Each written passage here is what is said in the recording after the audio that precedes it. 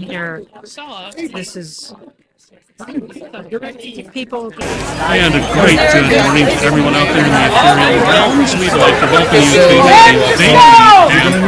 Shire of Linn. I don't know. Is Grim back there? I have not seen Grim all morning. He's on site. Production from East Kingdom Public Broadcasting. So this is the Crown Tournament of Majesties Ryouko'jin of the Iron Skies. You just double up. We are Thank you, Magnus. Last I checked, there was no actual court business, and it's just a procession. That doesn't, you know what? Let me go ask the chief of staff. Oh, there we go. There we go. Could you run across to Simon and see if he's getting my audio? Okay, so you see the canvas pavilion? Look through. You see the guy sitting with a teal and purple tunic? Yes, that's Simon. Run across and see if he's getting my audio. Yes. It's Mercedes. We like Mercedes. So, like I said, we're looking at the Procession Begins. Once you get going, you're going to have a hard time. Kind of let the once everyone gets in here and people start processing, combatants and their consorts are shown in you'll have a hard time. Not impossible. Insight on the clips that are being presented. Otherwise, we're going to let the first audio Here to find out. Simon, this is me asking you if you're getting my audio. Are you getting my audio? Hi, Simon. Are you getting my audio?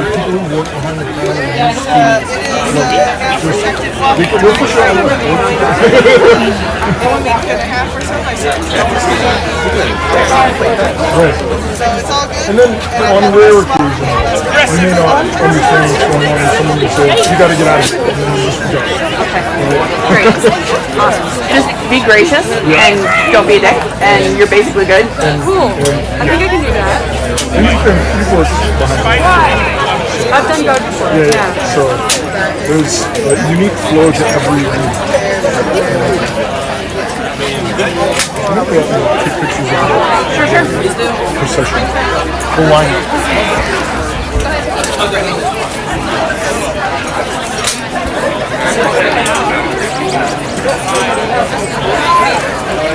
Hey, troublemaker. How you doing?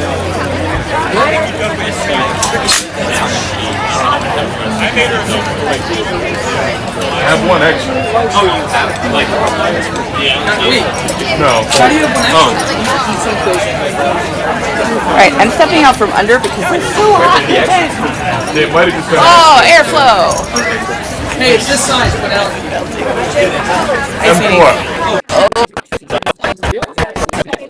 Okay, right on. Wait, was that open and waiting? Good. I feel fancy now. I've got Dude, I use mine every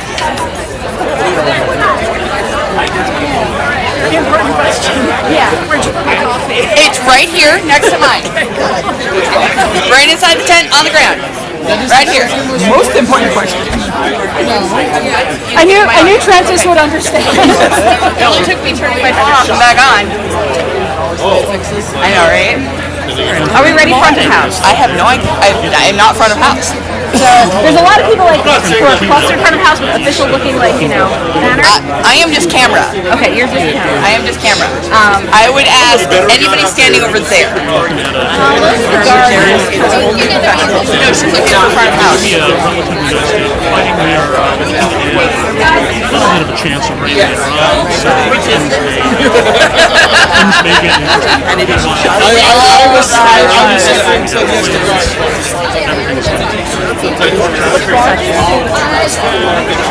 I'm kind of bummed that I'm not going to get there. I like to watch.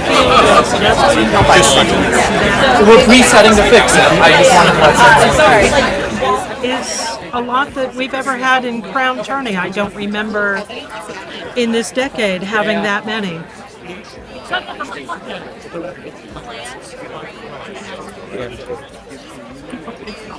Yeah, I mean, it wouldn't take long. Okay. So I see at the front of the procession we have a couple kingdom officers. We have the Earl Marshal of the East, You can clear. the Tiger Clerk of the Signet. We don't live close, so I don't get to see her all the time, and she's a tax accountant. So it's a toss-up whether I'm going to see her at all.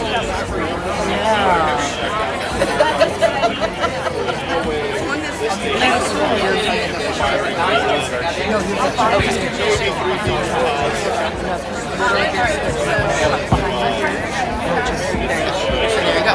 Okay, that's all. Thank you much. Alright, so hold it right forward. My necklace, but it's possible. I understand. Yeah. I am right in front of the camera. I don't know if anything like I'm No. Okay, does that mean they want me to open the court before I start? I'll just do it. Fuck. Gotta open court. Are you Herald now? Procession.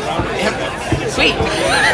Did you just ask if I'm a Herald now? No, I meant for, like, I know you've been So also for anybody interested out there, our format for Crown Tournament today is going to be a round robin called the combatants. Louder. It will then be narrowed down to a field of 16, standard double elimination.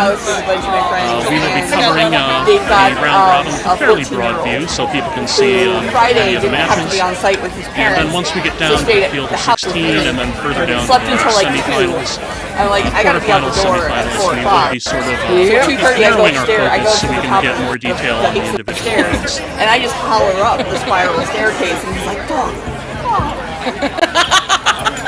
He goes, "I thought you were standing next to me." It's the power of projection, my friend. It's called a diaphragm, and I know how to. Oh yeah.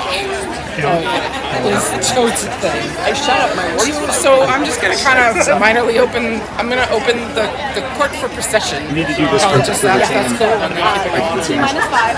Okay. He's in the procession. He's fighting. Oh, because reasons. So we haven't started the procession quite yet. It looks like we're still waiting There's some at the Herald tent if you want some for on the table. the things you wait for in the SCA. Yeah, it is a large field today, so many moving parts. Plus you combine that with the fact that, well, we all know how everything runs on SCA time. It will get going soon, and it will be an enjoyable day. The presentation of the combatants and the consorts is like I said, a lovely tradition. I enjoy it, and it gives a chance for everybody to get familiar with the field. I would highly recommend, if you are out there watching this in the ethereal lands, in the description for the stream, we should have a link to the combatants guide that will give you the names and the heraldry of all of the combatants and their consorts. This is something that happens for all of our crown tournaments, and Christiana Crane and her people do an amazing amount of work on this. She will tell you that it's no big deal. I will tell all of you that it is an extremely large deal, and we owe her a huge debt of gratitude for the work she does every time to give us a good picture of everyone who's entering into this tournament. And she follows in the footsteps of our late lamented Liam St. Liam, who did this for many years. Yes. And he is missed today, but his daughter is one of the combatants. She came over earlier Hey Simon, with give me a wave his if you're still getting my necktie audio. Yeah. and rubbed it on us so that we have the luck of a Simon, long-time Give me a wave if sportscaster you're still getting with my us. audio. Yes, it was in fact a lovely bio-tapestry print tie. I found it delightful myself. These things amuse me. I don't know Hey what that says Simon, about give me, me but a wave if you're still getting my audio. We miss Liam. we do miss Hey Linn. Simon, give me a wave. He was a if you are regular still getting fixture my at audio. the Minister of List table I'm not seeing a wave. and Great. told many a good story Oh yes. and was delightful. And Liam was one of those individuals who, if you didn't know him, no one actually already knew you. It was one of those things. Yes. Gonna kind of appear from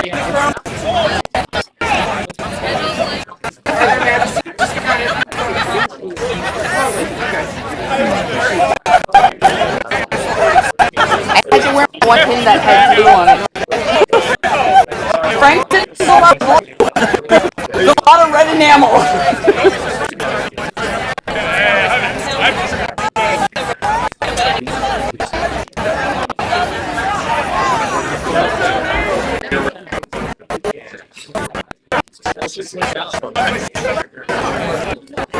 So this is a rather exciting day for the East. We've never had a crown tourney fought with rapier rules in the known world, and for the East Kingdom to do it first is quite exciting. Absolutely, and we do have to extend our gratitude to the board for allowing us to do this. This, is going to be a exciting day. A lot of new things for everybody.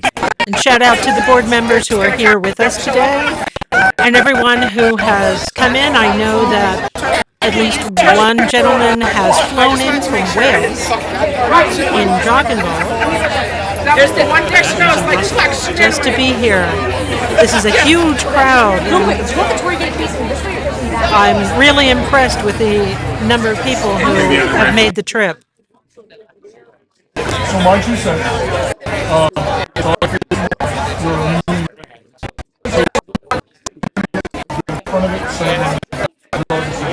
Well, I feel like for people, like, take a picture of people before they walk in. So I didn't know if it should be facing this way, like as their perception.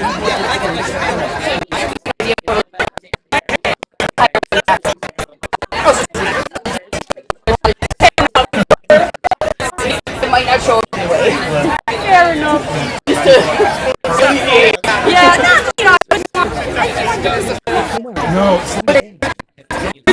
So one of the nicer things about significant events like a crown tourney, the site tokens tend to be rather nicer than what you might normally get. The site tokens today are a very nice little enameled medallion. It has the East Kingdom Populace badge of Sparky. He is holding a rapier with a crown on the end of it. It is really quite a lovely thing, and yeah, this is definitely going to be a keepsake.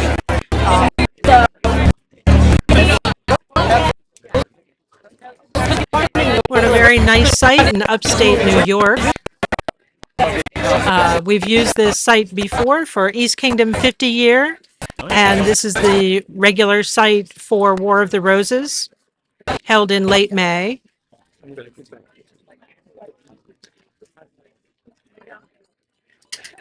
And of course, it being, May in the northern central region of the East Kingdom, the weather is just a roll of the dice. It could be 85 degrees, it could be 45 degrees, it could be sunny, it could be rainy. There is a, passing chance that you might have a frost advisory. It is just one of those areas. It's fixed. So, I can't zoom on this at all. Snow in upstate New York is not an unknown thing. I don't. Oh, I can. But this does look to be moderately tempered today. Maybe I want to do 70 degrees, a little bit humid, and a little chance for rain a bit later. 64 degrees? Oh, 64, okay.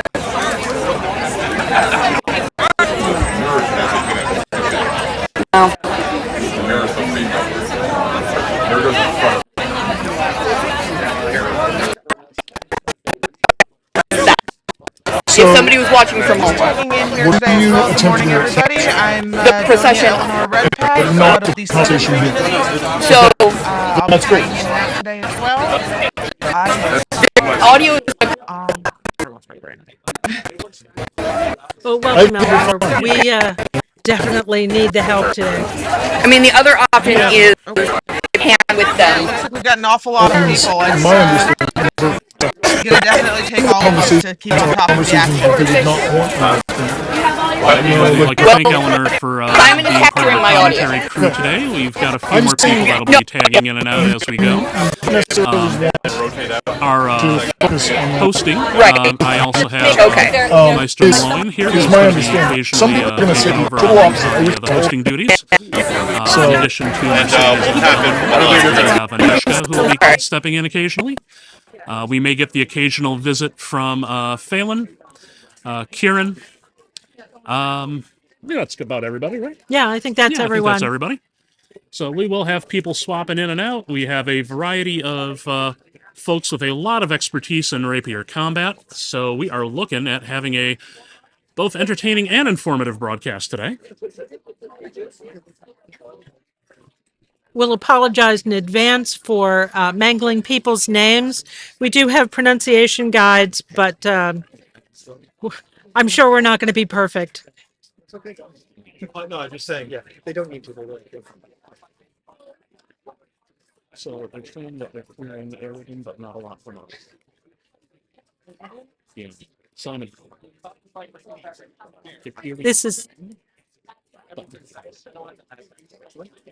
This is definitely one of those events where it seems like everyone in the East Kingdom is here, and we have many people from outside who have come in. All right. You have 2 kids.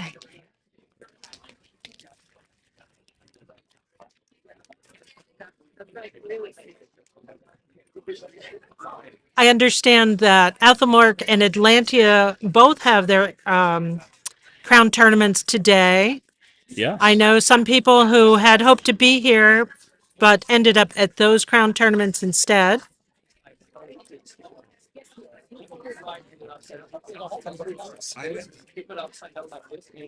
She said to take the audio. I did.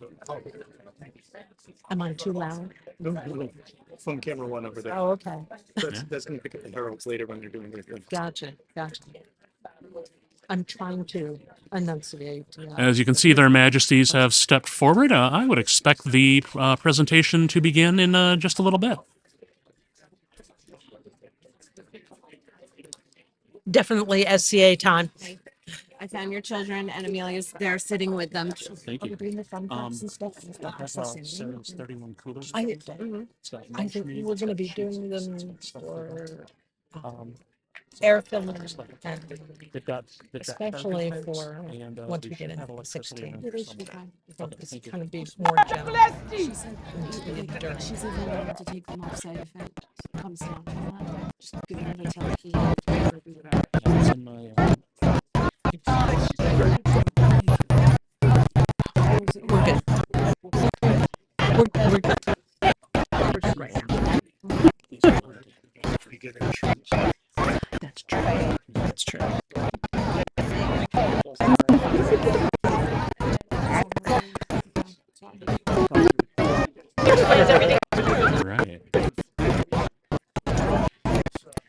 right.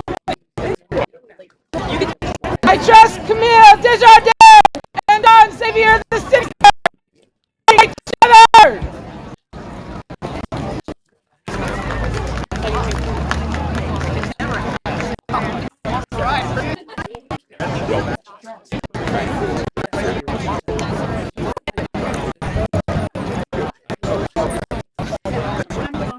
And being presented to their majesties is Mistress Camille Desjardins and Xavier. Mistress Camille is very well known for her calligraphy and Elimination, and is also Tiger Clerk of the Signet for the East Kingdom.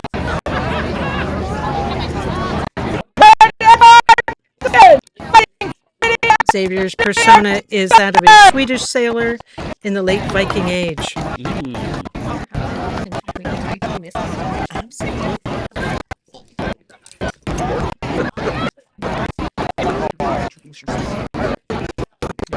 Hey, ladies and gentlemen, everybody out there, I just wanted to let you know that Aneshka has joined us for commentary on the procession. Aneshka?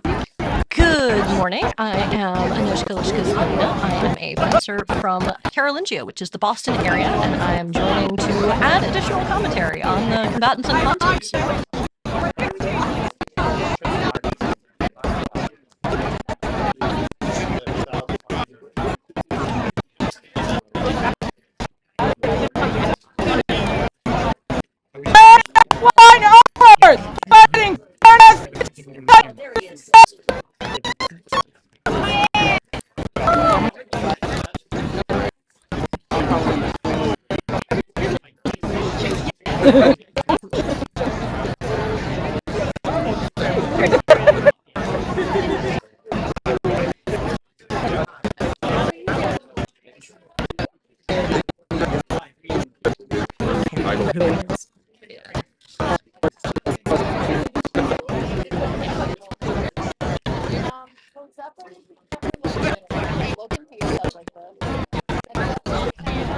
Okay.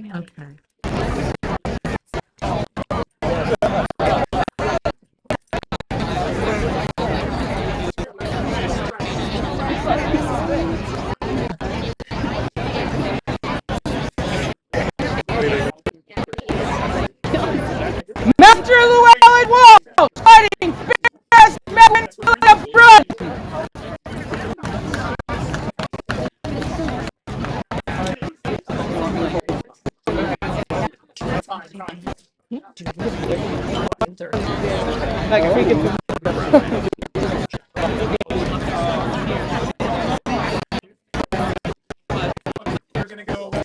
So Llewellyn comes to us from the southern region of the East Kingdom, and Megwyn Filiagrin is currently the scheduler, the award scheduler for the East Kingdom, doing the very difficult work of reaching out to all of the people who are the award contacts for awards that are scheduled to be given out. The East is a very large kingdom, so that is a very large job. Yes, it is. For people who don't know, the East stretches from Delaware to Prince Edward Island. Bring with me. And we've, at times, we've even had Labrador and Newfoundland as part of the kingdom. They have a group that sort of comes and goes. So, it is immense. Being presented is Duchess Keelan, Dukes Keelan, fighting for Sir Brennan McFergus. They've reigned several times in the East. 4 times to the best of my knowledge. That sounds about right. Keelan, you will notice there are several banners with Keelan. She has banners that have the names of all of the people that have reached out to her wishing to be part of this tournament, wishing to be part of this event, who were unable to be present today. Fighting for each other.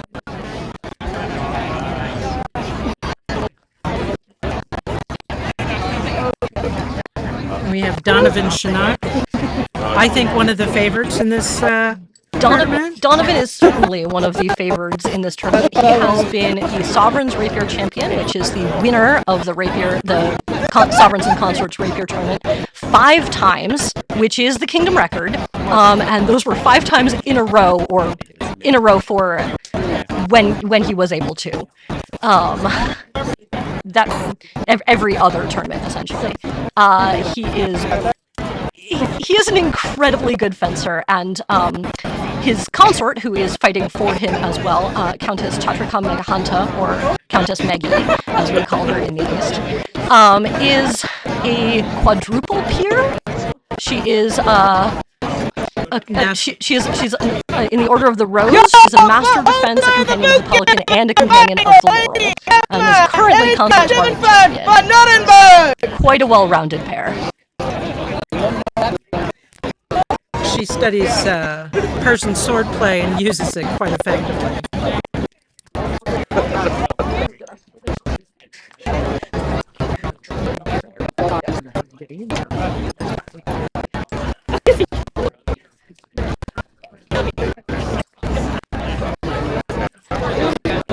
And we have Ozzer the boat giver. Ozzer the boot giver, who is quite a presence on the armored combat field. He is the East Kingdom's most recent unbelted king. And is also a remarkable presence on the rapier field as well. He is a member of the East Kingdom's Order of the Silver Rapier, which is our award level order for rapier combat. Fighting for each other.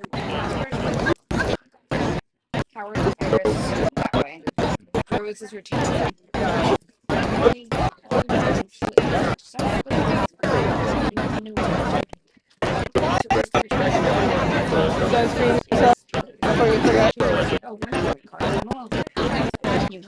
Ozzer's heraldry has goots on it to represent rain. There is some folklore locally about his ability to bring the rain. Yes, may we have less of it today, indeed. May he be stingy. The noble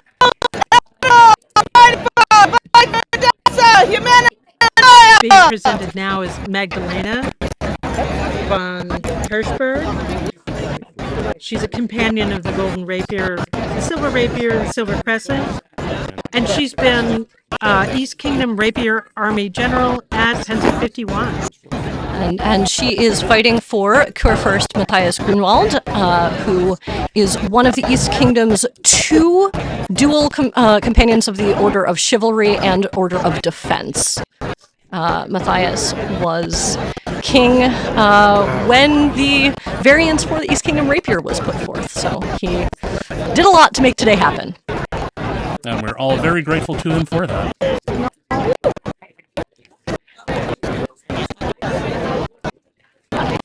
We have noble Rose Ehrenborg fighting for Viscondessa Jimena Montoya.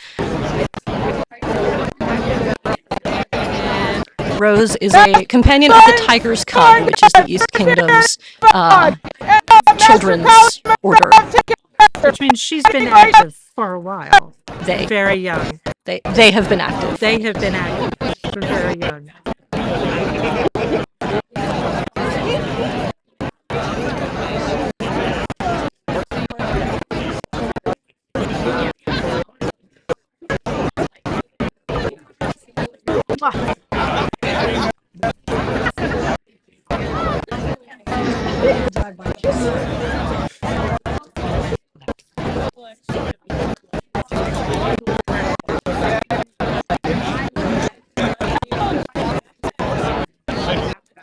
As I'm sure everyone...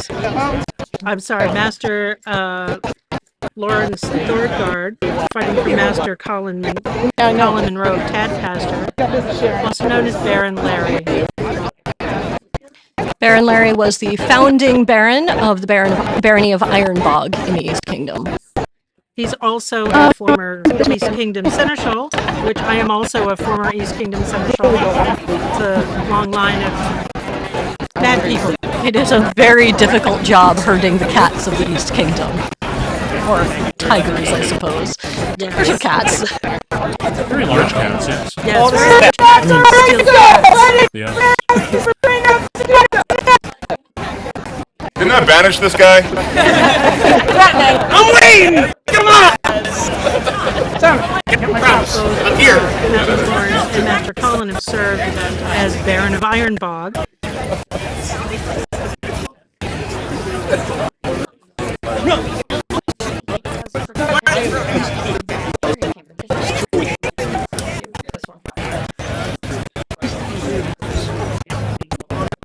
I believe right now we have Sir Tanaka Raiko fighting for Baroness Kasumino Tanaka.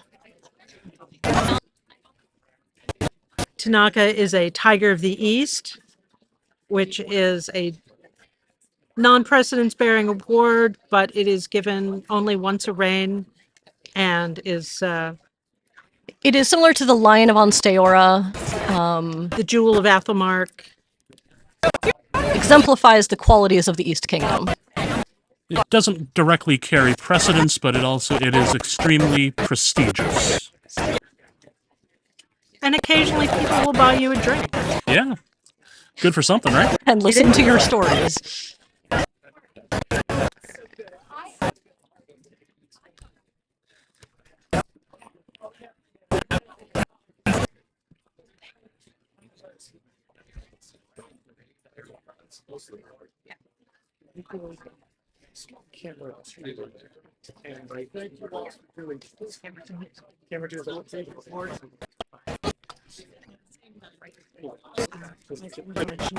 Sophia is more commonly known as Kasumi.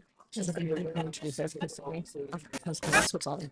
I was waiting for this. Sorry, I can't hear her.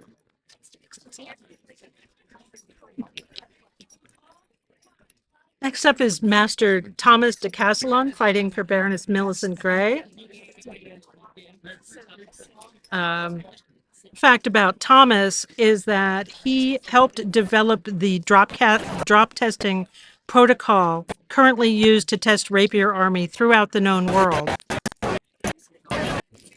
So if you've ever had to get your rapier armor, your doublet, your tunic, your whatever it is that you're wearing to protect you when you are fencing, if you've ever had to have that drop tested to make sure that it is sufficiently protective, you can thank Thomas for that. Well, it's much better. Back in the day, we used to use a broken foil blade pressed to get shoved into your armor that was laying on the ground. This led to a lot of different results depending on what ground you were using. Well, Mercedes, you're from Maine. Tell us, what happens when you shove a broken rapier blade against the ground in Maine? It depends on what month it is. Most times it's frozen.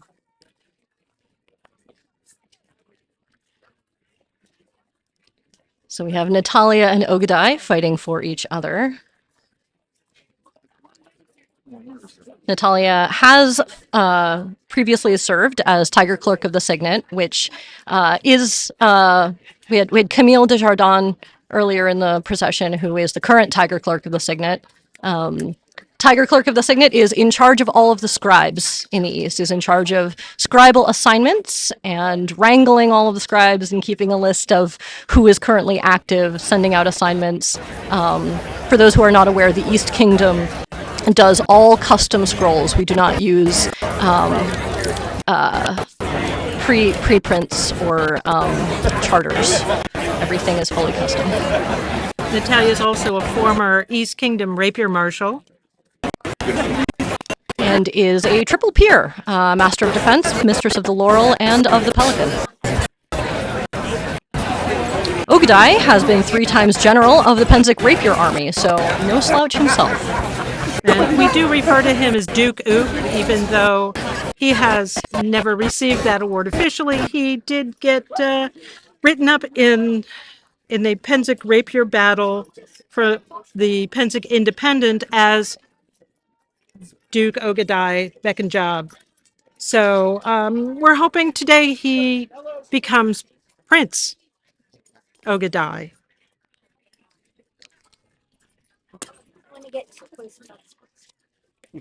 Next is Owen Greenwood fighting for Mistress Catherine Barr. Owen has the distinction of being the only person who has ever fought for me in Crown Tourney. Catherine Barr is a former Kingdom Seneschal of the East and is the only person who's done it twice. And is a Tiger of the East for her pains.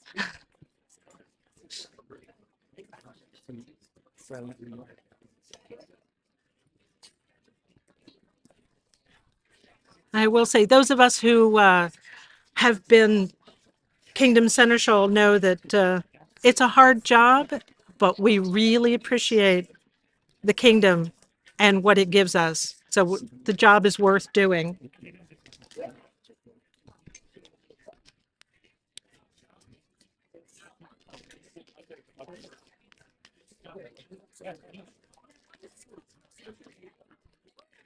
Owen has also twice been awarded the Cloak of Perseverance after the Crown's Rapier Champions Tournament.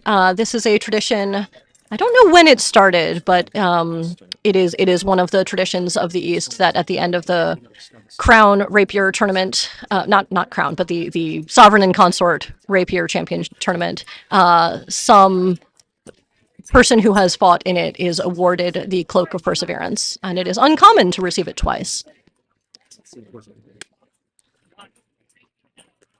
Owen Blackhand. Olan Blackhand comes to us from across the border in the barony of Ile du Dragon Beaumont,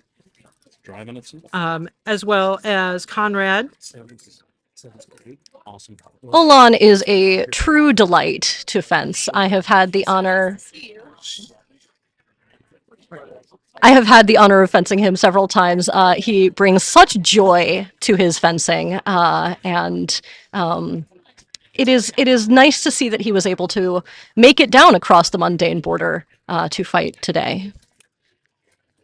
Olan has served on 8 different consorts guard.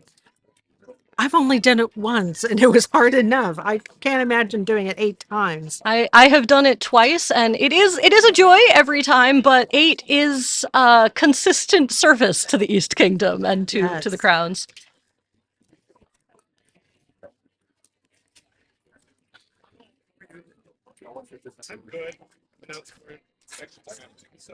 We've got Dr. William Death fighting for Sir Angus MacLavern de Bruce. Will Death is quite a fun fight. Yes, that is. Yes. Will Death is, despite only being a companion of the Silver Rapier as his sole presidential award in the East, has quite a bit more prowess on the field than one might expect from someone who is merely, I say, as also merely a companion of the Silver Rapier. He is quite an intense fight, and will certainly give several people out there today.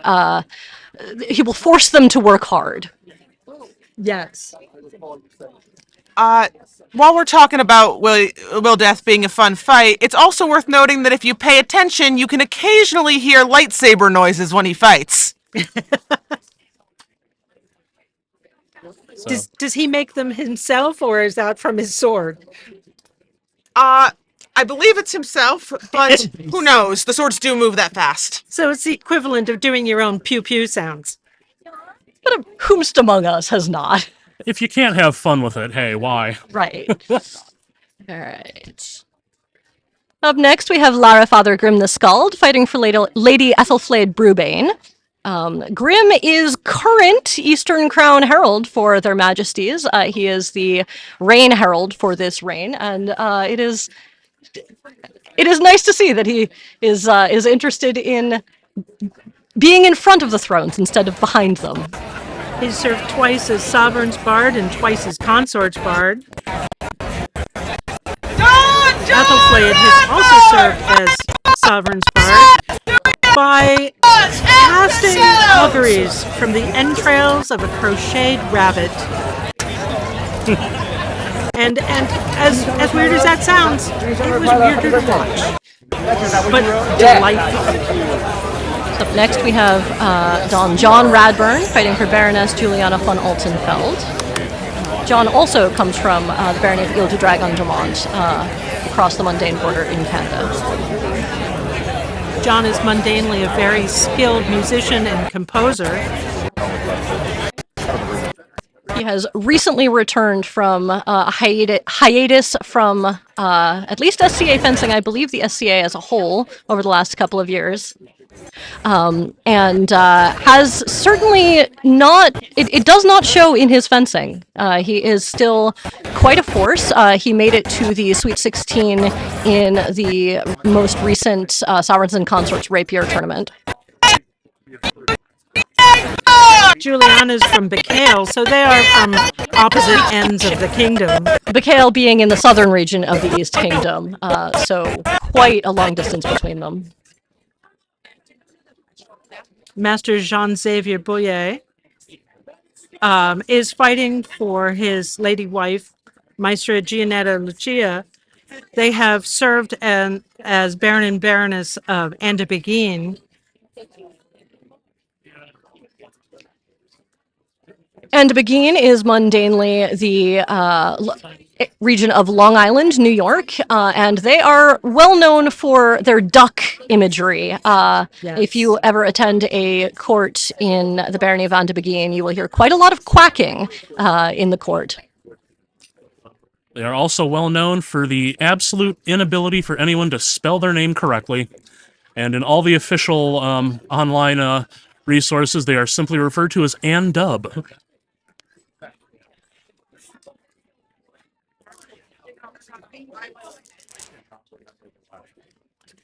Lord Douglas fighting for Aoife Inian Concover in Der Haga.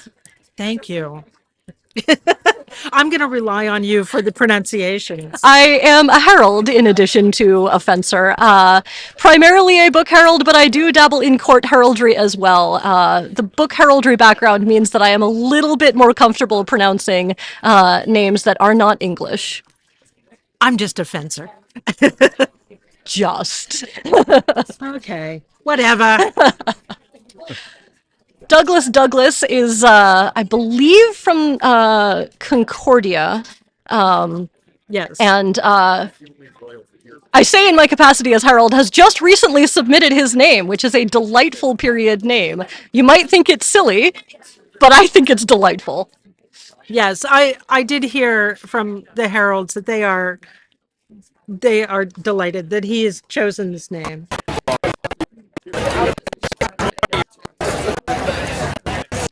We have Master Godric of Hampton fighting for Mistress Margaret of Rochester, residing in the barony of Endweird, which is mundanely central Maine, where I'm from. They live in the same group that I do. Godric has served several times as Captain General of the Archers of the East Kingdom, and Margaret has served as baronial seneschal. And like with many people from Maine, we did remark when we saw each other that generally we only see each other when we leave the state. Maine is a big state. It is much larger than you think. It usually takes us about 2 hours to get out of the state in any direction. By land or by sea. Yes.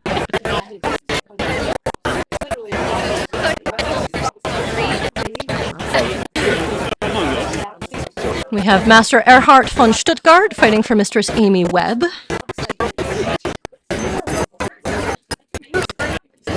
Erhard has served as the Kingdom's chatelaine, which is the newcomer's officer. And Amy has served as Kingdom Minister of Arts and Sciences.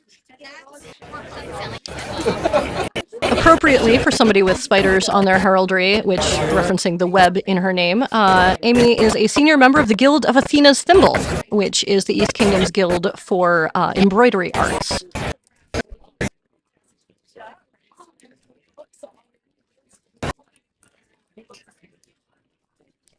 That is nice, classy heraldry. There is a period heraldic tradition of putting items on one's heraldry that reference one's name. It's called a cant, and so one can tell that her name is Web, and that is her heraldry, because spiders make webs. She'd also be a natural if the web ministry needs to recruit, hopefully. You can She's got the snag arms her. for it.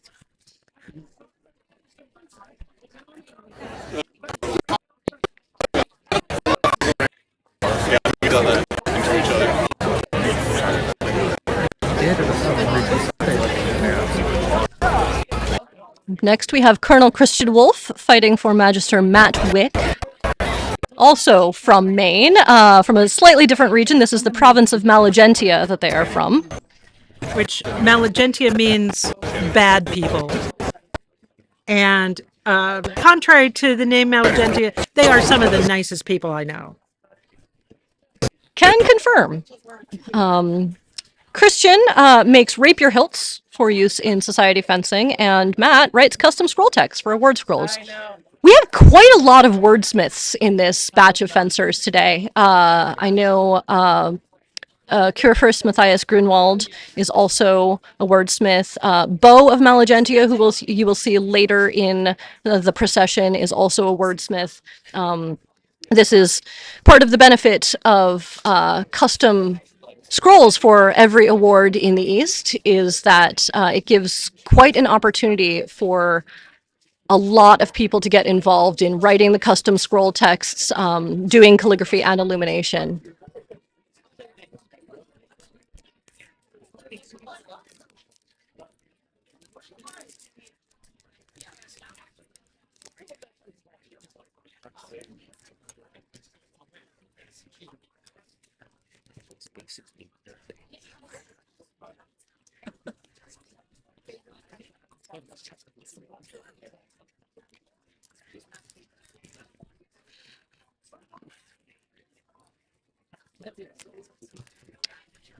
We have Master Ethelhawk Keyfinder, or Thane Ethelhawk Keyfinder, fighting for Baroness Siobhan Wallace.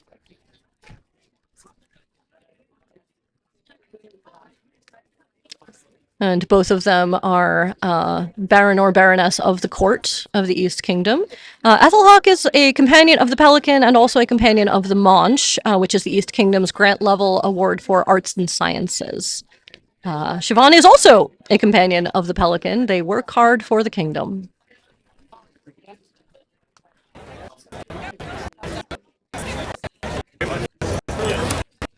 And we now have Sir Tiberius Iulius Rufus Primus fighting for Lord Vopiscus Rufius Donatus.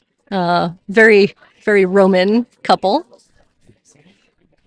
This is one of the few members of the Order of Chivalry fighting in today's tournament. Tiberius is a knight of the society, as well as a pelican and a laurel.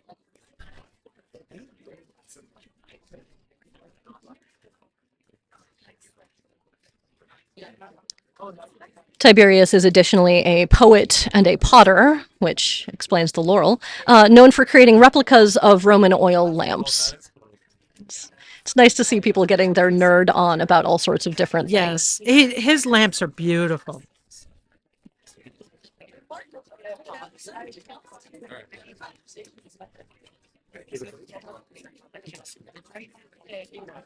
We've got Baroness Leonette fighting for Sir Kettlefaster.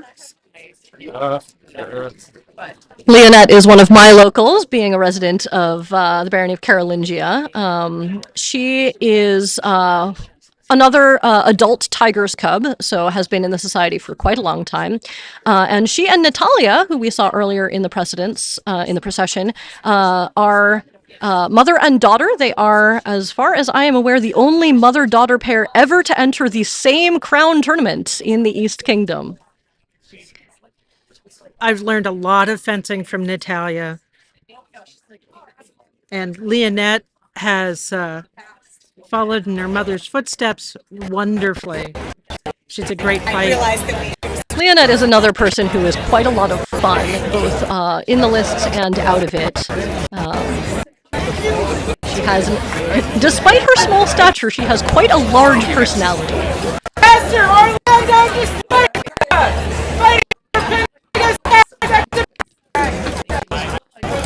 Maestro Orlando de Sforza fighting for Pendifigus Caris Exhibitor. I've known Orlando and Paris for a very long time.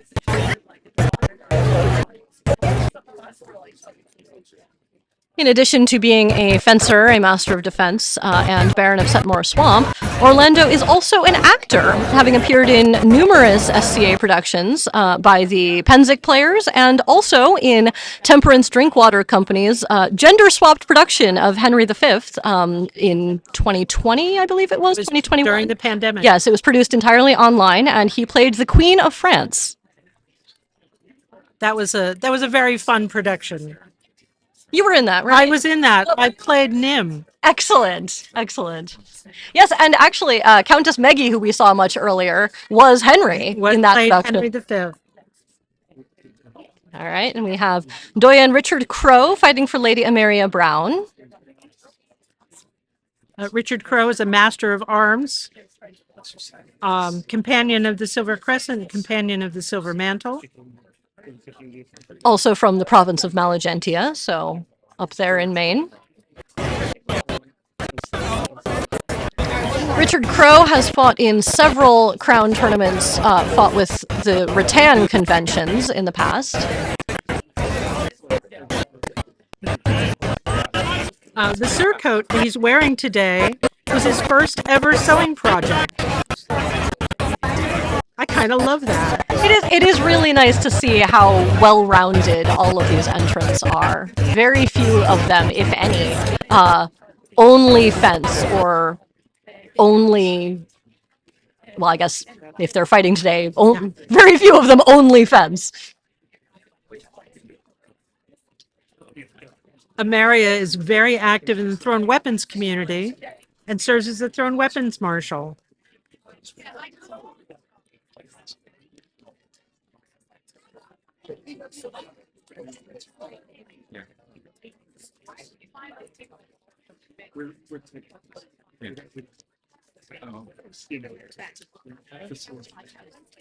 Yes.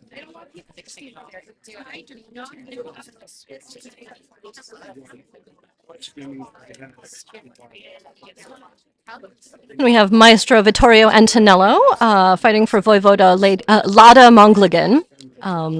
Vittorio is or coming up next. I see his heraldry on the screen, but not the stream of it. But coming up next, Vittorio is one of the most impressive scribes of the East Kingdom. His work is in high demand, and in fact has been laureled for his scribal arts, calligraphy, illumination, wordsmithing, and research. Lada is also a companion of the Laurel and Baroness of the Court. She's formerly served as Vicereine of Ustgar, mundanely Manhattan. Yes. And Ustgard and Carolingia, as one would expect from New York and Boston, have, one might say, a friendly rivalry because Ustgard is an older group in the society, but they are technically, they are not labeled as a barony, though functionally that is what they are. So Carolingia likes to joke that we are the oldest barony in the East Kingdom, despite Ustgard actually being older. We have Master Jacob of Dunmore fighting for April. Jacob and April recently moved to the east from Applemark. So we have very little to report about them. Although we are grateful that they are here today fighting in the East's Crown Tournament. We know Ethelmark is also having quite a historic pair of Crown tournaments today, and we wish them all the best.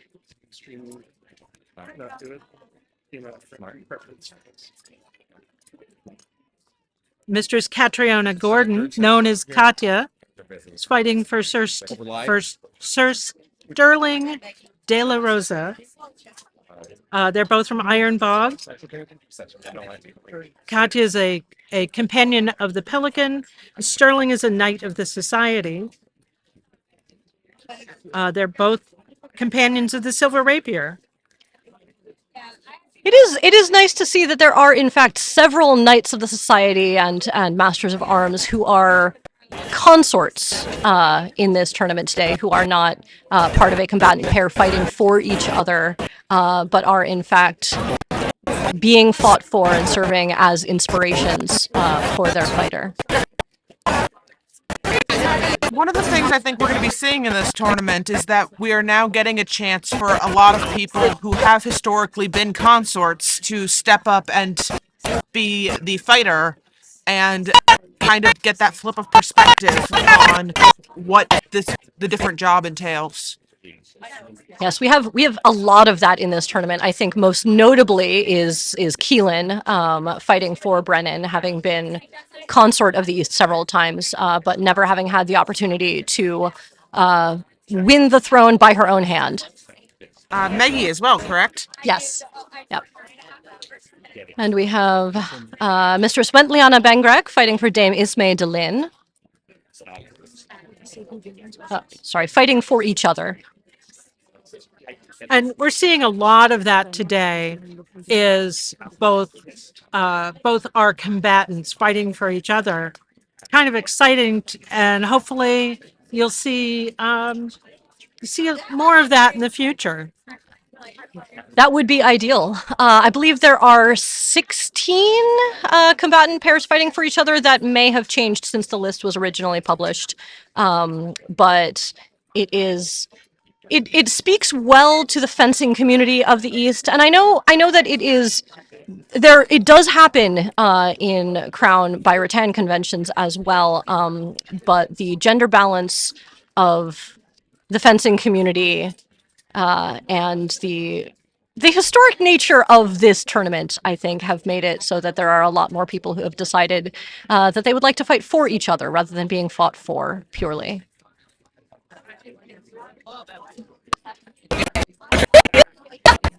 We've got Sir Pandarus fighting for... Sir Timiria Stanone is her registered name, but she goes by Timbrian, and you probably know her. The name I knew, yeah. Yes.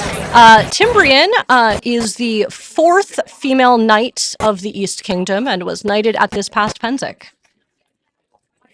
She's quite an advocate for female fighters and works to armor women who want to fight. Yes, she has done quite a lot of work to have a fight practice that is specifically targeted at gender minority fighters. And we were just talking about combatant pairs who fight for each other. Pandarus and Timbrian have fought for each other in the last several East Kingdom Crown tournaments. And that's been a delight to watch. And one of the nice things is she brings forward the realization that standard armor often doesn't work for people with non-male bodies. Yes. You'll notice Pandarus is wearing quite an interesting hat. That is because he is the Admiral of the Armies, which is the title the East Kingdom gives to the person who comes in second at Crown Tournament.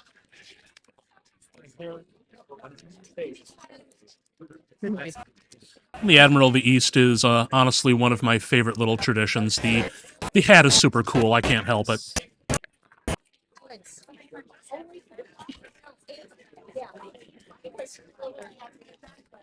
And coming up, we have Magister Gaius Claudius Valerianus fighting for Lady Cecilia Raposa.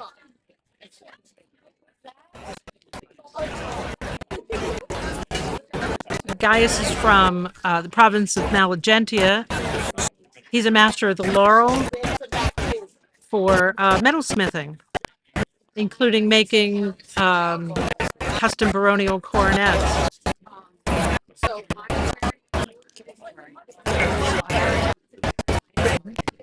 And Cecilia is a companion of the Silver Crescent and both the Silver Wheel, which is the award level order for service, and the Silver Brooch, which is the award level order for arts and sciences.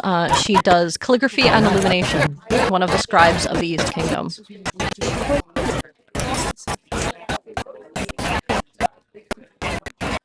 And up next, we have Maester Brendan Firebow fighting for Lady Shishuela Butler. I enjoy personally fighting Firebow as often as I can because he fights in the historical style of Salvatore Fabris, which is also the style that I fence, and it is also the style that Master Donovan Shinnock is well known for fighting in. You'll see it's characterized by a particularly forward stance where the body is hinged at the waist and the sword is held forward in front of the face. Firebow is also an expert leather worker who is well known for making really gorgeous decorated scabbards, book covers, belts, garters. It's likely that if you've seen a decorated vigil book at an elevation in the east, for anyone who is within 2 or 3 degrees of Firebow, that he made it. It's been delightful watching Firebow work leather all these years, but I have loved fencing him for many, many years. Yes. And Shishuela is also a herald. She does court heraldry and as well as book heraldry. She is a consulting herald in the East, which we always need more of. We always need more heralds who are willing to help people come up with their period names and heraldry. She specializes in documentation of period names, which is a lot of fun.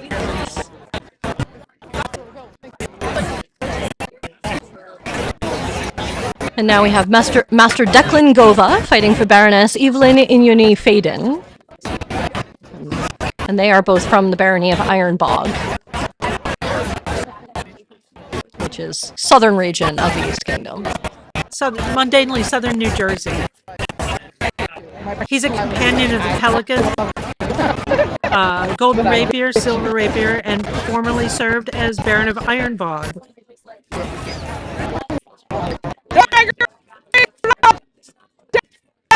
Evelyn is a companion of the Silver Crescent, companion of the Silver Brooch and the Silver Wheel, and also a Baroness of Ironbog, a former Baroness of Ironbog.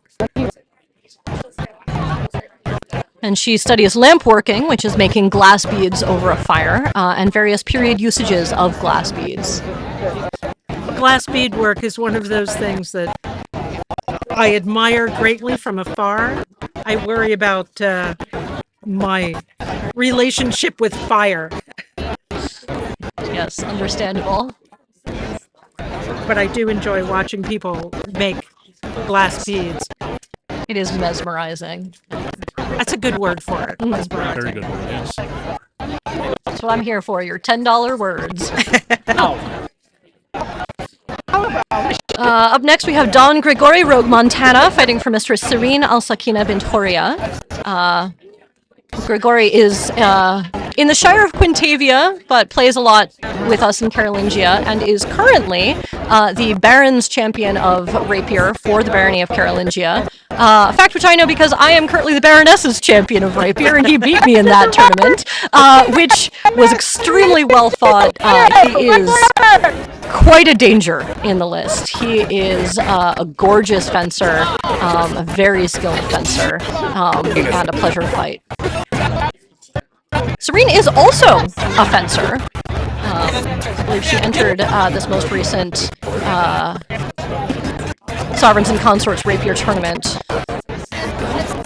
She's also a companion of the Pelican, a companion of the Monch, and a companion of the Silver Tiger. She seems to be pretty well-rounded. Yes, a threat on both fields, apparently. This is one of my favorite couples. Master Robert Tights, affectionately known as Bobby Tights, and I think you can see why, and Master Yin Jin Yu, fighting for each other. They are both masters of the defense, as well as companions of the Golden Rapier and the Silver Rapier. They both live in the Barony of Concordia. Bobby is ridiculous, affectionately. He is incredibly fun to fight, incredibly dangerous to fight, incredibly joyful when he is fighting, deeply competitive, but loves every minute of it, and is one of the most courteous and joyful is the word I keep coming back to for his fencing. He also, most recently at our Crown's ANS tournament, Bobby presented a martial arts research paper on grappling while using a sword from one of the period fencing manuals.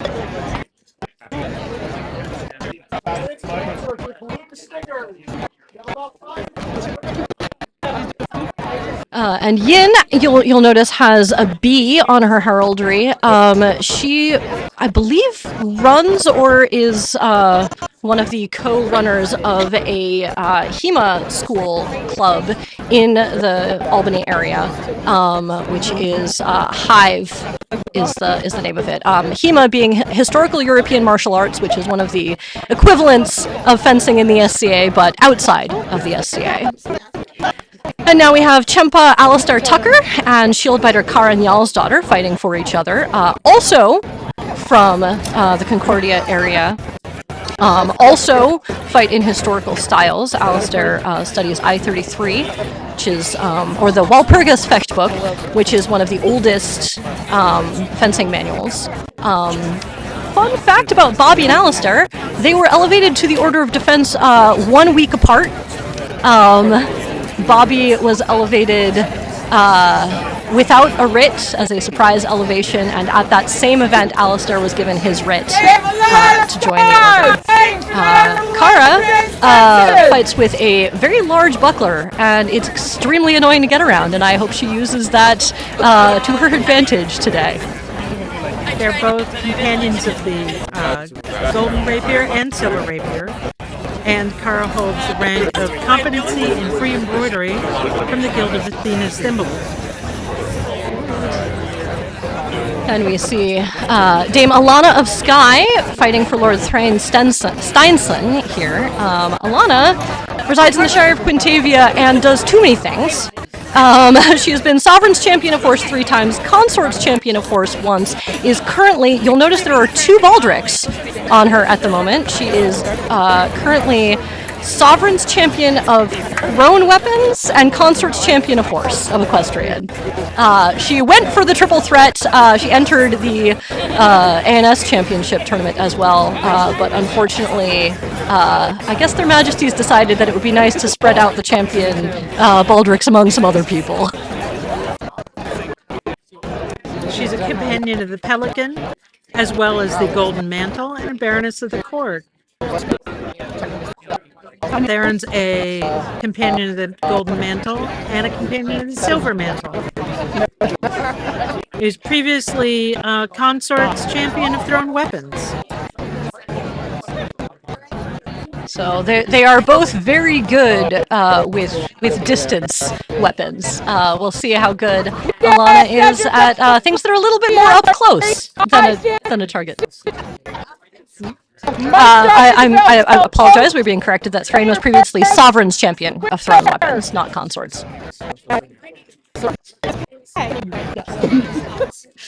Play Alice for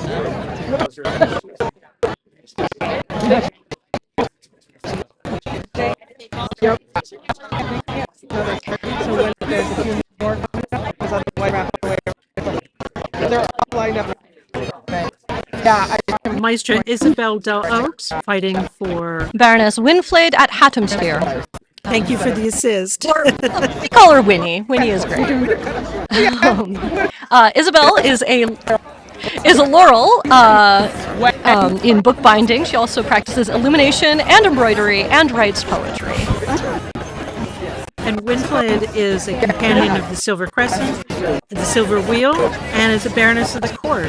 She describes herself as a weaver, seamstress, retainer, water bearer, food provider, and Middle Eastern dancer. She does so many things.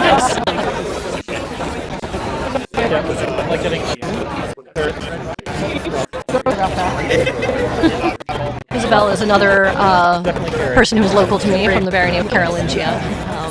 And it's been nice to see her taking up fencing in addition to all of the bookbinding and other arts that she does. It's nice to see her branching into the art of fence as well. Her bookbinding is unbelievable. Sitting on the edge of this chair.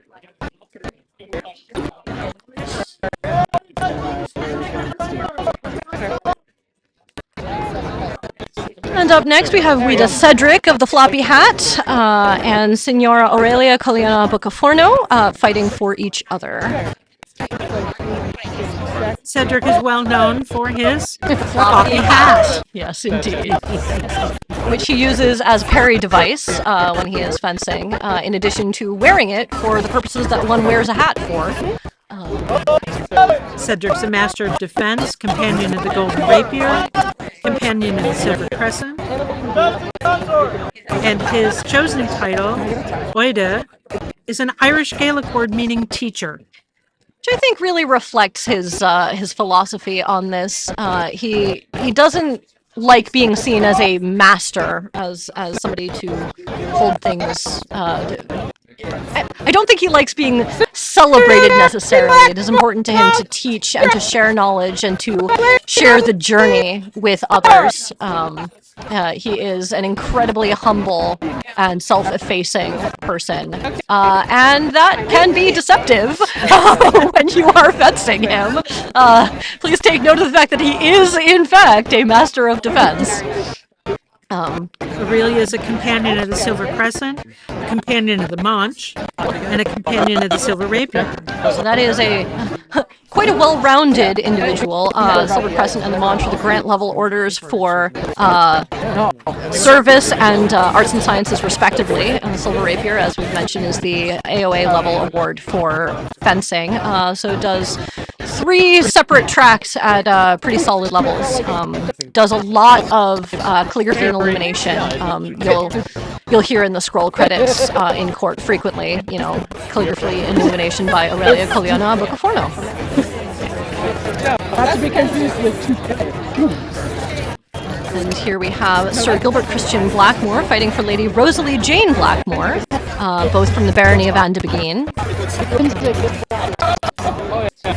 Rosalie is very recently made a companion of the Silver Brooch. I had the honor of making her scroll, so I know that one went out. She does weaving on Inkaloom and makes wire wrap rings, and has been the ANS minister for Andabagine. Sir Gilbert Christian Blackmore, known as Gilchrist, is a Knight of the Society, a companion of the Tiger's Combatant, a companion of the Silver Tiger, and he is a member of the Andabagine Baronial Cooks Guild and has cooked day board for several events. I love a man who can cook. We all. That was your cue, Matthias. You were. I cook a little bit, Just all a right. little. And we have Master Eldritch Gaiman fighting for Lady Mari Crawford down in the barony of Ironbog. Eldritch is a master of defense, a companion of the Manche, and is described as a stealth armory herald. Don't let him fool you. He knows a lot more about heraldry than he lets on. He has previously been involved in the East Kingdom Heraldic Submissions Office, and is quite good at that, actually. He is part of the Tadcasters, which is a group of fencers down there in the southern region, who all have that ermine, that green and white ermine pattern on their cloaks and garments generally. Myri's a companion of the Silver Crescent, companion of the Manche, and companion of the Silver Rapier. At the most recent Crowns ANS Champions competition, she presented recreations of Roman necklaces made with wire, glass beads, and semi-precious gems. Nice. And here we have Don Magnus Morte fighting for Mistress Aimée Lamorte, from up there in the province of Malagentia. Don Magnus Morty is known affectionately as Morty. He's a companion of the Golden Rapier, companion of the Silver Rapier, and companion of the Silver Wheel, and serves as Exchequer of the Riding of Ravensbridge. Exchequers are amazing.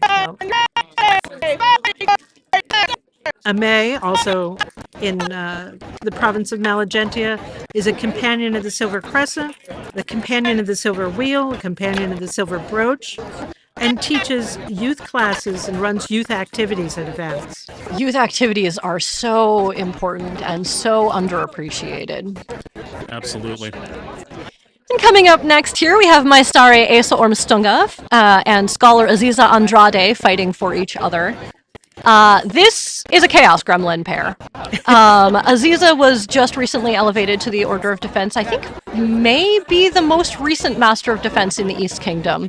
They are they're from the province of Malagentia. Aziza is from the Barony of Concordia of the Snows. Asa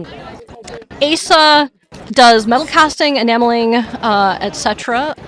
They're a true delight. In their elevation, they chose not to have a procession and instead heralded themselves into court, speaking about the journey that they walked on with so many people and how so many people brought them to this place. It was incredibly moving. Aziza is a companion of the Silver Rapier and has been on the Penzic Heroic Champions Rapier team, I believe last year or the year before. Aziza studies Destreza style fencing, which is a Spanish style that is more upright, and in fact has a tattoo of one of the geometric patterns from, I believe, Thibaut. Which is one of the main masters of that style.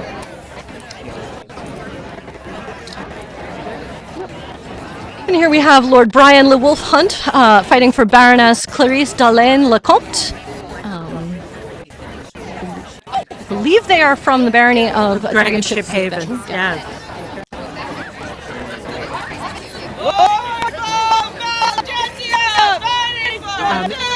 Brian's a companion of the Silver Rapier and the Silver Wheel. And second generation Scadian, one of the two now adult members of the Order of the Tiger's Cub, fighting in this crown, along with Leonette. Yep. And up next, we have Lord Bo of Malagentia fighting for Hatun Saruka bint Lazari. And as mentioned earlier, as an offhand comment, Bo is a wordsmith who works to create custom scroll texts for awards that go out in this East Kingdom. And he is also previously the rapier champion of Malagentia, as a companion of the Silver Rapier. Saruka lives up in the barony of Endward in Maine, is a companion of the Silver Crescent, the companion of the Silver Wheel, and Saruka has served as a member of the board of directors of the SCA in 2019 through 2022. Which is a thankless job. Yes. Here we have Don Rodrigo Medina de la Mar fighting for Baroness Bianca Anguissola.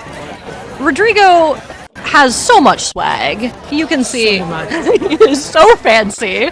Their Majesties agree.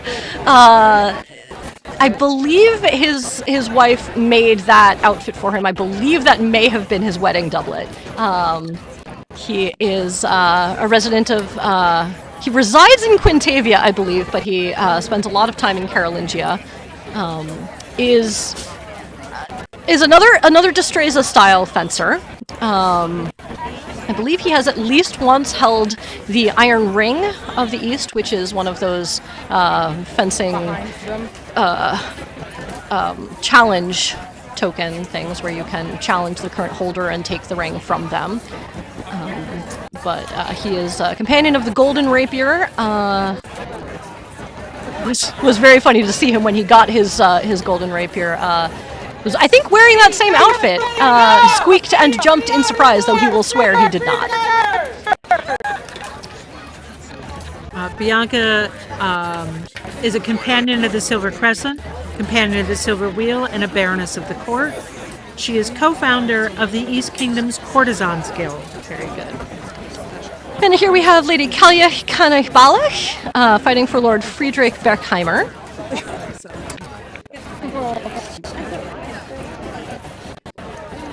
They reside, I believe, in the barony of Bacale. I have to compliment Lord Friedrich on his heraldry. That is incredibly clean and simple. Profess Azure and Argent, I believe that looks like a blacksmith's hammer, counterchanged. Nice and simple. Very nice.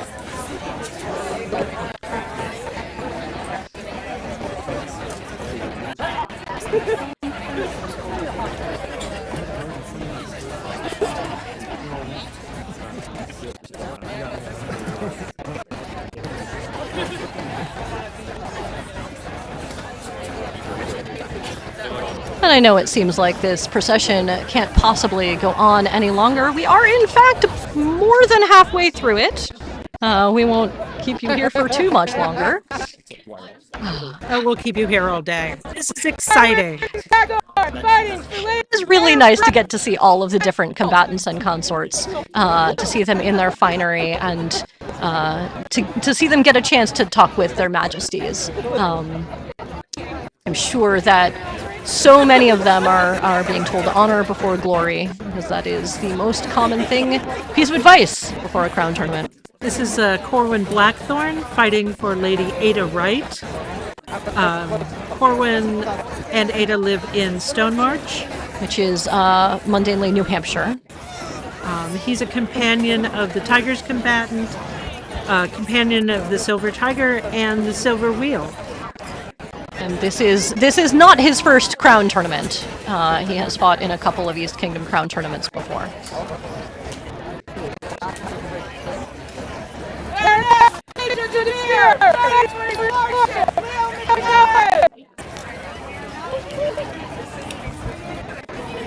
Here we have Baroness Phaedra de Vere fighting for Leo McCullen.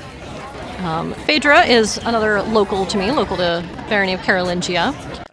Leo is in the Shire of Mountain Freehold. Phaedra is a Baroness of the Court and a companion of the Silver Rapier. She is particularly well known for her elaborate Tang Dynasty Chinese garb and headwear, which we do not see on display today because it is very difficult to fence in. She is another fencer who studies the style of Salvatore Fabri's, that more forward-leaning historical style. It is an Italian style, similar to Alfieri and Giganti and Capoferro, but all of those have a more upright stance, and Fabri's is that more forward-folded style. It is nice to see, however, that even when she's not in her Chinese garb, Phaedra is still impressively stylish. Leah is a companion of the Tiger's Combatant, a companion of the Silver Crescent, and a companion of the Silver Rapier. And here we have Baroness Liadin Inyan Kaneda and Baroness Murin Inyan Carrick fighting for each other. These are a couple of people that I know well. They are both from the Shire of Quintavia, right next door to Carolingia. And I'm sorry, I have not said, Quintavia is mundanely the area of Worcester, Massachusetts, right next door to Carolingia, which is the Boston area. Murin is a member of the Order of the Golden Rapier. Liadin's highest fencing award is the Silver Rapier. They are both baronesses of the court. Liadin is an accomplished voice herald who has been the reign herald, which is called Eastern Crown Herald in the East Kingdom, for 2 different reigns of Brennan and Keelan. And Murin makes tablet woven trim and practices the art of quilling, which is paper curling, and it's beautiful work.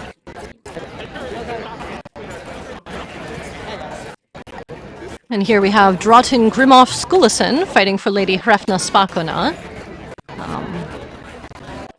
Grimoff, both of them reside in the barony of Dragonship Haven. Grimoff is, you can see, has recently registered a new heraldic badge, which is displayed on his heraldry there. One of his registered names includes the title Jarlsbani, or Kingsbane, for slaying kings from different kingdoms on the fields of the Pennsic War. Hrafna is a companion of the Silver Wheel, the Silver Brooch, and a member of the Company of Morpheus. The Company of Morpheus is an order that the East Kingdom gives for helping create the dream. The set dressing, the photography, everything that creates the magic for the East Kingdom. And here we have Don James O'Gallagher of Tyrconnell fighting for, and I believe Lady Adelina de Verrier fighting for each other. They reside in the Shire of Hartshorndale. James is which is southeastern Pennsylvania. And you can see James has that same green and ermine Tadcaster cloak. James received the Order of Valor of the East for deeds upon the fields of Pennsic. A little bit more on that story. He successfully got in, spotted someone in the melee team's backfield, dispatched them, and then continued into the opponent's team's backfield and took out more than half of their forces. An impressive story.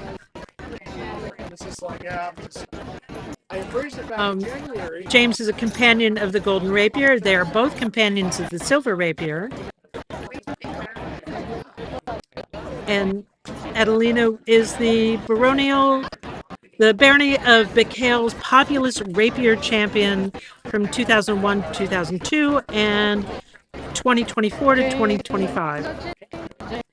The couple that we see here are Herrin Solveig Bjarnardottir and Herr Wolfgang Holzhauer. Speaking to their majesties, they reside in the barony of Stonemarch. Solveig is companion of the Maunch and is an accomplished singer who previously served as the consort's bardic champion. Wolfgang is a companion of the Silver Brooch, companion of Apollo's arrow. And Wolfgang is an archer and archery marshal who carries the rank of bowman.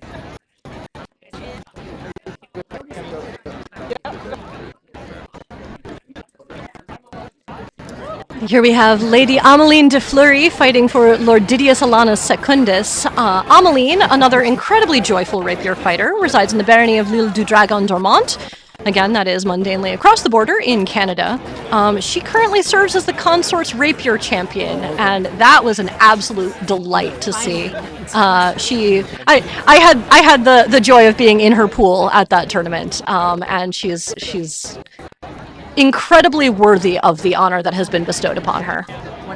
She's a companion of the Silver Rapier, a companion of the Willow from the Mid-Realm, which is an arts award, and a premier of the award of the Golden Lamp from North Shield. And she currently serves as the Consorts Rapier champion. Didius resides in the barony of Beyond the Mountain and the barony of Ildu-Dragon Dormant. So up next here we have Triano Bruder fighting for Thane Ulfric Viglinderson.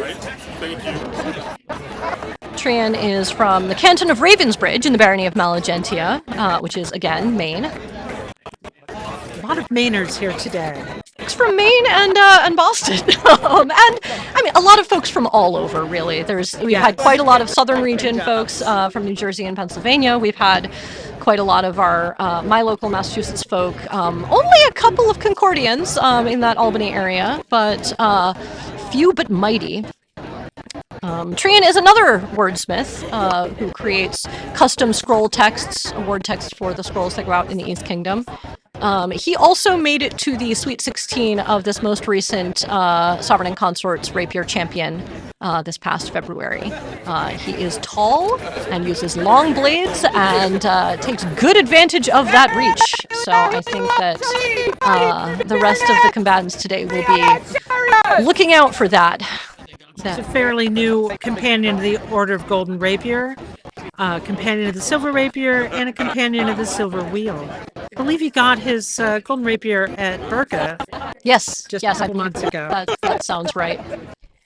And up next here we have Baron Eliyahu Al-Tali fighting for Baroness Maria Shariz. Eliyahu Al-Tali is more known as Tali. And he's a videographer in addition to a fencer, and runs a YouTube channel with videos of SCA fighting, heavy fighting and fencing as well. It does appear that he's removed his bunny ears, but you often see them. Yeah. His persona is of a Jew living in, I believe, 12th century. Oh gosh. I did the scroll for his silver rapier, and so I should know this because I tried to make the scroll match his persona, and 12th century Islamic lands is all I can remember. But he is also a remarkable threat for somebody who, I'm going to continue to say merely a silver rapier, again, as somebody who is myself merely a silver rapier. Oh, I see him off on the side of the lists now, not where the camera can see him, and he does have those bunny ears back on. He has returned to the use of the bunny ears. Took them off for being formal, which I understand. A laudable sense of decorum, but yes. we do appreciate the gimmick. Yes, the whimsy is important. The whimsy, yes, the whimsy. Here we have Lord Ian Douglas fighting for Lady Triona McCaskey from the barony of Bacale down in Pennsylvania, New Jersey area. Ian's a companion of the Silver Rapier, and a companion of the Silver Wheel, and a companion of Apollo's Arrow. Triona is a companion of the Silver Brooch and the Silver Wheel. Ian is a magician, in addition to a fencer, performing feats of sleight of hand for folks' entertainment. And Triona's persona is an Irish woman living in Glasgow, Scotland, in 1599.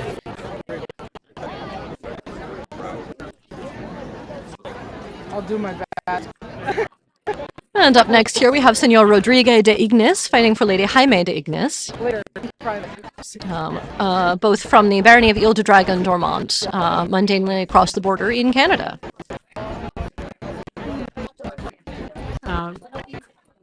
I have a stick. Rodrigue is a companion of the Silver Rapier and the Silver Tiger. And I apologize, they are both fighting for each other. They're fighting for each other. I really love that we have so many people fighting for each other.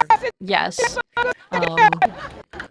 It is really good to see that You know, and it's interesting because one could argue that if your consort is also fighting, that now you have less in the way of support staff. But I think that the East Kingdom fencing community is really good at being a mass of support staff for each other rather than just being a consort standing on the side of the field supporting each other.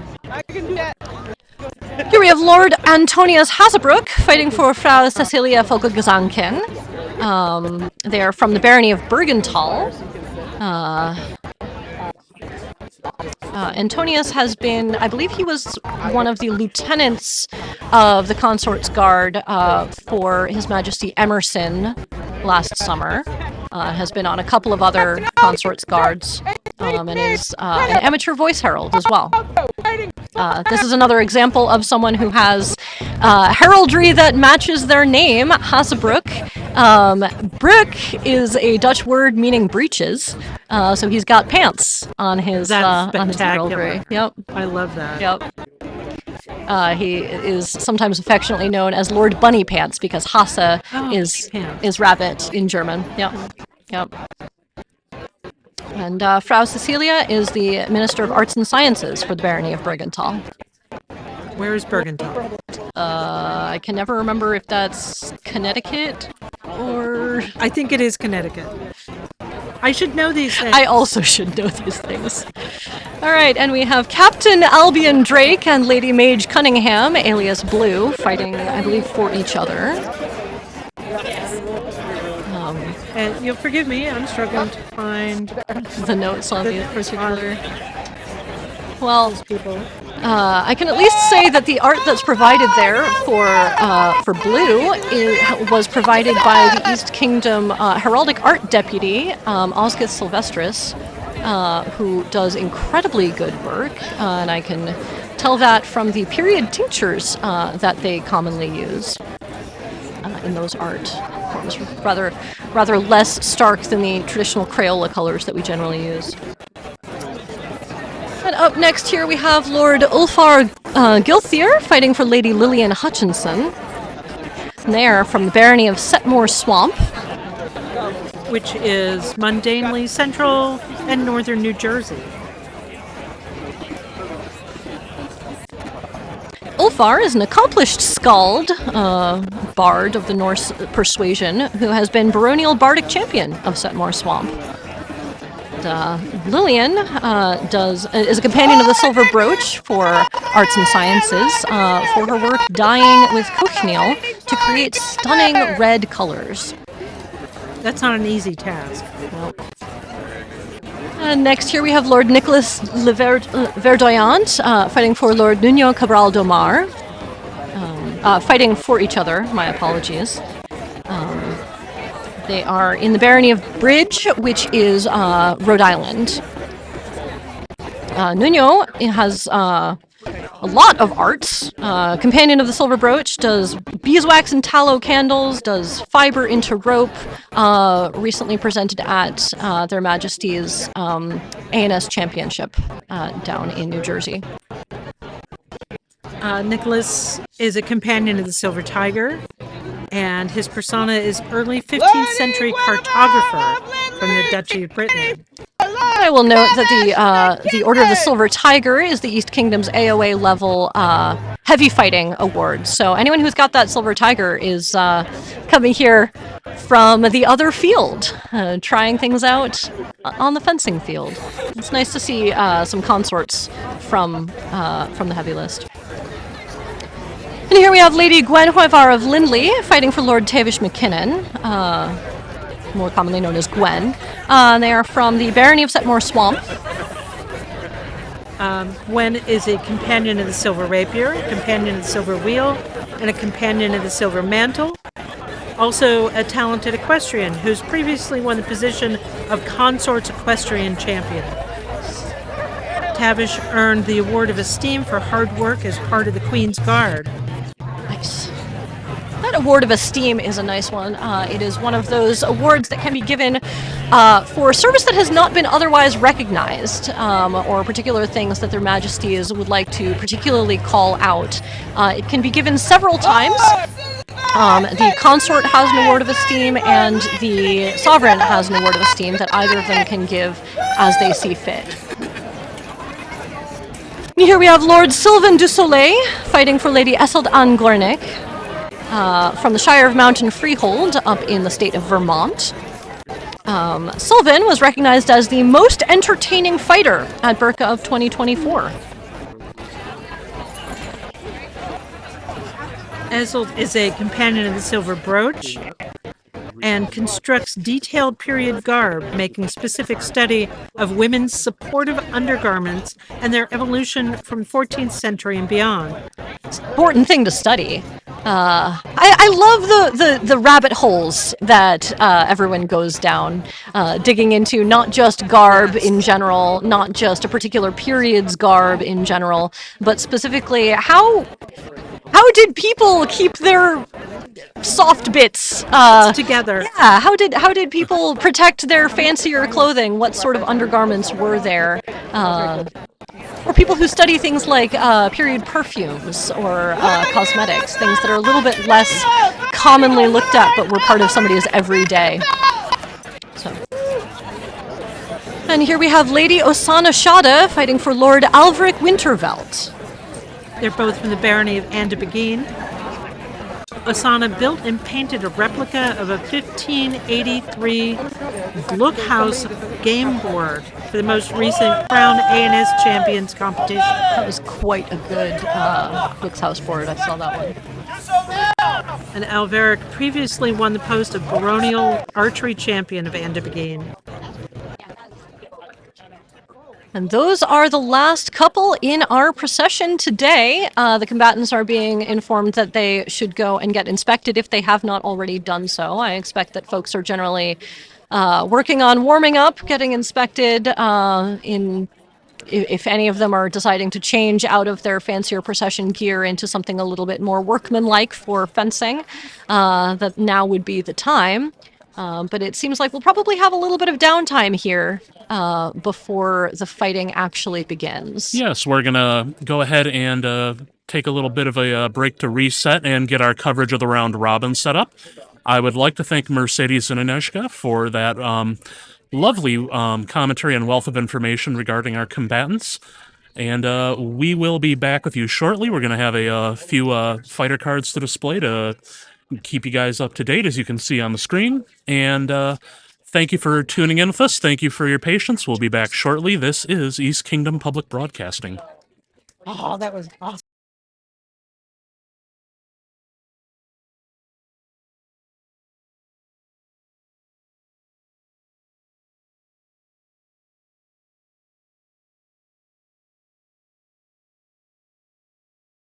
Get a chance, can the kettle go back on? It doesn't have Welcome back, everyone. This is East Kingdom Public Broadcasting's coverage of the Crown Tournament of Ryouko'jin and Indrakshi. We are just about to start the round robin. Obviously, again, a very large field. There are, 8 lists, I believe, to cover. We will have some broad camera coverage. Other than that, it has been raining a little bit on and off, so in the unfortunate circumstance that we are required to relocate inside, we will be taking a quick break, but we will let you know when that comes to pass, if it comes to pass. Other than that, I am going to turn it over to our commentary team of Mercedes, Agnieszka, and Eleanor. Thank you. Thank you. So while we were on a break, we were talking about all the people that have made today possible.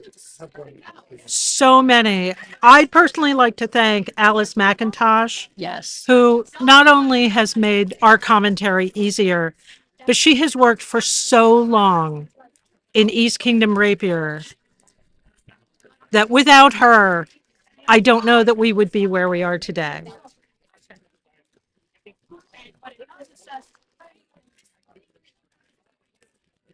In addition to thanking Alice, thanking the web ministry team for making this possible, there are so many people in this community who have put in time and effort to make the list shields possible. We were talking about the list trees and how emotional it is for those of us who are fencers and who have been attending Crown tournaments for years, to see so much new heraldry up there, so many different people up there. And the community really came together to make that possible. There were several people who created shield blanks and donated them to people in the community who didn't have them. So many people who came together to paint them. It's truly emotional to see the list trees with Fencer's heraldry that I recognize. And also, just to call out, I mean, looking at these trees today, how many of these people either worked with our artisans or proved their artistic clout themselves?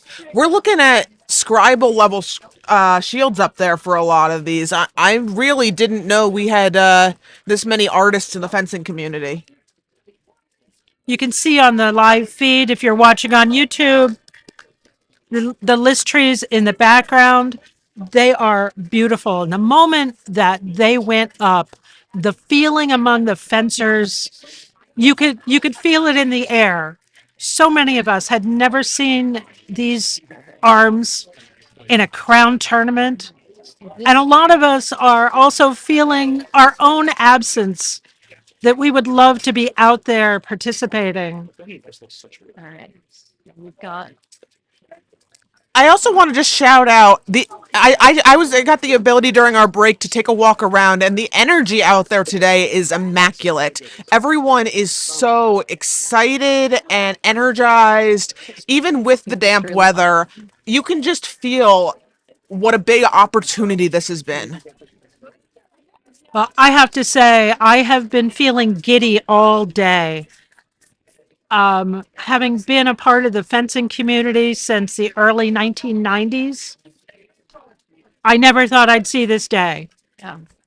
I'm going to briefly interrupt to note that we will, as we are able, call out the victors as we see them in the round robin pools, but between a little bit of lag in the stream, a lot of spectators between us and the lists, and the ambient noise that may not always be possible. I will note that the one that I was able to just see was Victory to Master Llewellyn, but otherwise we will mostly just be giving additional commentary.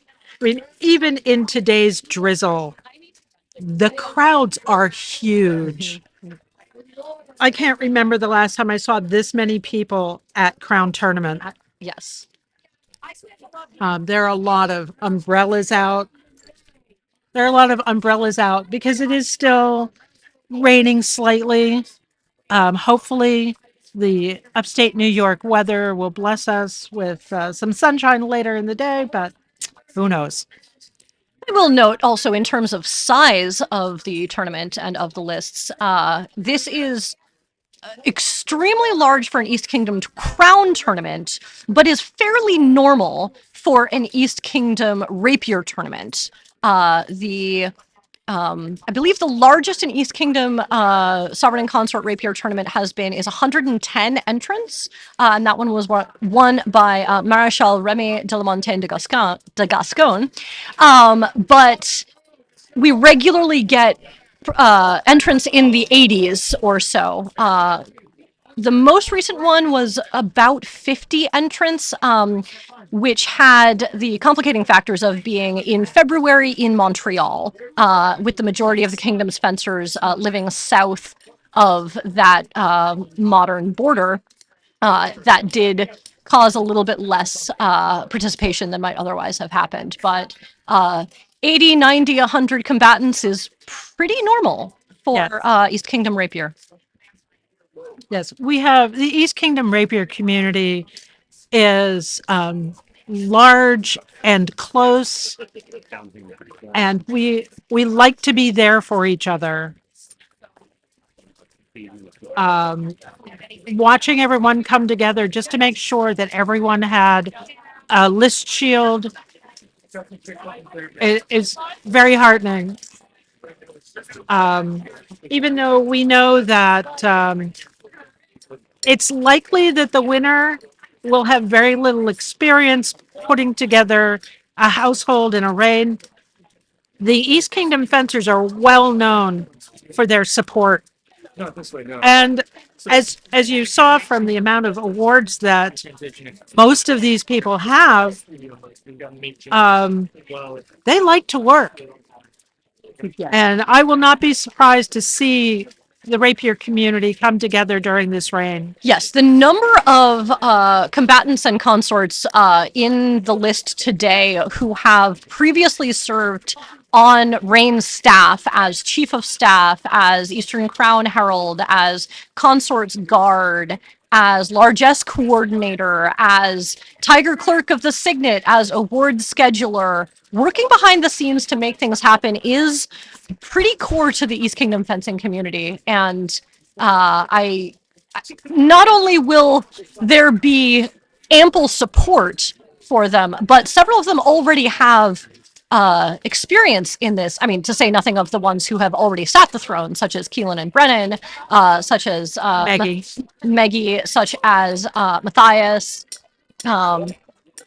In list 4 here, we have Lynette and Camille enjoying a hug before they fight. I think that was just off of camera for you, but yeah, this was some of that impeccable energy I was talking about. Yes. Everyone is so excited. And on the subject of service, I've also had a number of people already say that it doesn't even matter who wins. They're so excited to jump on the reins and help. Yes. People, like, honestly, I think regardless of who wins today, we are just going to see so many fencers who cannot wait to pitch in. Yes, absolutely. The service in the East Kingdom rapier community is legendary. I can tell a story towards the beginning of the millennia when it was questioned whether or not the fencers really did a lot of service. Isabella of York got the incredible idea to show off to the East Kingdom just how much service the fencers did. She asked that all fencers become a part of her guard, and for as many as she could, she gave us red cloaks, wool red cloaks. They were beautiful. And in that way, she made sure that people started seeing just how much service was done by the rapier community, because you started to see these people in red just scurrying everywhere at events and being the ones to get things done. Yes. And traditionally in the East Kingdom, the members of the Consort's Guard are individuals who do not yet have a peerage and who participate in some martial activity. This is partially so that members of the heavy community can get experience working on a reign, but there are several martial activities that are not the rattan community, and the number of fencers and thrown weapons individuals and archers who take part on every reign as a guard is really impressive. And I believe we saw in the procession earlier, Olan Blackhand, who is actually in list 4 right now, facing, that looks like Ameline de Fleury, has served on, we said, 8 different consorts guard. Yeah, which is, I mean, unusual. That is an unusually high number, but the fact that participation on a consort's guard is such a normal thing for the East among the fencing community really stands out. It really is kind of a standard thing at this point. Like you said, 8 is a lot, but I would not be surprised if half of this field has served on 3 or 4. Yes. Oh, absolutely. Easily. It is beginning to pour quite a bit here in the Shire of Glen Lynn. The fencing is continuing. But the crowd at least is getting a bit damp. It's a lot of umbrellas out there.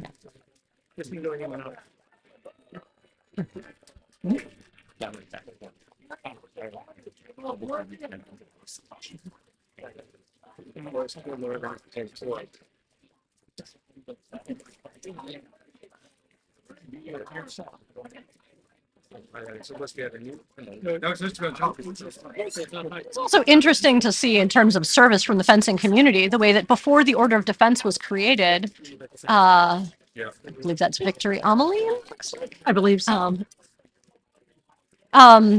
Before the Order of Defense was created, my understanding is that fencers were honored with a pelican. Yes. As a matter of fact, I have my pelican for service to the fencing community. Yeah. It was very interesting. Not long after the Order of Defense was created, my partner, Fraser McLeod, and I were at a party. Fraser was one of the premiers of the Order of Defense. And the other two being Master Antonio Petrasso and Master Donovan Shinnock. And we were at a party at Penzic, and somebody said to me, I see you're not a Master of Defense yet. What's your pelican for? And I said, rapier. And he said, yeah, you guys got us there. Yes. Yes, you did. Yeah, you did. You and back to Alice McIntosh and Natalia and Rhiannon, who but all of whom are here today. All of whom are here today. But sorry. I just want to shout out to the Masters of Defense. Yep. This is the 10th anniversary. It is. Yes, it is. And also today we'll see the first writs go out for the Order of the Mark. Yep. Backing up just a little bit, you mentioned Donovan and peerages for rapier that aren't mods, although he does have his. Yes. Also, Donovan was the first laurel for rapier. Yes, but not the only researcher. Correct. No, there are a handful of Monches. Yes. Remy and laurels in other kingdoms. Right, and for those of us who aren't Eastern, Monch is the grant level art award in the East. Yes. And in fact, speaking of martial research, Remy, who is the current Sovereign's champion of ANS, received that honor for a research paper into whether a sharp rapier could cut through a cloak, since cloak is a common soft parry defensive object in fencing, particularly common in period. These historical fencing manuals will describe cloak as the thing that you should always have with you, and so is your default offhand item. But the question was, how defensive is it actually? And so Remy did a science experiment. What were his conclusions? I didn't hear that. He wrote like a 60-page paper, which the maximum length for that in the tournament was 20 pages, but you could have as many pages of appendices as you wanted. So he did that. But thank you. We are now looking at lists 3 and 4. Previously, 1 and 4. My apologies. Previously, we were looking at 2 and 4. But yeah, Remy's conclusions were that a cloak is extremely protective against slices. It was a wool cloak in particular. And there were times if you took a percussive cut on that cloak arm, that you might see damage to the cloak, but not to the arm beneath it. And he tested this using a sharp rapier and a ballistics gel arm. I have seen pictures of the ballistic gel arm. Yes, those pictures went around quite a bit. Also interesting to note, though, was that testing slices of the blade on just the linen shirt underneath also did the linen shirt protected the arm and did not slice. So I think he's intending to do further research. But those of you who are planning to attend the Penzic War, Remy is our Sovereign's ANS champion and will likely be bringing that project to Penzic as well. But I also believe it's available online, and feel free to poke him for that. But all of this speaks to the interest in martial research and studying the ways in which rapier was performed and fighting of this style would have been done in period, and how much these fencers care about investigating that and learning about that instead of just sword go in other person. Yes, it's an interesting rabbit hole to fall down. Yes. But yes, we got here from saying that Donovan's laurel, Donovan is the first laurel in the East Kingdom for specifically martial research. He received his laurel at the Great Northeast War 2 years ago, I believe, but don't quote me on that. Which lists are we looking at now? Two. We are now looking at lists 2 and 4, having rotated the streams that we're on. Yep. And the rain's coming down a little bit harder now. But that's not slowing anyone down, I see. The fencers are still very focused. The crowd is still incredibly enthusiastic and supportive. Hold has been called in one of the lists. We are moving inside. Going to be moving inside, so we're going to take a small break and be back when we're reset. So this is East Kingdom Public Broadcasting, coming to you from the incredibly damp Shire of Linn in the East Kingdom.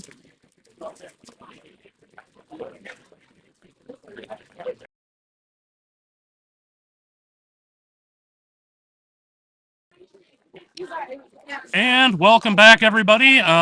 We have obviously had a... Right in your face. Sorry, we have obviously had a little bit of moisture happening here. It is raining. We are now inside a metal-roofed building, so there may be a little more background noise than what we're used to. Other than that, the round robin has started. We will be providing coverage and commentary, and with that, I will turn it back over to the commentary crew. Thank you.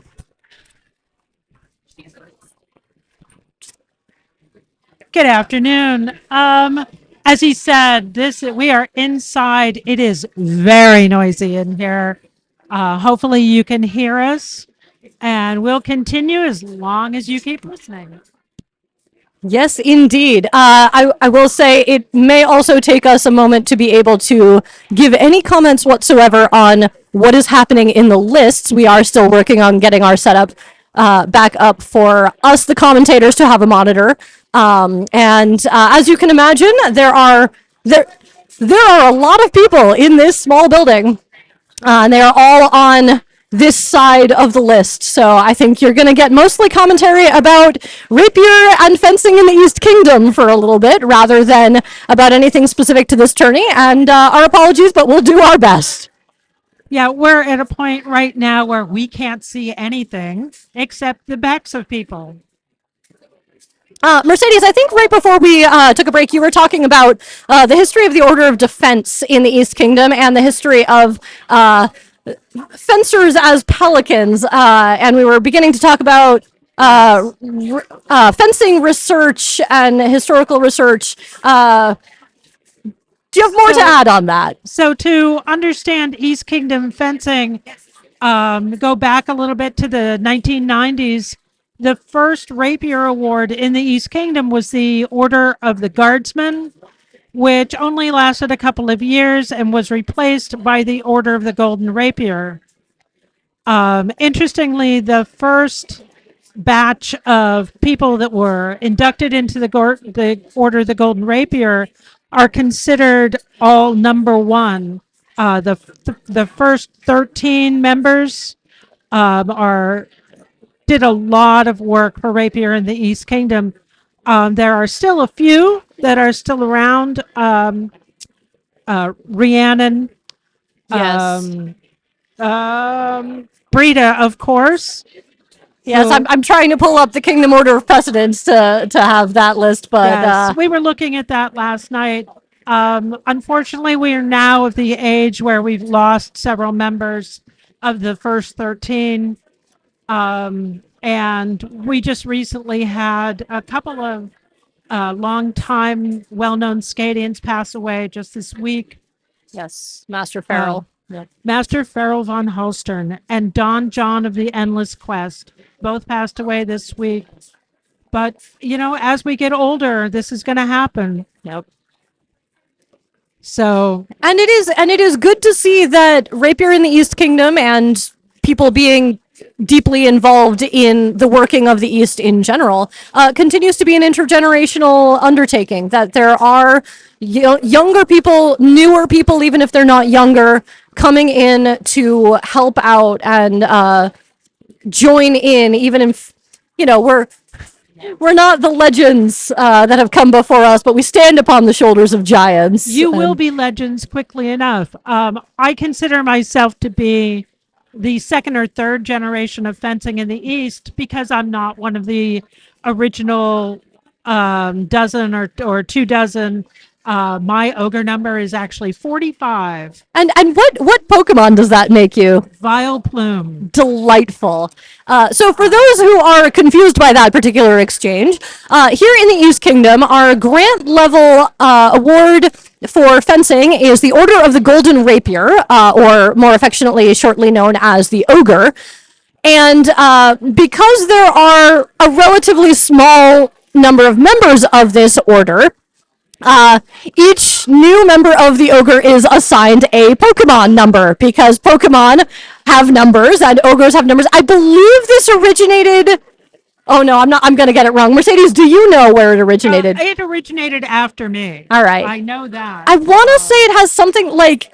I know that the Pennsic Heroic Champions fights are assigned. It's known as playing Pokemon, where each team has a number of champions, and the generals of the teams meet up before the fights at Pennsic and decide who is going to be matched against who, which is similar to how Pokemon battles happen. But I suspect it was not from that. Regardless, we'll look into it and get back to you. But as a result, every member of the Order of the Golden Rapier has an associated Pokemon. So if you are the first ogre to have been created in the East Kingdom, you would be Ogre number 1 and Pokemon number 1, and they proceed from there. Magdalena is well known for Yes. the fact that her number is the same number as Snorlax. And she has a Snorlax onesie That that she brings to fence in. several events. Yes. If you play Pokemon, which I do, you're already familiar with the Mons and what they can do.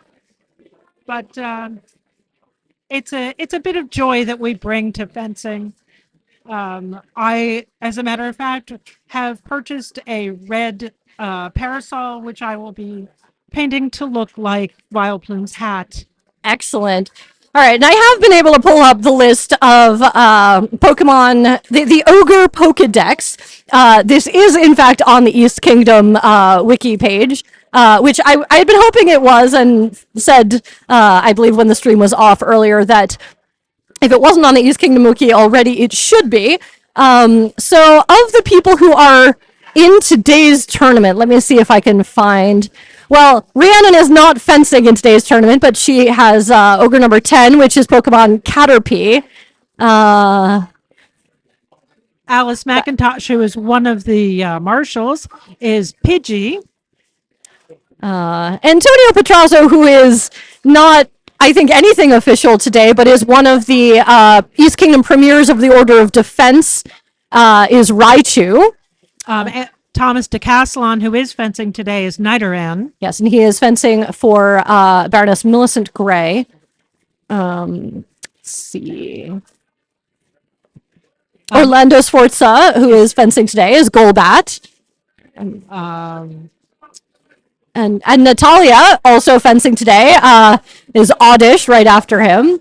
And Mercedes, there you are, yes. See, I actually knew my Pokemon. It's important. I think everyone knows their own Pokemon, but may not necessarily know other people's. I'm not sure where along our history it happened, but we all started memorizing our number when one of our early members, Dylan Ap Melgwin, now Diana, decided to get hockey jerseys. Oh, fantastic. I like that. That's So our number on the hockey jersey was our number in the order. Excellent. And then the cadets started wearing the number with like your Don's number and their cadet number. Excellent. That's fun. That's a fun thing. Yeah. I like that the fencing community does this sort of nonsense, right? It's important to have fun with what you're doing. We've always had a sense of humor about who we are. Yes. Because up until today, we've kind of been the redheaded stepchildren Right. of the SCA. We've done, in the early days, we did our own heralding, we did our own list running, and it was, we had to become self-sufficient. Yes. Yes, that makes sense. And the I don't like that we had to, but it is nice to see that everyone was able to step up and do that. The fact that rapier in the society has come far enough to have a crown tourney done with rapier rules, yes, is kind of amazing for somebody who just started fighting in the 90s. But I consider myself a fighter, a longtime fighter, and it is as important to me as heavy list fighting is to other people. Yes. And I want to point out your choice of words there, Mercedes, because I know a lot of people make a distinction between fighters and fencers. Where fighters refers solely to heavy list fighters, to armored combatants, and fencers are the other category. And I think it's really important to note that we consider ourselves fighters as well. We are not just fencers. What we do is fight. This is a combat sport. This is a martial activity within the society. And to differentiate between fighters and fencers, I think does both lists a disservice. Yeah, and the training that goes on with the rapier community can be pretty amazing. At the height of my participation, I was going to 2 to 3 practices a week. I was taking lessons from a maestro out of Manhattan, and I was doing yoga every day because it was important to have that fighter ability. Yes. I particularly want to jump in here because I come from a dance background. I come from ballet originally, and I know that those who know me and those who are familiar with me in a fencing capacity know that I am the militant warm-up squad. The class that I teach on the fencing side of things, as opposed to the heraldry side of things, is on warm-ups, because a lot of fencers don't understand, even if they recognize the importance of warming up, of doing other physical training, may not have ever been taught how to do a warm-up, how to do strength training, how to do things to treat their body as the tool that it is, and to treat fencing as the sport that it is, yes. as you have done. I've done strength training. I've done agility training, yes, which is a lot of fun. I have used an agility ladder for many years. Yes, those are great. I love those. Well, one of the things that I learned very early is the importance of footwork. Yes, footwork is incredibly important. Footwork will save your life. Yes. To be static in a rapier tourney is to get killed. Absolutely. And I know I personally have a framing of that that I got from a workshop with a HEMA fighter, somebody who teaches outside of the SCA, but that thinking causes stillness, stillness causes death. Yes. And if you are standing still, you're already done. You need to be able, if your defense of the blade fails you, you can at least have defense of measure. You can have the defense of distance to keep you safe.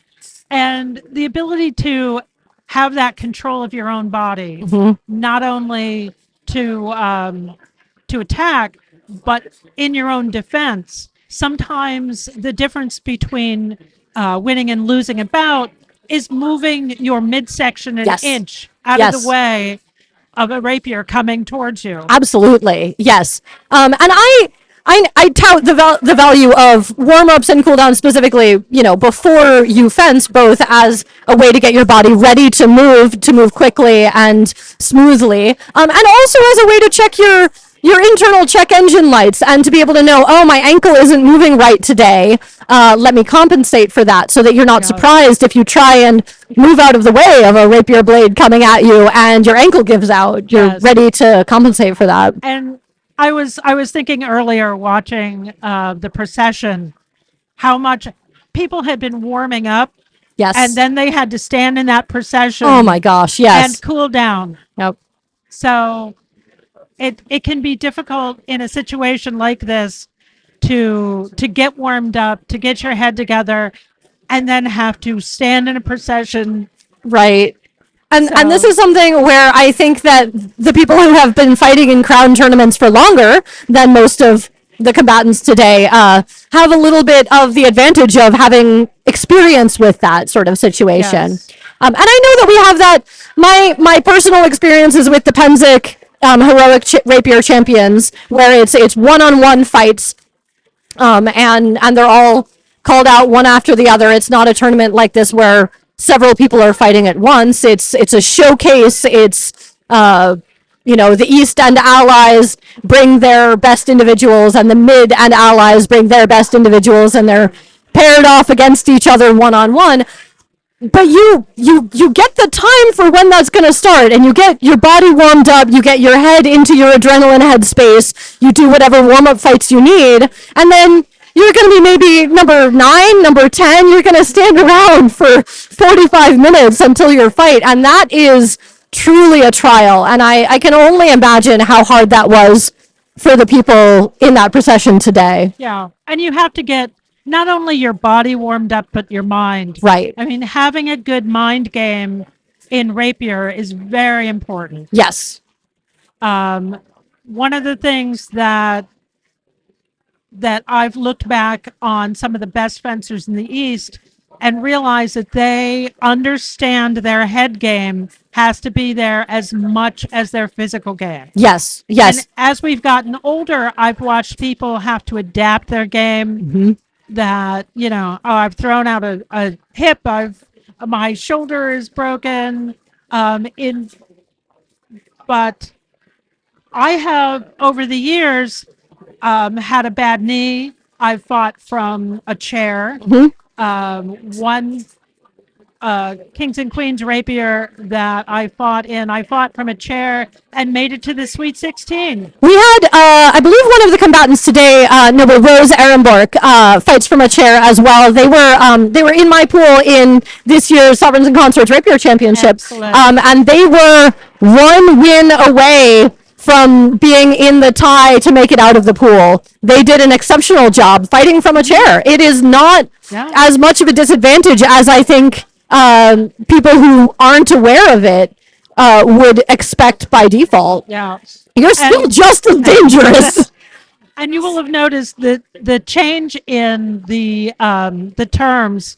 I just used Kings and Queens rapier, and that was used for many years until we recently changed in the last few years to sovereigns and rapier to Sovereigns and consort, Sovereigns and consort, excuse me, to acknowledge that you can't pre-decide the gender of an office. And we've had recently in the East Kingdom, we have had 2 separate sovereign and consort pairs who were both men. We had Tyndall and Alberic in 2020 and through most of the pandemic lockdowns.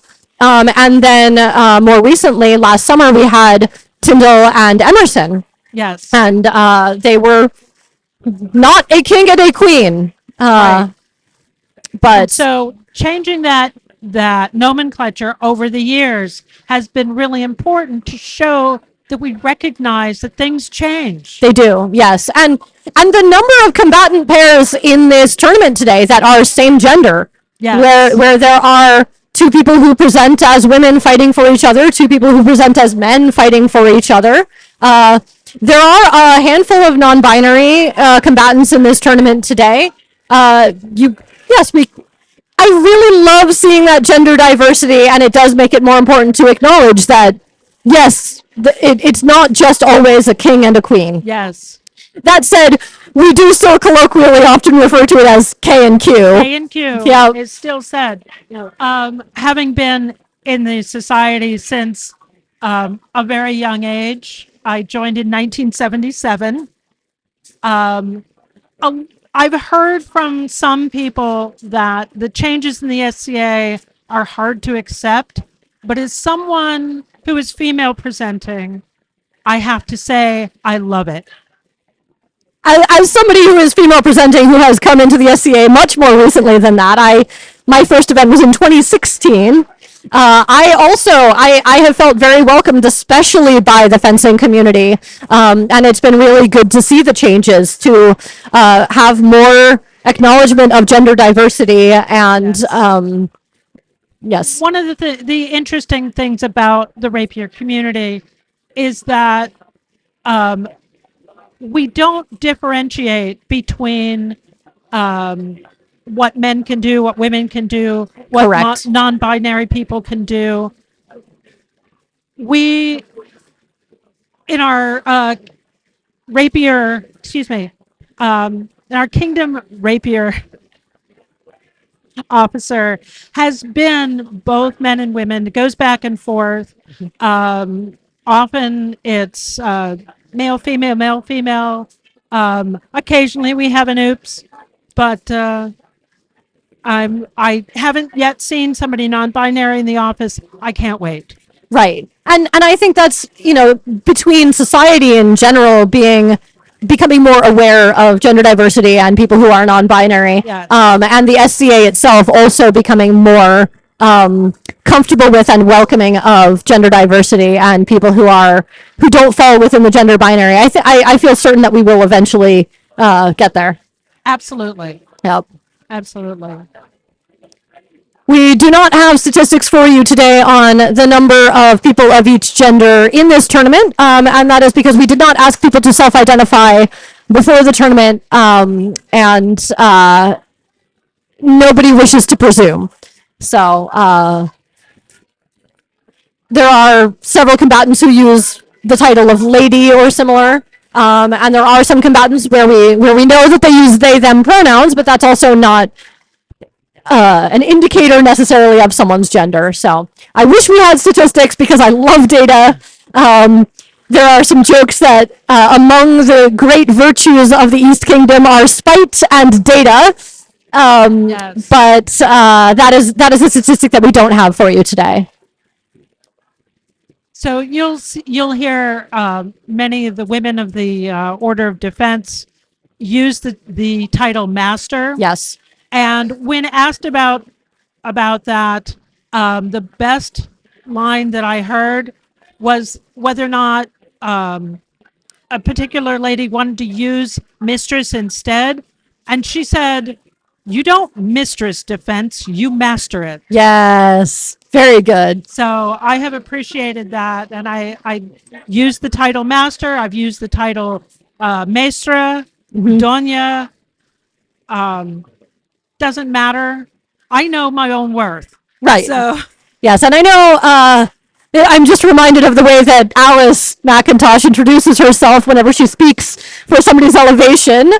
She is Mistress Alice McIntosh, Master of Defense, Companion of the Order of the Laurel, Companion of the Order of the Pelican, 11th Tiger of the East, by the wrath of God if she is anything. yes.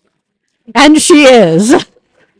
And as I said earlier, Alice is one of the reasons that we are here today. Yes. That the East Kingdom rapier community has been as tight and service-driven as we are.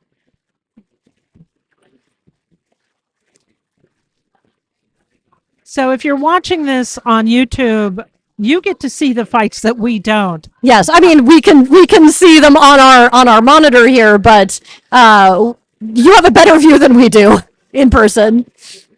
And we are looking at lists 2 and 3 at the moment. So there is another building of fighters. The Queen's lists are in That a building. different building. This is the King's list. So I will also note that we have several out-of-kingdom visitors today helping out. I know that there is at least one of our list heralds comes to us from the Kingdom of Ontir is visiting. I'm not sure beyond that, but I know there are some visitors from Kaid, there are some visitors from the West Kingdom, some visitors from Ontir, at least one visitor from the Kingdom of Callantir. we have a visitor from Drakenwald. A visitor from Drakenwald. Yes, that might be the furthest away that we've got Yes. in person. Let's see. I know we have somebody, at least one Atlantean, although I don't know if she counts because she's an Easterner who moved down there. We do have the premier of the Order of Defense from From the West. yes, is visiting. Door. Yep, who has previously, she's not still Ethelmark Seneschal, is she? She is not Seneschal of Athelmark anymore. But she was previously Kingdom Seneschal for Ethelmark and Premier of the Order. Great job. Yes, she did. And a shout out to all the kingdom officers of this kingdom and across the known world. Thank you for making this go. Oh my gosh, yes, we would not be able to do this without all of your work. Speaking of kingdom officers and fencers and the way that the kingdom community is, the rapier community is diverse, our current East Kingdom Seneschal is also the current Sovereign's Champion of Rapier.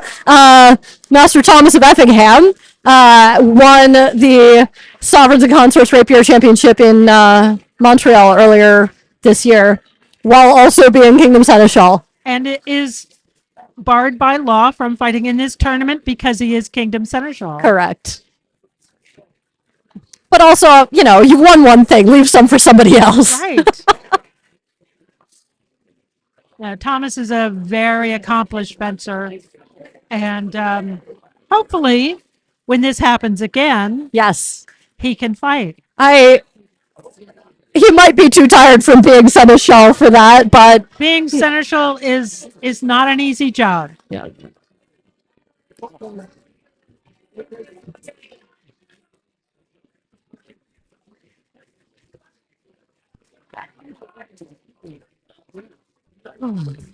I feel like we've got to be nearing at least the midpoint of the round robin pools. I feel like we should check in with our MOLs and our heralds, ministers of Lys. I hope you're all enjoying the great fights. I am very impressed watching the feed that you get. I wish I could see it live. There is some gorgeous fighting going on, I will say. Yeah.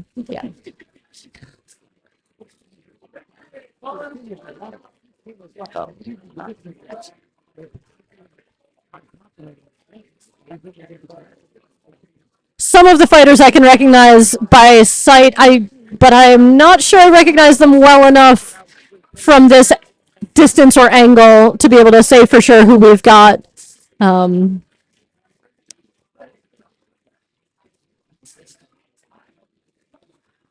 So it was just pointed out to me that we should really talk about resilience of these fencers. There are many of us who have experienced injuries, medical crisis, and been able to use rapier as part of our PT.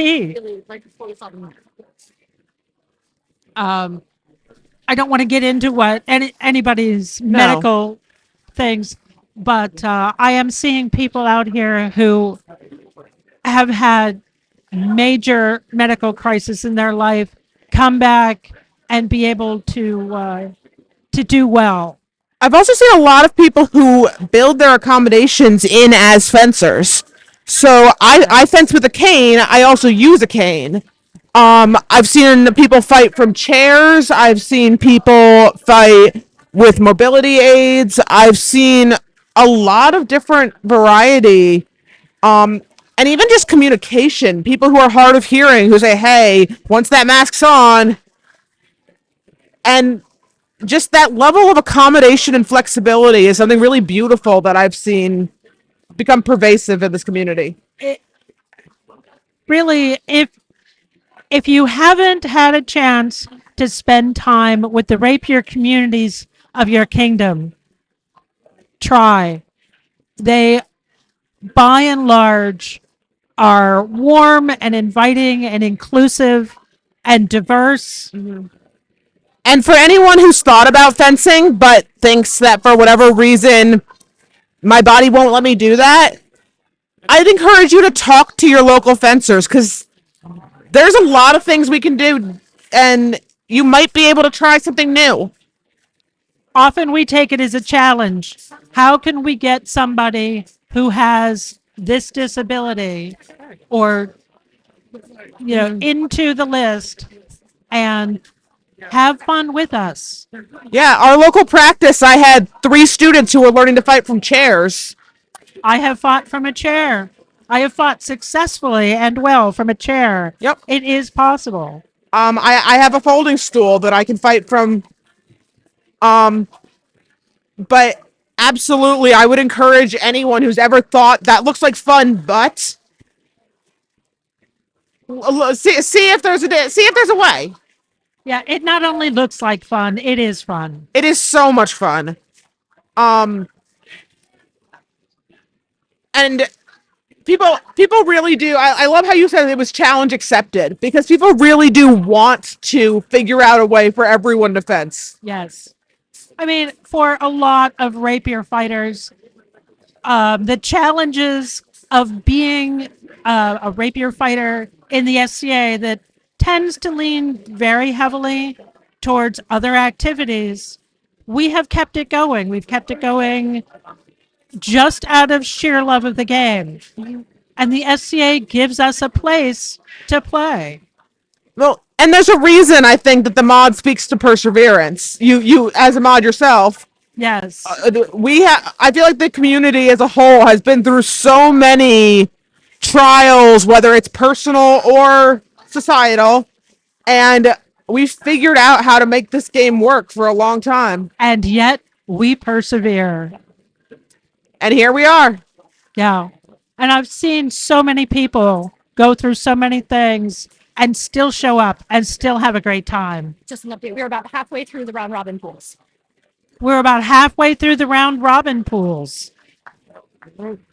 So, and it's still bucketing rain. It may sound worse than it is, but I see rain coming down through the doors. So hopefully you can hear us. And hopefully you don't hear too much of the metal roof.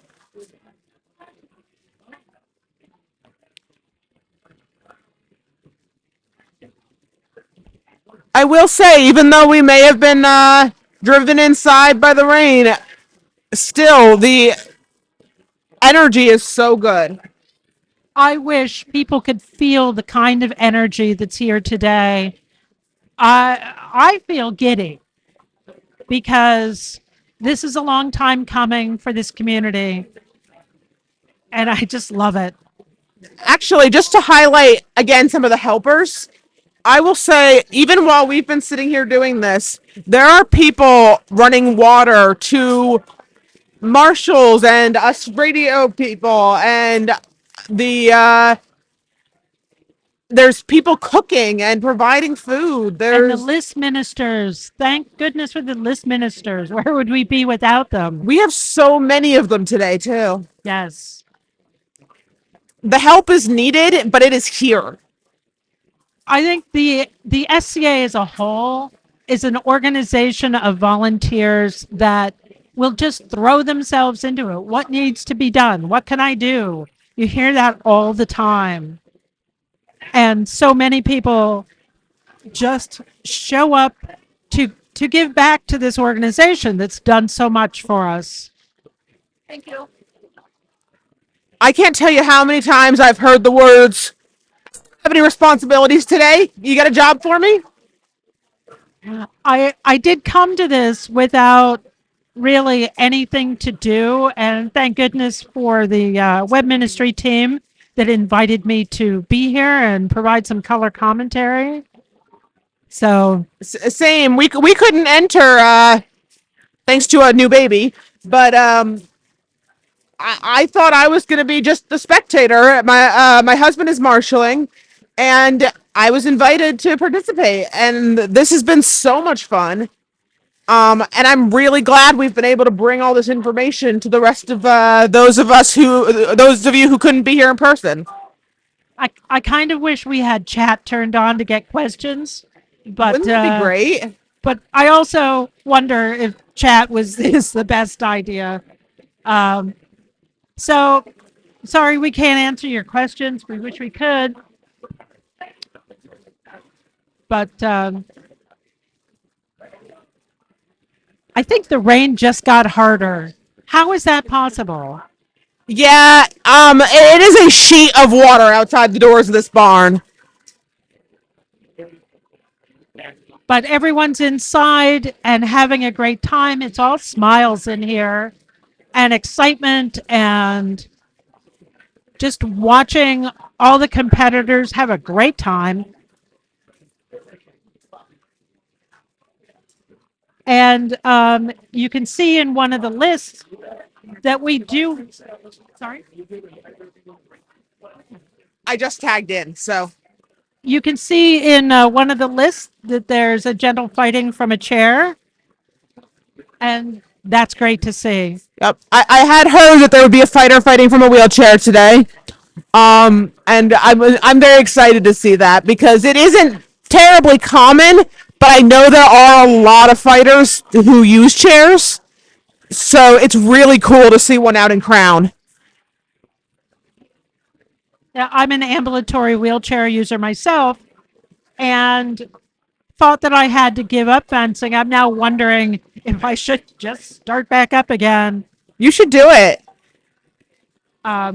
It can be difficult once you're kind of old and broken, but as I've seen today, there's so many people that have gone through medical and economic and physical issues and yet are still here. We get people because of that. I'm one of them.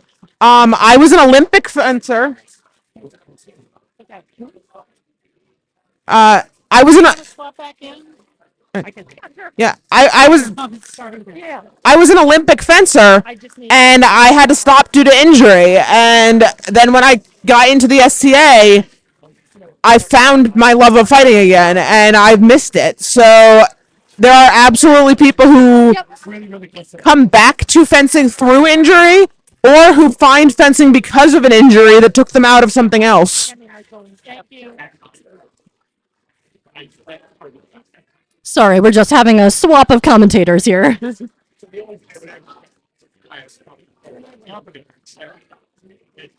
We noticed that the stream has paused briefly. Just bear with us while we fix some technical difficulties. That's a great one. All right, folks. So while we're waiting for the video to come back up, we're going to talk a little bit about some of the rules and types of things you might be seeing. So if my math is correct, I believe there are 7 major weapons forms in fencing. The single rapier, which most people have seen, dagger, Rigid parry, soft parry, two-hander. Case, so that's 2 rapiers. Case of rapier, yes. 2 swords. Does not have to be rapiers specifically. True. And then rigid parry is a cane, a buckler, pretty much anything rigid. Could be a candlestick, could be a frying pan. These are things that I have seen people use. I believe Camille is using a frying pan today, actually. Yeah, that would not surprise me. Soft parry is the opposite. Cloaks, scarves,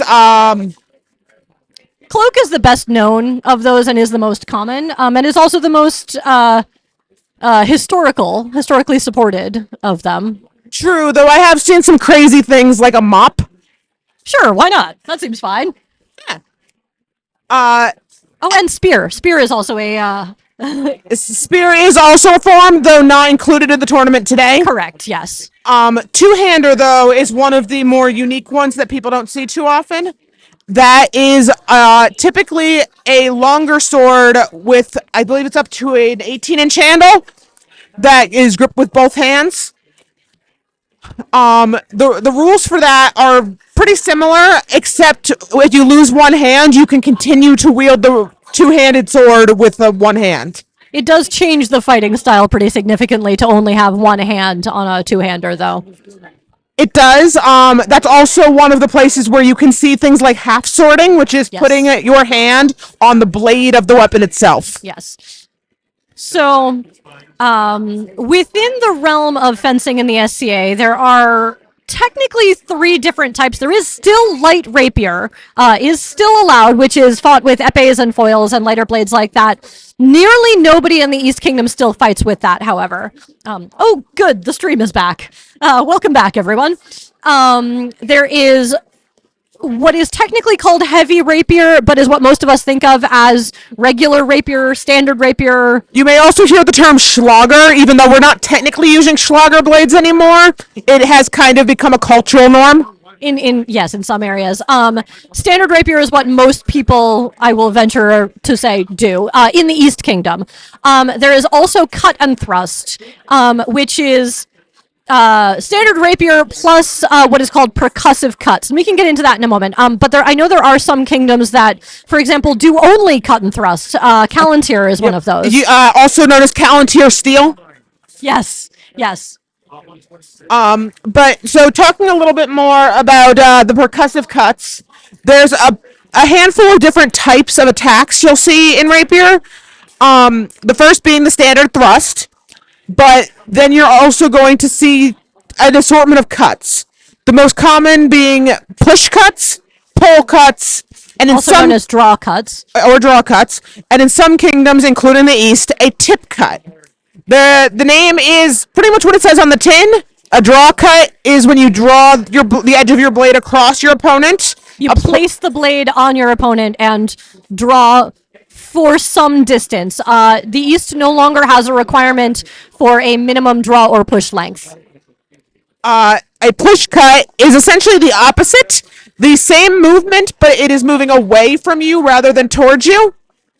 And a tip cut, exactly what it sounds like. The tip of the blade is drawn across the opponent.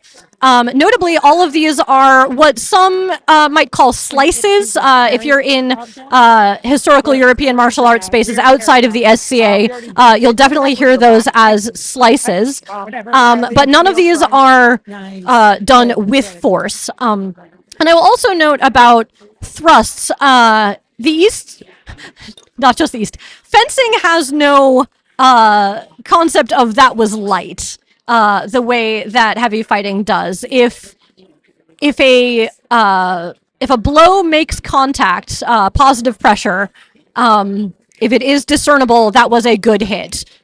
And the reason for that is actually pretty interesting. We talked a little bit earlier about the research into real swords and what they would have done. A real sword only takes 2 pounds of pressure to go through a person. Which is less than you think. Well, to go into that, our swords typically weigh about 1.5 pounds. So the sword under its own power is already going to do a pretty significant amount of damage. I have seen an experiment somebody did where they had recently just gotten a sharp rapier, and they decided to try cutting and thrusting a water bottle full of water on their back porch. They lunged and hit the water bottle and thought they had missed it until they started to recover back from their lunge, and the water bottle started to slide off of their sword where it had been impaled. It really takes almost no effort to actually puncture someone with a sharp sword. So we don't have the idea that if you didn't use enough force, it wasn't good.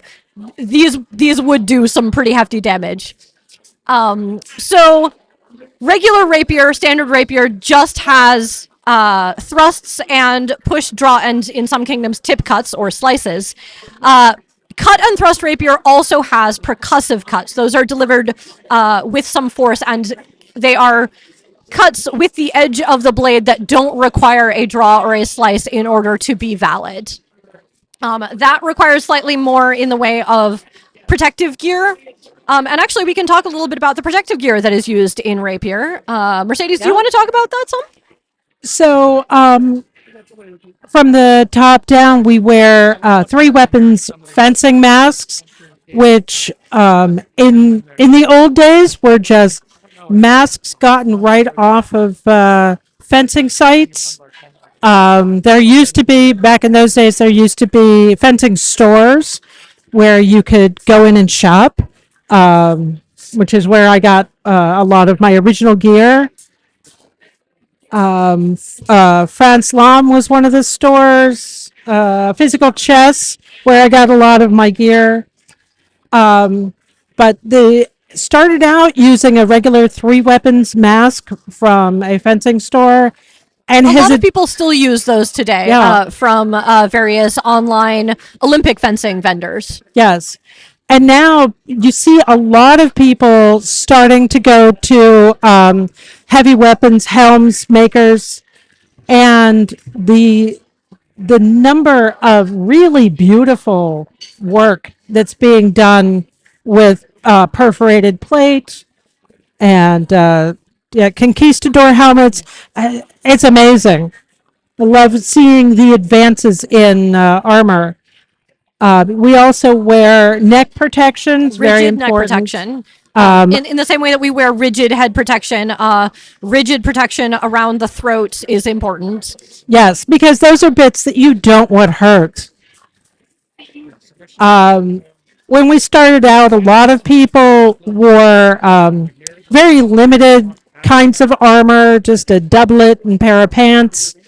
But these days, you'll see a lot of people still in doublet and pants, but also all sorts of ethnicities and what's the word I'm searching for here? Cultures? Cultures. Yes, cultures. Thank you. So the requirement in terms of what is necessary for protection under our rule set is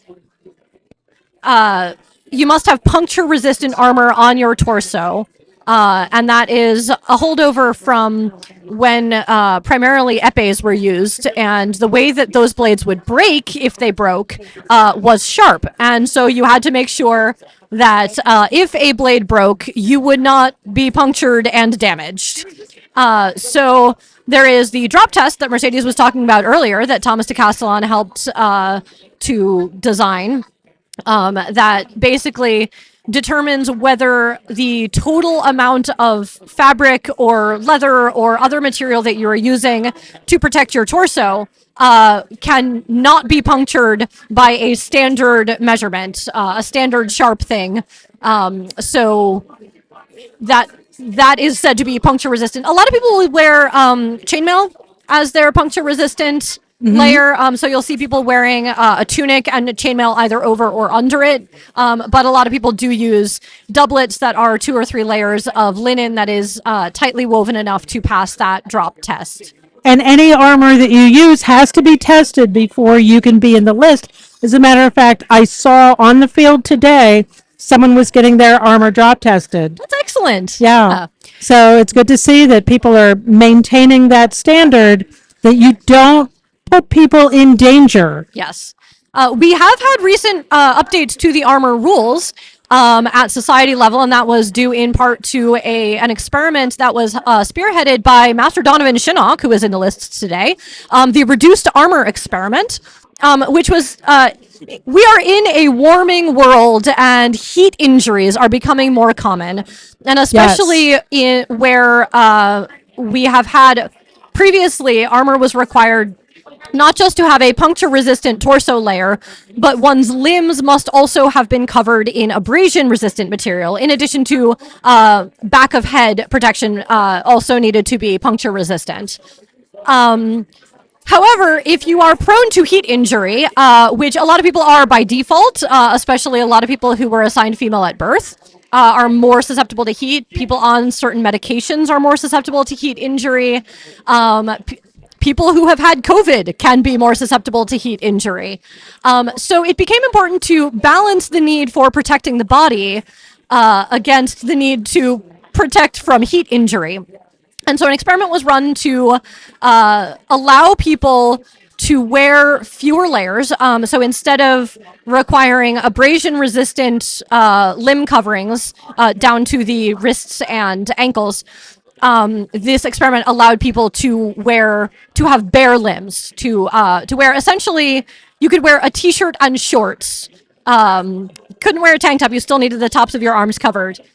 But you could have bare arms and bare hands and fence like that. This also tested an option in the reduced armor experiment is reduced torso allowed for merely abrasion resistant torso covering, so you could fence in a t-shirt instead of needing all of that extra chainmail or a thick doublet or whatever.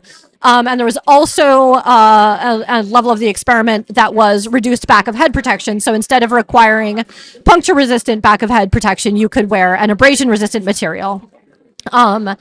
So this experiment allowed people to wear those reduced levels of protection and required them to file a report after every practice or event, any official time that they fenced at an SCA event, and report on the heat conditions in that environment, which levels they used of protection, and any injuries they received, whether reportable or non.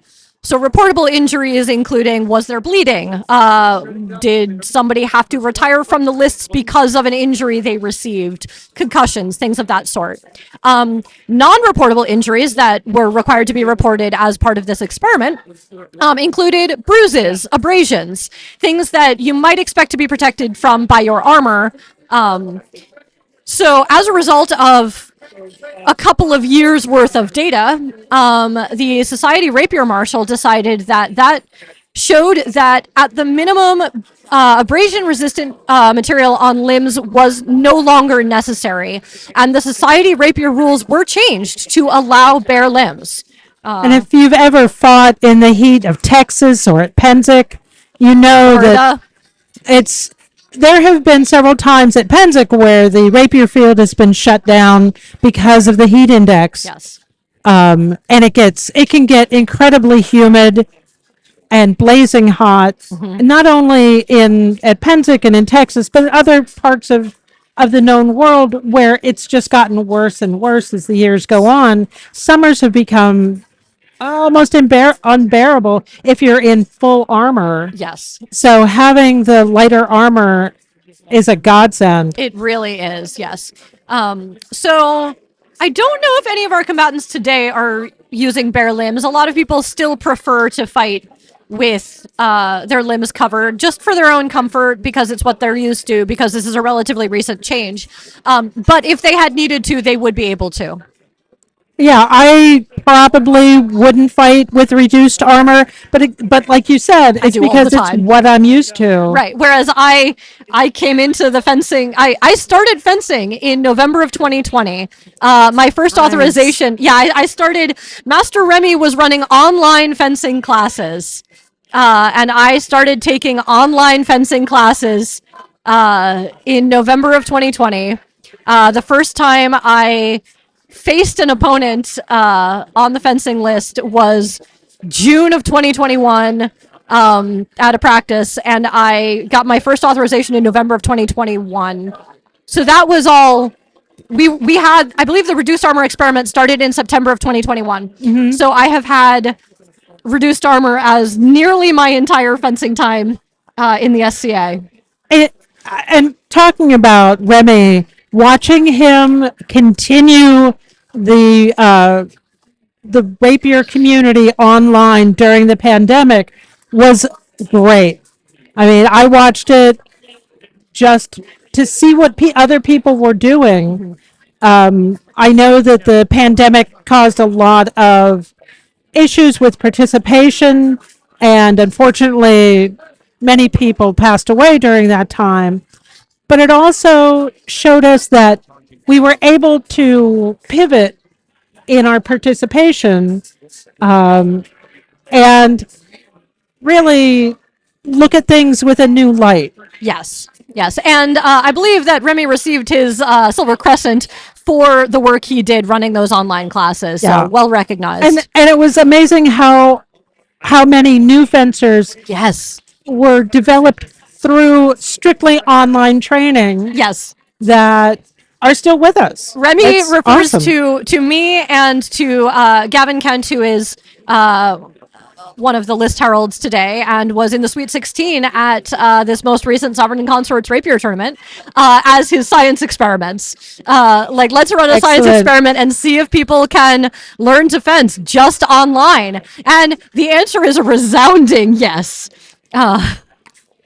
It was very interesting to see that people could do that you could watch somebody online, you could learn things, and then take them after the pandemic and be able to. So tell me about what it was like, the difference between online only and then actually physically getting out there. The main thing is trying to figure out what distance is like, figuring out how far away from somebody you need to be.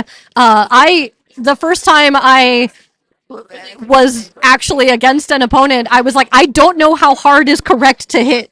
I don't know if I should be hitting you really lightly. I don't know how close I have to be. Like, I know how close I have to be to hit my wall when I'm doing solo drills at home, but you're moving and I'm moving and I don't want to hurt you because I've never done this before. But for me coming into it, I have a ballet background, so I am accustomed to a lot of repetition and a lot of drills and a lot of solo work and a lot of working on one's own in order to improve.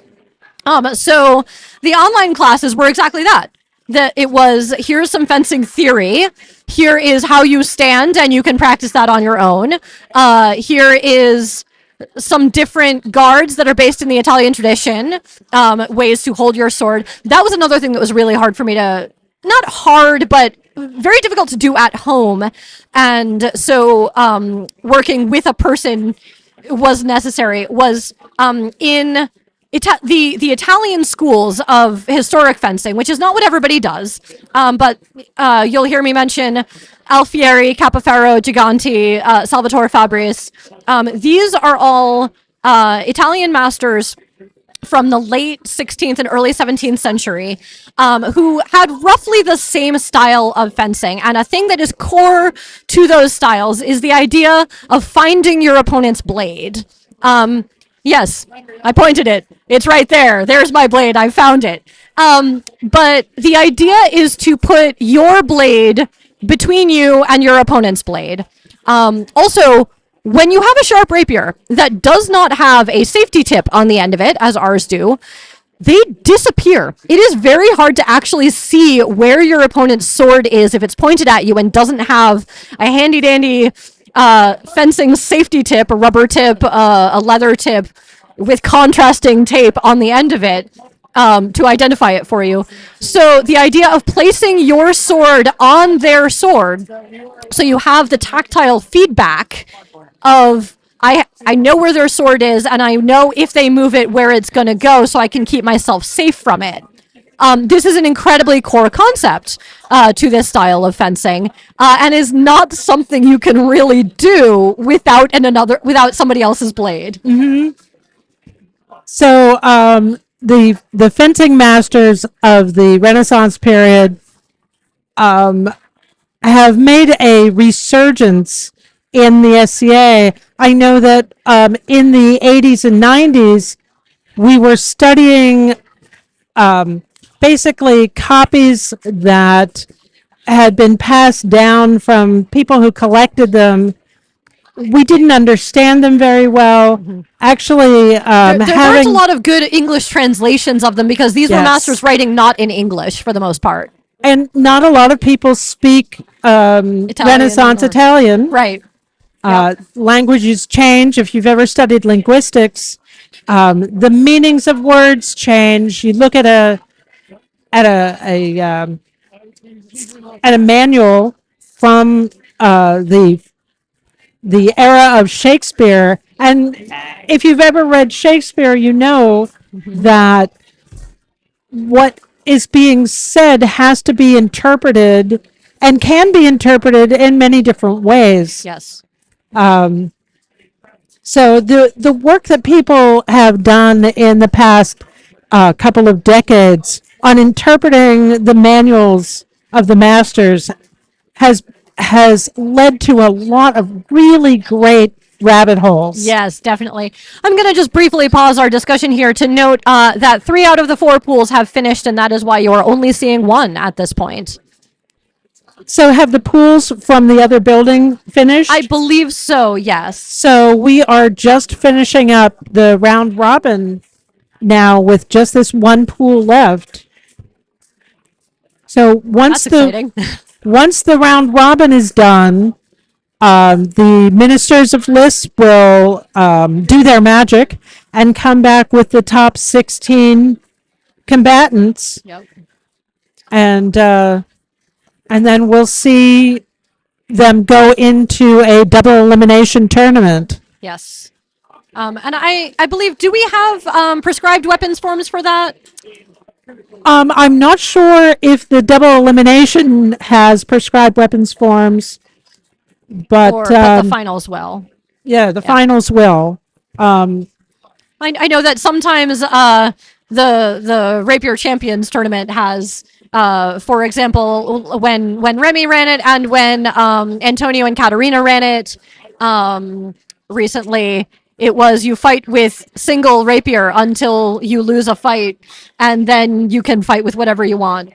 I will do a shout out to single rapier. I love single. I know a lot of people fight with all different sorts of weapons forms, but single rapier is the basics. Single rapier is the queen of forms. Yes. Yes. And if you can fight well with single, adding on to that is much easier. But if you can only fight well with case with two swords, you're gonna have a really hard time if you have to fight single. Some of my favorite fights have been with just one blade and my wits. Yes. I am gonna just briefly tell an anecdote about, again, this most recent Sovereigns and Consorts championship. I was in a pool with Bobby Tights, and Bobby and I both had sword and dagger to start with. And I know we got distracted from talking about the weapons forms. We can go back into that a little bit in a moment. But Bobby and I started out with sword and dagger, and we each took each other's offhand. So that's, for those of us who are less familiar with rapier rules, if you receive a blow to one of your limbs, you lose the use of that limb. And if you are using an offhand weapon or a defensive form in that hand, you are no longer able to use it.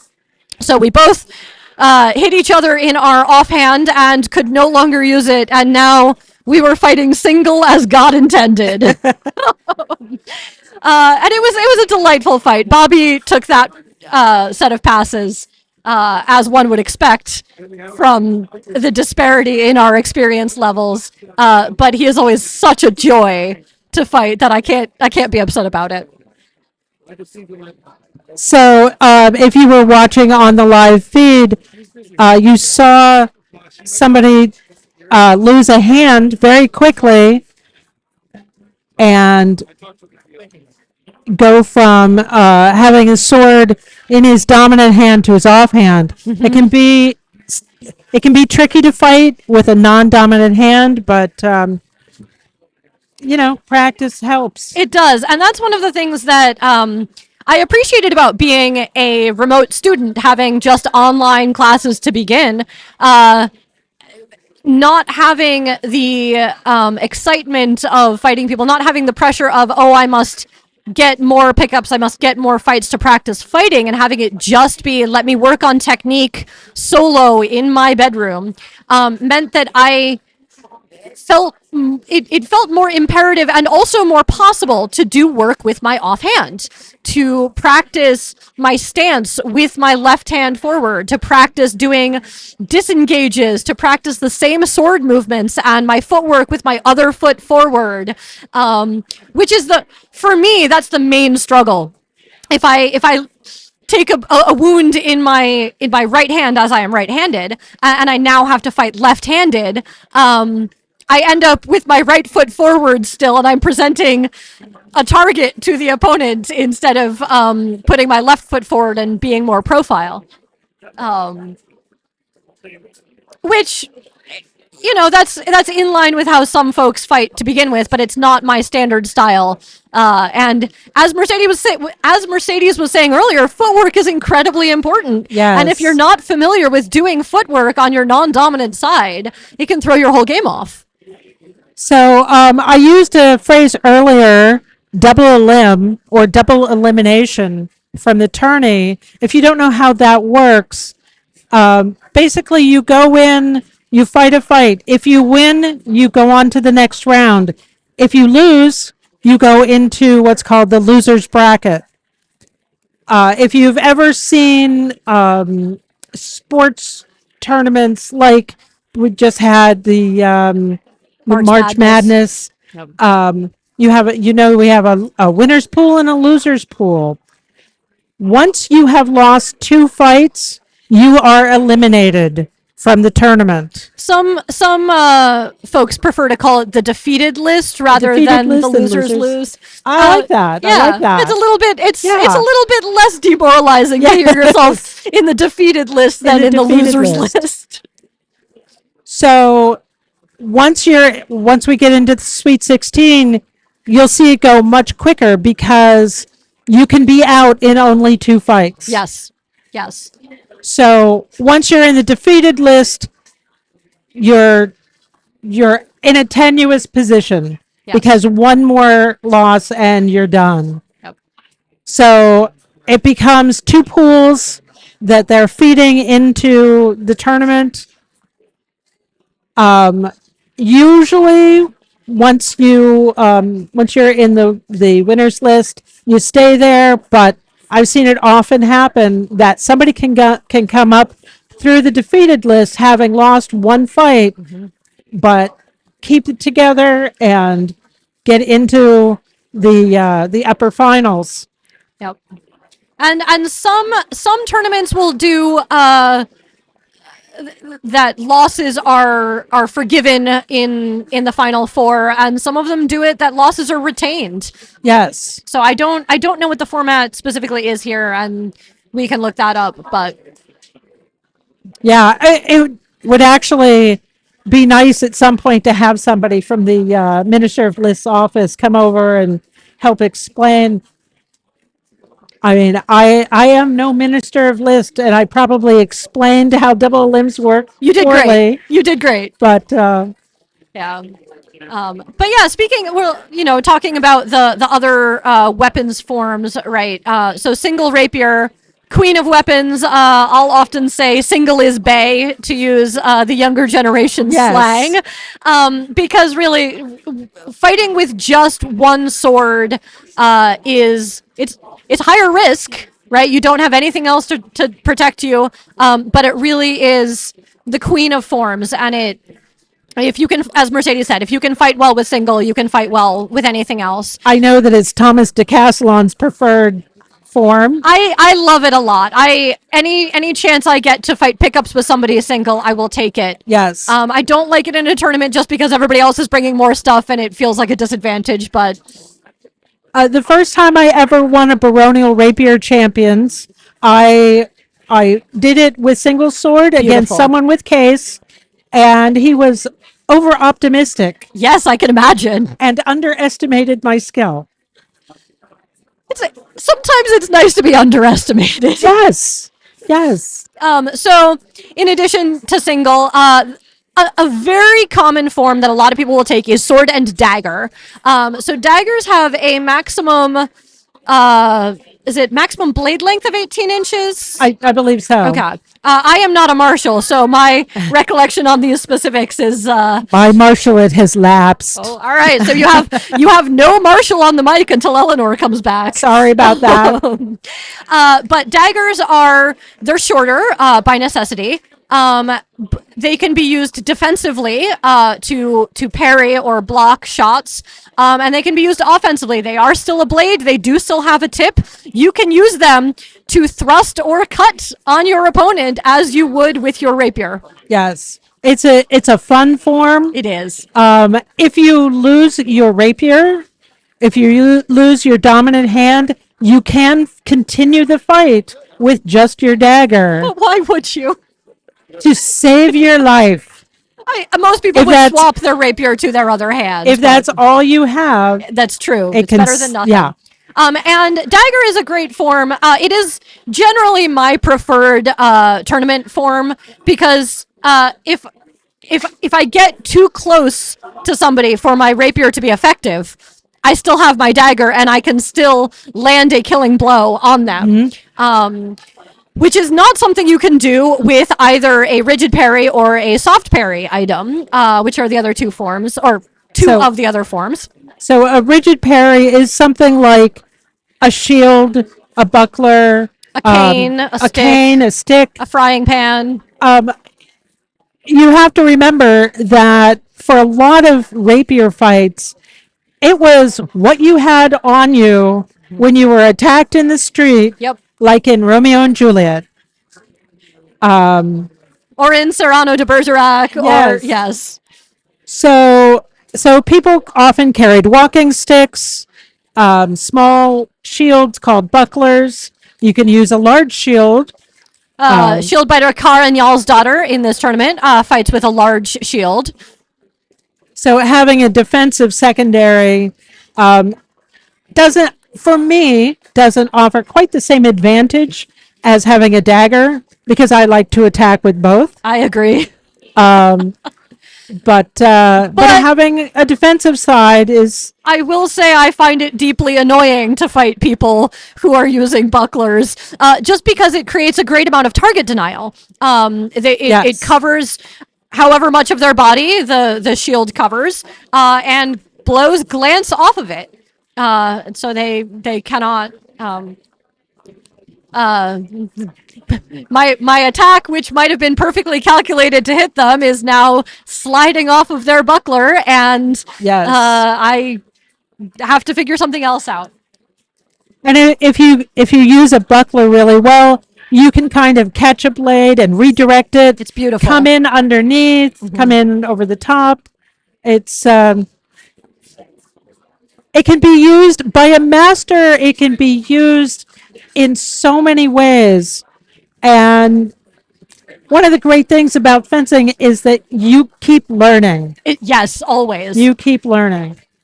Now, I will say, in terms of target denial, I don't love using a buckler myself, and I am a little envious of the people who can use them well and, give me trouble.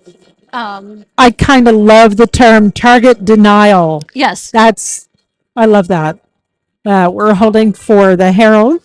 Just a moment. They are, I believe they are about to announce the Sweet 16.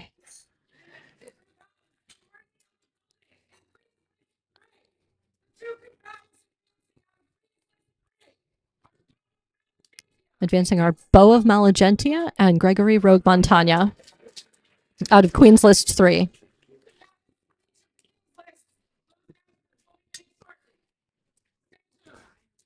All right, we are staying tuned for further announcements about those advancing from the King's Lists. Yes.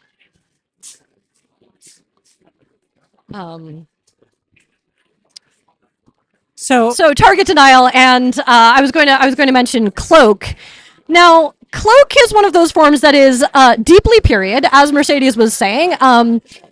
You would fight in the street with what you had on you.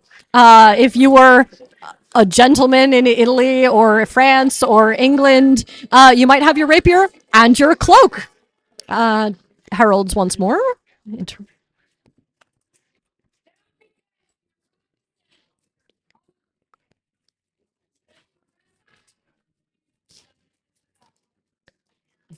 We have an apprenticing going on the other end of the hallway. We'll try to not make too much noise here, so that they can have privacy and that we're not interrupting them.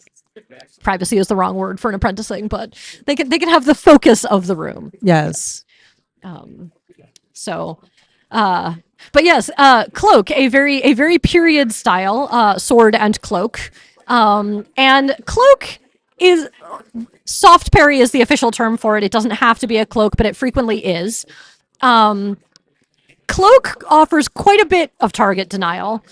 You've got this big floppy piece of fabric covering up half your body, and the thing with cloak, so a buckler can deflect shots and redirect them. A cloak will eat them. If you thrust or cut into the hanging folds of a cloak, it deadens the momentum, and your sword, A, doesn't go anywhere, and B, is now tangled.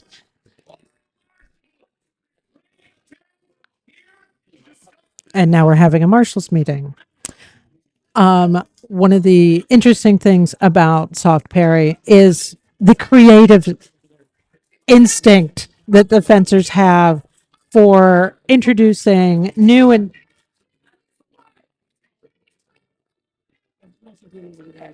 Brendan Firebow and Robert Tights are advancing out of King's List 1.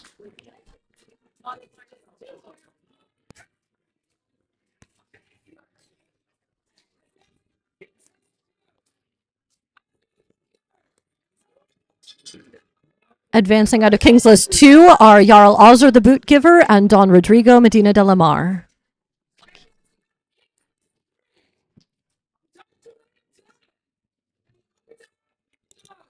Advancing out of King's List 3 are Dr. Will Death and Ogadai Beckenjob.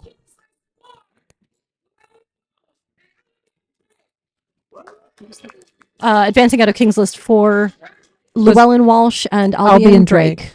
Thank you.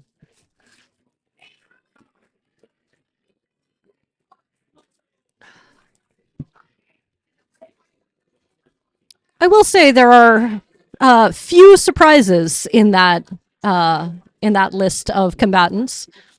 Yeah, I think it's going to be an exciting list once we go on to the double elimination. I know a lot of the fighters and a lot of different styles are represented. Yes, very true. I was saying earlier about the creativity of soft parry items. Over the years, I've seen rubber chickens. Yes. I've seen, I once had a doll. It was a little girl doll that was kind of adorable, and someone at an event mistook the fact that I was carrying around a doll that meant that I had had a child. I assured them that I did not. Yes. That I would not fight with an actual child, just a fake one. Right. Cedric of the Floppy Hat in today's lists fights with a floppy hat. With a floppy hat. As his soft parry. Yep. Yes. Yep. But I have seen so many different items used. It's fun. It is. That's the whole idea. I will admit that I have some opinions about the use of cloak in fencing, and that is purely because I study a historical style, and the historic master that I study most closely, Salvatore Fabris, has prescribed ways that one should use it. And a lot of fencers in the SCA don't follow historical styles, and so they use their rigid parry and their soft parry in any way that makes sense for them. And in the early days, when we didn't really have the access to the manuals, we had to come up with our own way of doing things. Absolutely. And I think that still exists in a lot of areas. And people have great success with other styles. I don't wish to give people the mistaken impression that the only way to have success is to study a historical style. Oh, with any fighting, you use what keeps you alive. Absolutely, yes. Two sword is a lot of fun as a form. Yes, we didn't talk about case at all. No, did we? we didn't. A case of rapier, using two equal length blades, or you can use one that's longer than the other. I've seen that used a lot. It's like having a single and dagger, but having the dagger be twice as long. Right, and that's when I fight case. That's essentially how I do it. I have a blade that is shorter than my regular rapier, and I just treat it like a very long dagger. But a lot of people will do have a different style of it. Yes, I mean, one of the great things about fencing is that there's so many varied styles of what you're going to go up against. You have some people with very short arms. I have fairly short arms, and using case helps me get there. Whereas I am the other end of the spectrum. I have arms that are long relative to the rest of my body, and so I am still a short fencer, right? I am not quite 5'6", and so I have to contend with the fact that a lot of people are taller than me and a lot of people have extra reach on me. Yes. Yes, and one of the things that I say when you have someone who has the reach, who has long legs and long swords, is that they can be closer to you than you are to them. Yes. You're not equal distance from each other, regardless of the way that the list is set up.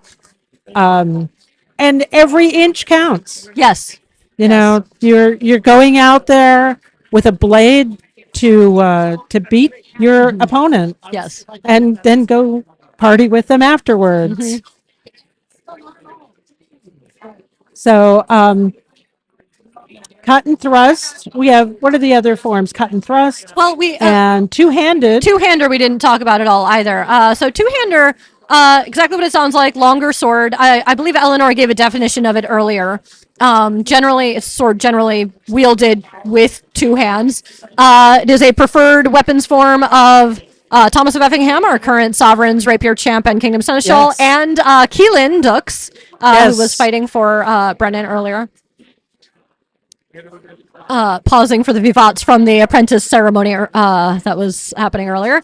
Longsword is can be used both in regular rapier and in cut and thrust. You can use it in a non-percussive cut situation. Pausing for the heralds.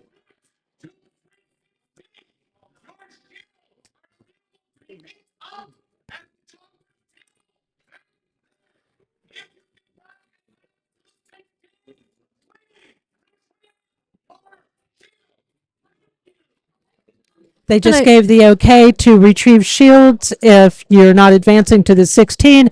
And I just want to say again, what a great job the shields, the people who made their shields did. The pageantry that they afford the event just adds that extra spice to it. And I can only imagine what it feels like to look up on the list tree and see your heraldry up there. Especially as a herald, I have a lot of feelings about my heraldry, but the idea... Pardon one moment. Well, for a lot of people, heraldry is the way they present themselves to the world. You have symbols that, for some reason, talk to yourself, tell the world something about yourself. And tell us, you were talking earlier about canting heraldry. Yes. Tell me exactly what that is. All right. And before I do that, just a brief note. I know that there have been some questions about the full Sweet 16 list. We do not have that yet, but we will be getting that from the MOLs, from the Ministers of Lists, and from the Heralds. So once we have that, we will share it with you on this stream. So canting heraldry is an extremely period form of heraldry. So heraldry originally is identification. Fundamentally, it is everyone on this field is wearing a similar outfit and a helm that covers their head. How do I know who's who? And the answer is heraldry. We put colors on their clothes, we put designs on their clothes, we put designs on their shields. Now you know who's who. So heraldry is designed to be identifying from a distance. And there are so many ways that one can design one's heraldry, and everybody has a different opinion about it, and I love that. There are some fundamental rules of heraldry that we're not going to get into because that's not what today is. But a very, very common style of heraldry was to have something on your shield that referenced your name. So somebody with the name Chamberlain might have keys on their heraldry because that's, the household chamberlain. Somebody with the name Crook, the last name Crook, might have shepherd's crooks on their heraldry. Somebody with the name Arundel might have swallows on their on their heraldry, on their shield. We are pausing for the heralds once more. because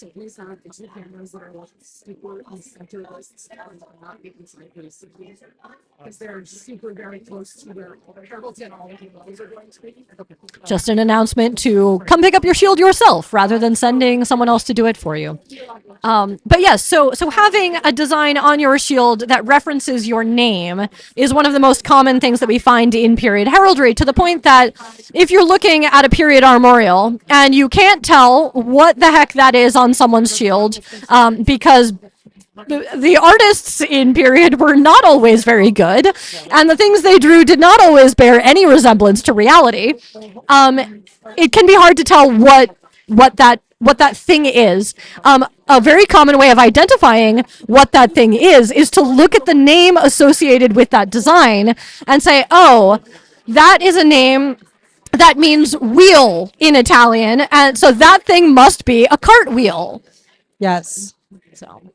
I like to think of it as your kind of a personal logo. Yes, that's a good way of thinking of it. I can look across the field.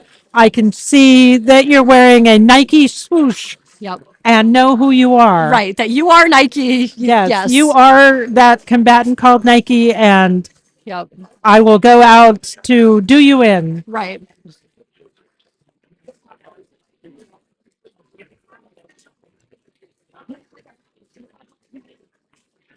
Just gonna swap out briefly.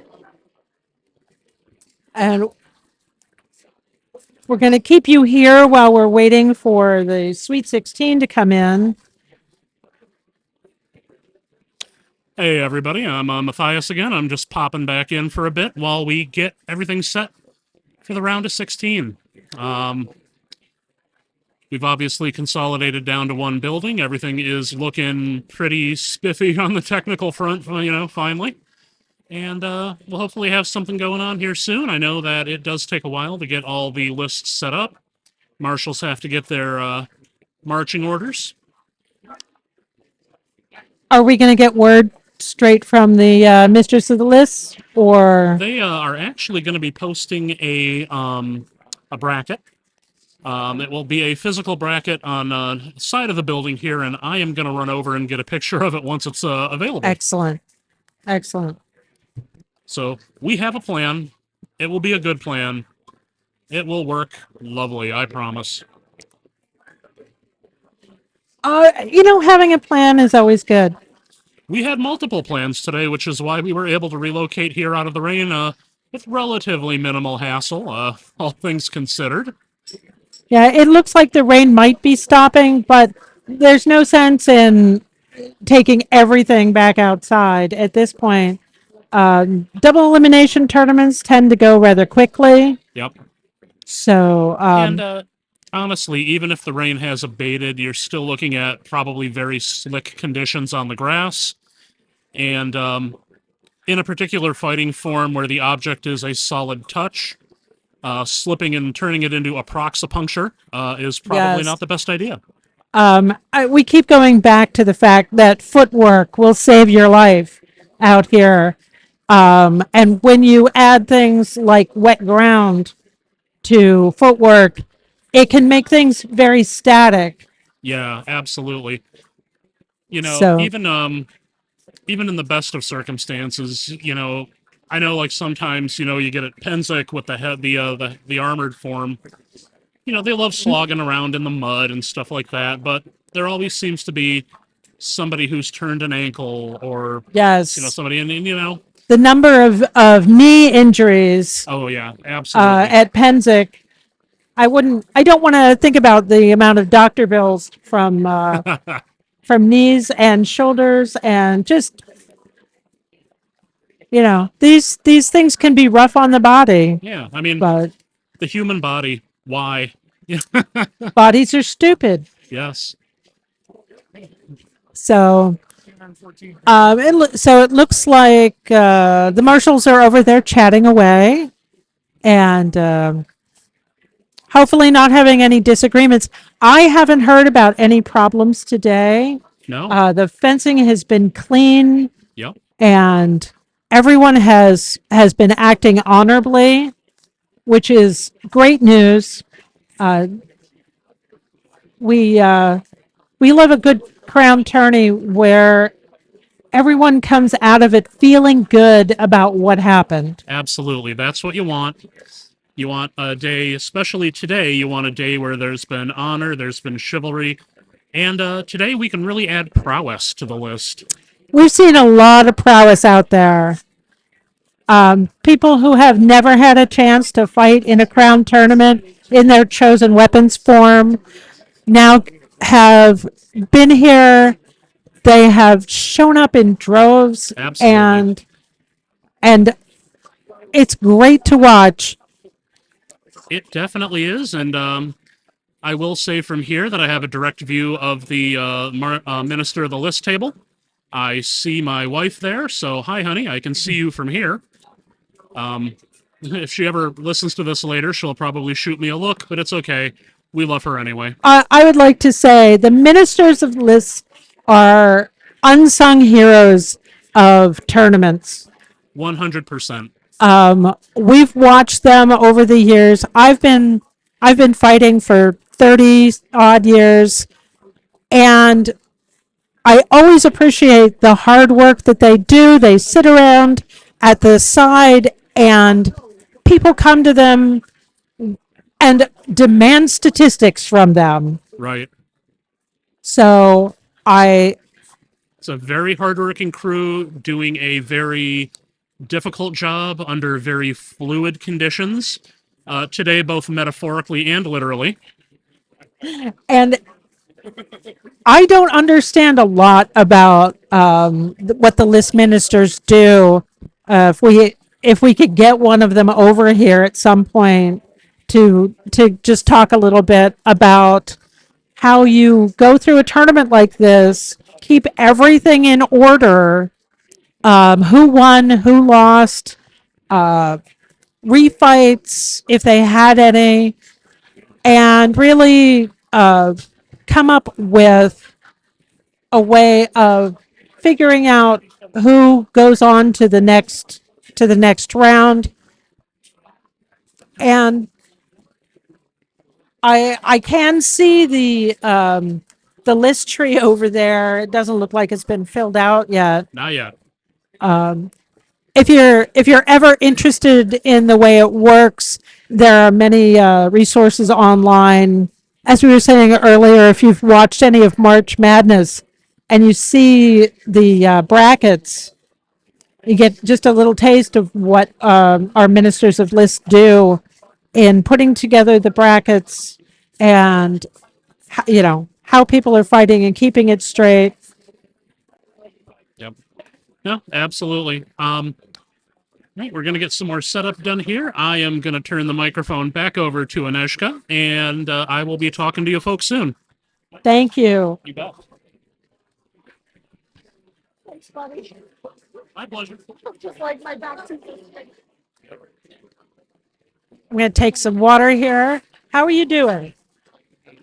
Doing great. Just took a potty break and back to it. How are you doing? I'm doing great. So it's really nice to have a site. The site that we're on is a big fairgrounds, and it's very nice to have the ability to, when it rains, to come inside. Yes. Very important to, especially weapons like rapiers, to keep them dry, to keep them rust free. I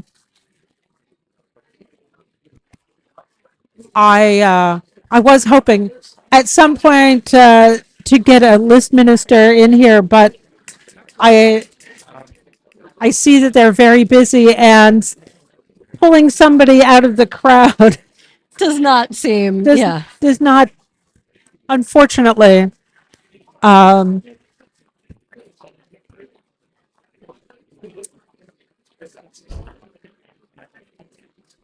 So we're getting, it looks like we're getting closer to the announcement of the Sweet 16 because the crowds are getting larger. Yes, and the folks who have finished fighting and are no longer, who are not advancing, are no longer just standing around chatting with their friends. They've all gone off and changed and are coming back. So. Did you go outside? How's the weather? The weather is not that bad. There's it has just started drizzling a tiny bit again after having been briefly sunny. But it's nice out there, and I think this weather that we currently have would be possible for fencing, but certainly not what we had earlier, where it was just a full downpour, making it so loud in here. Yeah. And spring, you know? Spring in New this isn't technically New England. We are in New York. So we were talking about the weapons forms. Yes. Cut and thrust is a very interesting development. I've never gotten into it. Do you know anything about cut and thrust? Yes. So I am not personally authorized in cut and thrust, a fact that makes Bobby Tights annoyed every time he remembers it, because he and I were doing some cut and thrust practice passes a few years ago at Penzic, and he said, "Oh, yes, you're perfectly fine. I will authorize you in this," and then didn't sign the paperwork. Oh no. So. Cut thrust is great. We've got some. Yes, we have the. Is that the Sweet 16? No, that's not. No. That's Sorry. the full list. Sorry, we were handed a list that looked like it was the Sweet 16, but was the original list. Apologies for the distraction.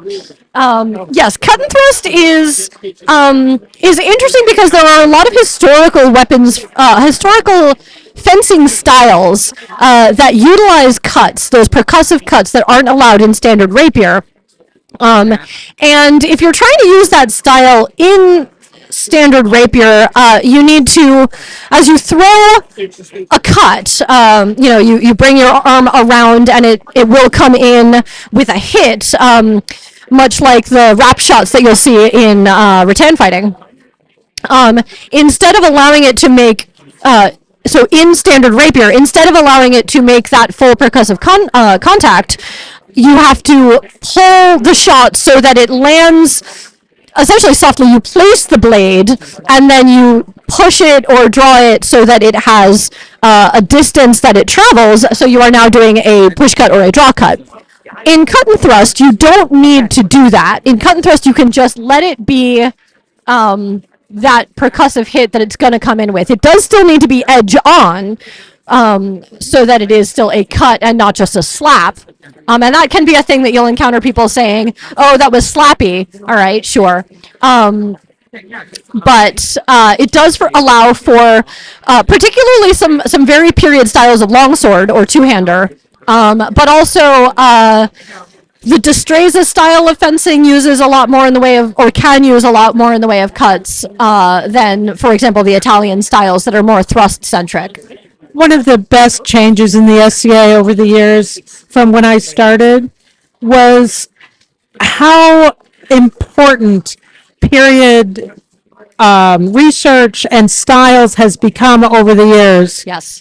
I hate to admit that my first garb was velour, but it was somewhere. It was 1977. Right. So, and over the years, I've watched everyone go, "Hey, we're in a group that studies the Middle Ages and the Renaissance, and we've gone to the point where it's common to see people study Roman clothes and Roman culture. We see people studying the Masters of Defense, and very late period. Yes. Shakespeare, fortunately, is in period. So yes. I've seen a lot of good Shakespeare performed in the SCA. But the importance of period study over the years has been wonderful to see. Yes. I've really been astonished at the things that people have learned. Sure. Yeah. And also the advent of the internet Right, the way that the internet has helped with research and connecting with scholars in other places, and just pushing the state of the art of all of these things that we study forward. Yes, the good side of the internet. Yes, rather than just the arguing. I remember the years of going to the library, searching through books, trying to find the smallest bit of information about. Well, before I was doing rapier, it's like, I would like this dress, and trying to find paintings, books about paintings. But now I can go on the internet and I can say, I would like to see the black work pattern of Jane Seymour's portrait, and somebody has not only taken a look at the portrait, but they've mapped out the black work pattern. Oh, wow. So that I can do that now. That's so cool. That's so cool. It really is. And it's not until you kind of step back and you say, I can't imagine 40 years ago having the availability. I would have to see that portrait in person, or find it somewhere in a book. Right. The travel, people used to have to travel to the museums to see portraits in person and go, oh, that's the way that's constructed. Right. Although I did do that not long ago. We went to the Museum of Fine Arts in Boston, and I did have guards following me around because I was trying to see what a Roman hairstyle looked like from the back. Oh, sure, yeah.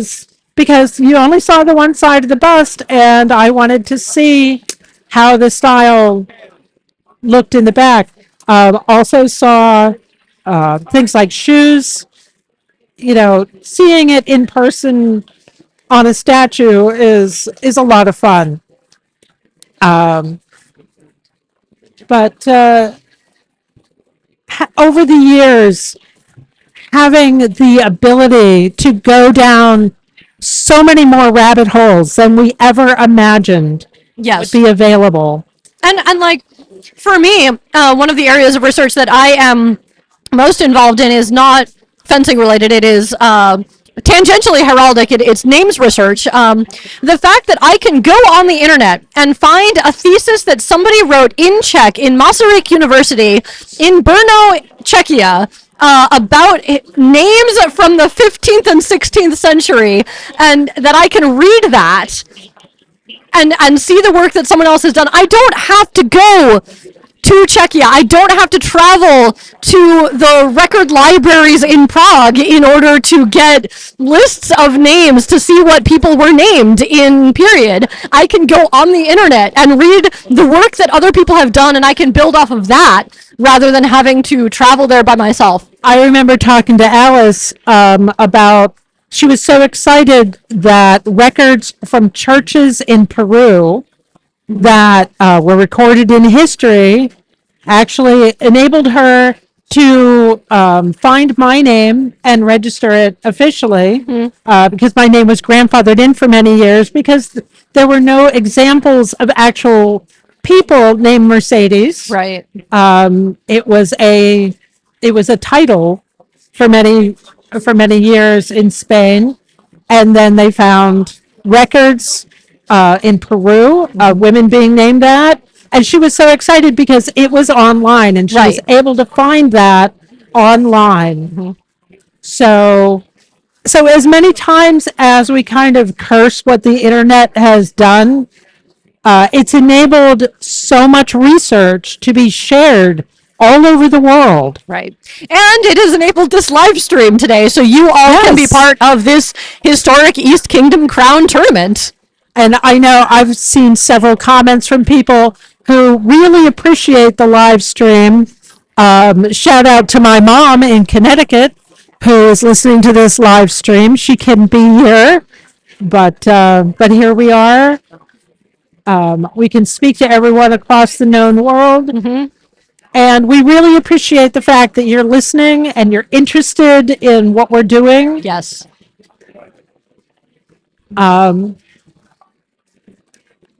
So I have to say, while I'm glad that we have a place that we can go that's out of the rain for people to fight, I don't love this concrete floor, and I can't imagine the combatants do either. And this comes back to one of the things that I was saying earlier about the rules of fencing and how if you take a wound in one of your limbs, you lose access to that limb.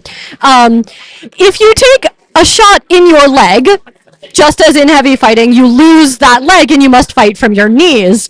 And while fighters on the rattan field often have knee pads and heavy leg armor, most fencers do not. Most fencers are just wearing pants, or tights in the case of at least one combatant. And fighting from your knees on concrete is a trial in and of itself. Now, I have to ask you, do they still allow posting? Yes. So if you take a shot in your lower leg, you can rise up, and I believe you can also knee walk. If you take a shot in your upper leg, so from the knee up, you cannot, is I believe the current rule. Again, disclaimer that I am not a marshal, and while I am required to be up on the rules as an authorized fencer, the specific details of that I would generally look up rather than... So posting, back in my day, was if you couldn't go down to your knees, because many of us had bad knees, you would balance yourself on one leg, which isn't very safe. That is not, no. Because you can lose your balance pretty easily. So we used to do that. I don't mind that if it's not done anymore. It might be there may be something in the rules about if you are unable to go to your knees, there's you might have to ask Eleanor for this one. But she's a little busy at the moment. Eleanor is paying attention to her small child, which is very important. And we're being offered food. So this is the top 16 it's so top, you're not going to peel it off. So if you want any, feel free. Cracker may not work unless you have a magic touch. No, I don't. Okay. Brief pause while the commentators get fed.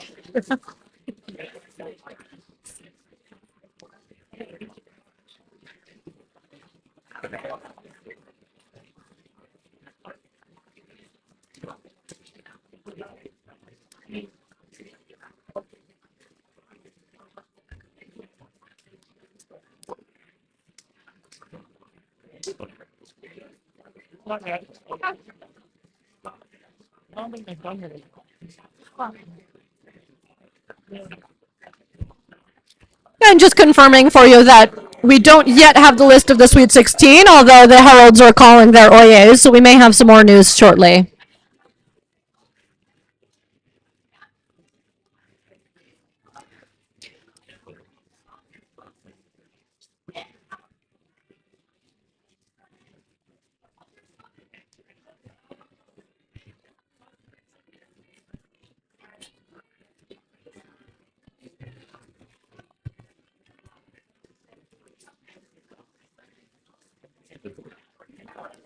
That was an announcement about, I believe, lists being dropped from 4 to 2. So right now, we have 4 lists that, in this building only, that were being fought in. There were 4 additional lists in the other building. So what they're doing now is opening them up so that there will be 2 lists in this building. And 2 in the other building, presumably. I don't know if they're bringing everyone in here. Oh, that would be a good question. Although there are 16, and they do normally do 4 fights at once for a 16. That would be good. But I honestly don't know, which is why it'd be great if we could get someone from the list table over here. Yes, so I believe the ministers of lists are still working on the Sweet 16 list, and so they will send a herald over to us with it when they have it, but that's the information I have. If that changes, we'll let you know. Yeah, it's, like I said, it's getting a little more crowded if the ambient noise gets too loud, just know that this place is getting very crowded because people are very excited to see who's going on to the next round.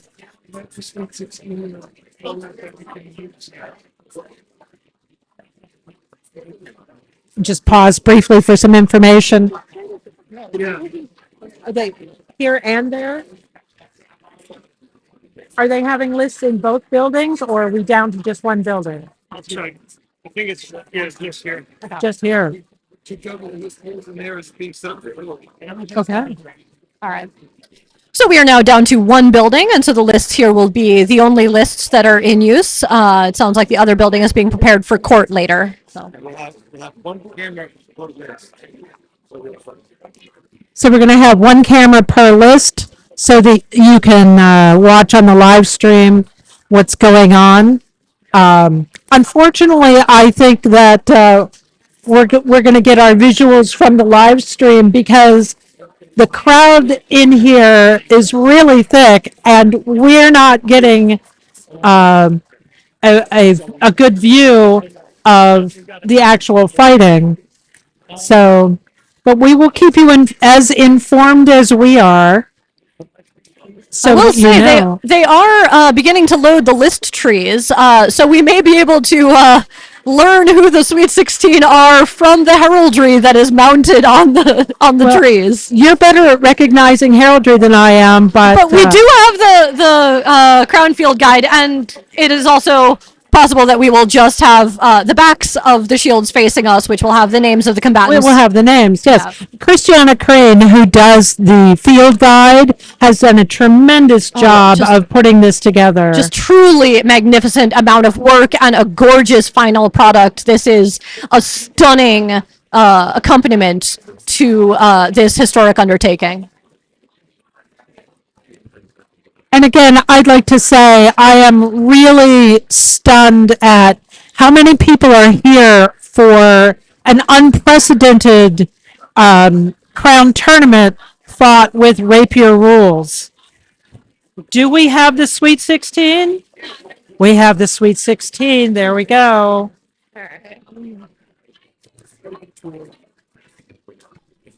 All right, so this is not going to be everybody's full name, as it is the format that it's in, but the Sweet 16 is Rodrigo Medina de la Mar, Llewellyn Walsh, Donovan Shinnock, Grimolf Skulison, Robert Tights, Orlando Di Sforza, Ogdai Beckenjob, Bo of Malagentia, is that Matthias Grunwald, Brendan Firebow, Ozra the Bootgiver, Grigori Rogue Montagna, Will Death, is that Magnus Morty? Yeah, Morty. Trian, and Albion Drake. And that's your Sweet 16, fresh from the Ministers of List. That is one heck of a Sweet 16. That is some of the best fencers in the kingdom, right there. I'm excited to watch. We were talking last night about who your money is on. Who our money is on.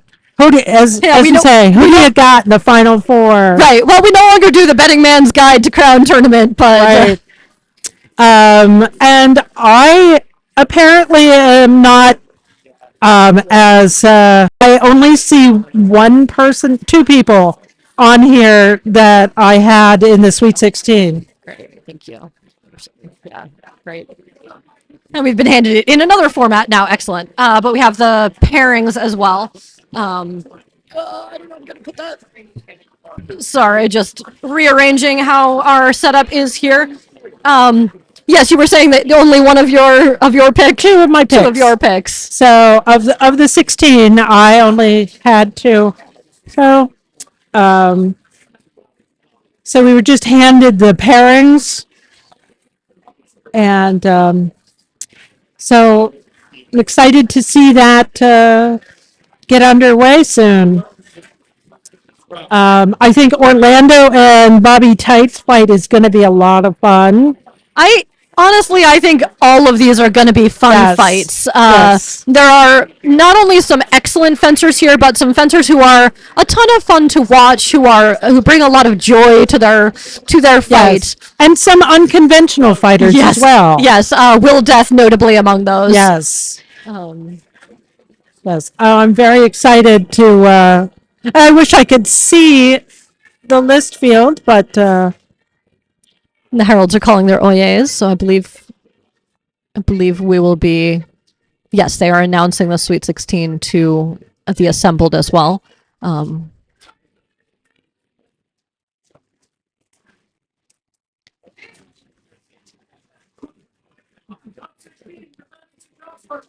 They are calling the Sweet 16 combatants and consorts to present themselves in the list to their majesties.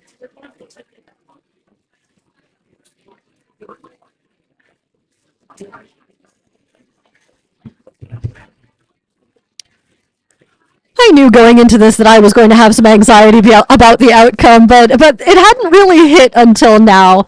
I know that regardless of the outcome, these are all fantastic people, and any one of them would be an honorable and gracious sovereign of the East. I certainly have my favorites, and I won't share that on the stream, but I do notice that the list is predominantly fencers, rapier fighters, as opposed to the number of crossovers that we've had. Notably, Ozzer is, I believe, Ozzer is the only knight who does not have a fencing award higher than Silver Rapier on here. Matthias is also a knight, but is also a master of defense, so Yes. that doesn't count. So I am excited. I'm looking at this saying to myself, any of these reigns are going to be exciting to watch. Yes, yes, and I will say it has been really nice to see how many members of the Order of Chivalry have been involved today in making this happen, showing support from that community. So we will just pause briefly while their majesties and the Kingdom Marshal speak to the combatants.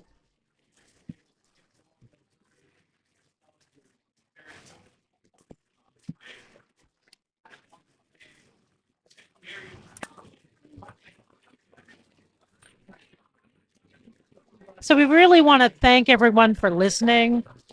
I don't think we've had commentary during a crown tournament before. We have had live streams, but having running commentary is something new, and we appreciate the people who are listening and sending in thanks to us for doing this. We're enjoying sitting here watching it and having a reason to talk about things. Yeah, I was telling Mercedes earlier today that, honestly, discussing fencing is kind of one of my favorite things to do when I'm not actually fencing, so doing it here for everyone else is just a bonus. Yeah, we're actually both staying at the same B&B, and last night we just talked about fencing. So, And tonight, we're probably going to talk about fencing. Yes. So, we're rather famous for after parties. We'll go and talk more about fencing after spending the entire day fencing. So it's a good thing we love this. Yeah. All right. So they're setting up for the Sweet 16 now. So as that goes, you'll get a little bit more of a play-by-play from us on what's happening. Yep, the list trees have gone up. Really appreciate the pageantry that they add. I see. I enjoy the fact that we can look at it and know, oh, Donovan's fighting over there, and Ozer's fighting over there, and I should probably know people's armory a little bit better than I do, but Yep. I'm recognizing a lot of heraldry, but I'm also learning there's a lot I don't know, so I gotta go find out what my friend's heraldry is. Yes.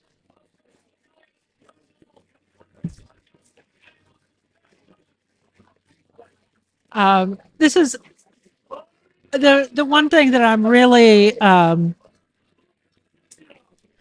loving about this is the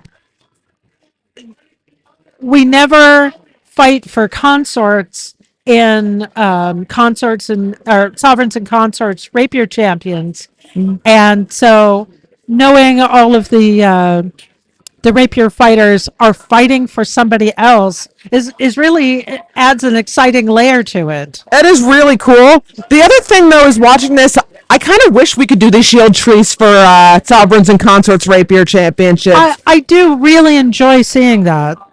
There's so much, it makes it so much easier to follow along. Yes. But also just the pageantry makes it feel special. And people get to know each other's heraldry a little bit better. We have a lot of heraldry in the SCA, but I think people don't use it as well as they could. It's an identifier that's very helpful on the battlefield, but also off. I found out where I was set up today by looking around and going, oh, Shark Pit is over there. I know from their banners. VDK has a giant tagma on the top of our Shayfly that's about 8 feet across. Makes it real easy to spot anywhere.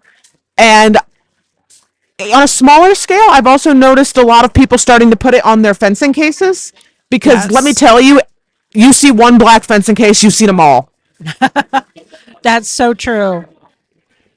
I'm seeing on the live feed we have the Sweet 16 up. The blocks that you're seeing on the bottom of the Sweet 16 tree are what's known as blue square. So the East Kingdom symbol, logo, heraldry is the blue tiger. And whoever first made the blue tiger hated embroiderers and painters and illuminators because he has an awful lot of flourishes. Not long ago, somebody came up with the idea of, I can embroider the tail, but at a certain point, I'm getting tired and I'm just making a square. So it's an in-joke with the heralds that has spread over to the scribes and the embroiderers and everyone else who has to make that symbol. I recently embroidered a Tiger of the East for a friend of mine, and so much understood Team Blue Square. Yep. Beautiful piece of embroidery, by the way. Oh, thank you. But absolutely, especially when you get to some of the later period ones, and Sparky's got all those individual little tufts of hair. Yes. It very quickly becomes a vaguely four-legged blue something, and it's just a few more steps to make it Team Blue Square. They do have T-shirts, yes. Excellent. That's good to hear. I don't know who won the fight that we're watching, but I'm enjoying seeing some action. Yep, we are officially rolling with the Sweet 16. We are. We've got things going now. The first two fights have happened.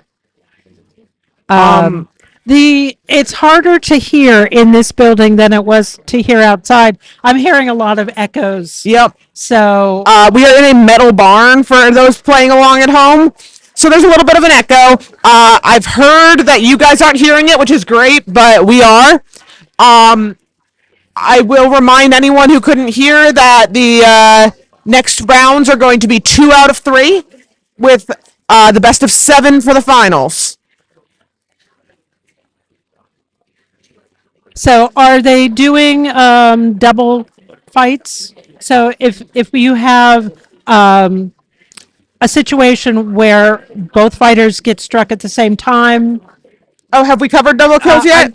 I don't know. Okay, so a quick lesson on what a double kill is. I think heavies have the same thing, but for those of you who are less inclined to the martial pursuits, or who prefer solo martial pursuits such as thrown or archery, what happens is if both people would have been killed, in some cases, then both are killed, in melee especially. However, in a tournament like this, we really do need a victor, because it's kind of hard to advance the tournament otherwise.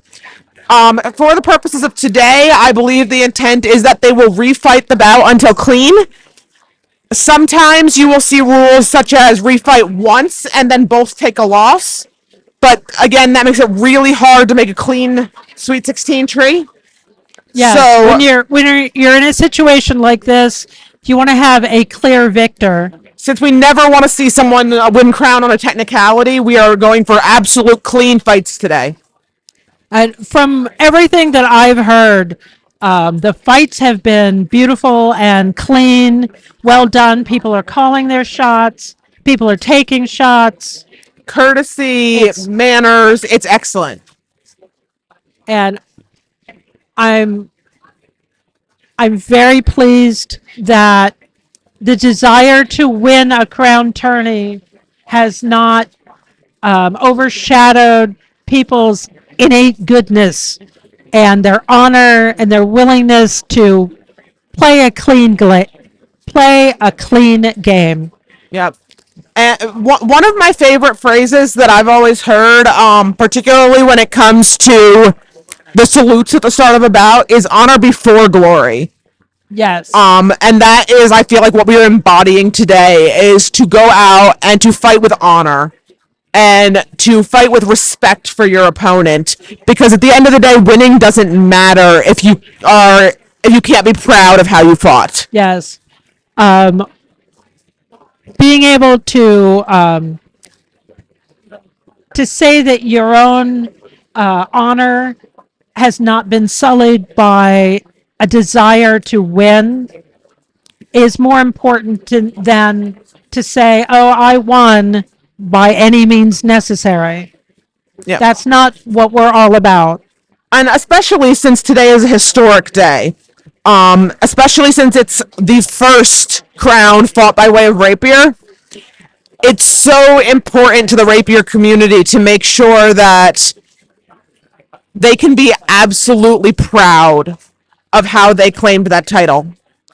And I've really been impressed by the fact that their Majesties, the Earl Marshal, everyone involved has emphasized that this is not rapier crown. This is crown tourney fought with rapier rules. Every intent has been made for this to be a crown tourney just like every other, while also being a crown tourney like no other.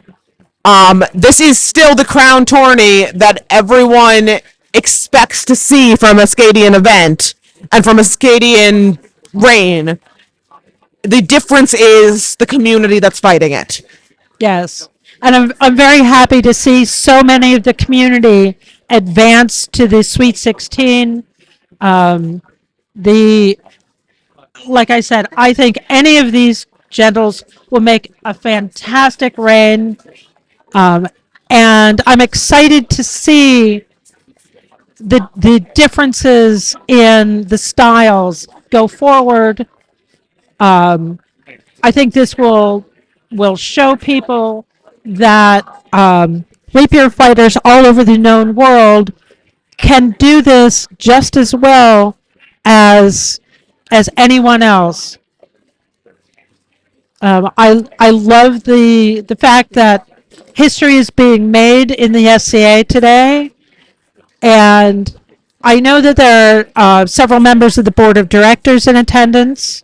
I hope that they're seeing that the East Kingdom's legendary hospitality is here on display today, even with the rain.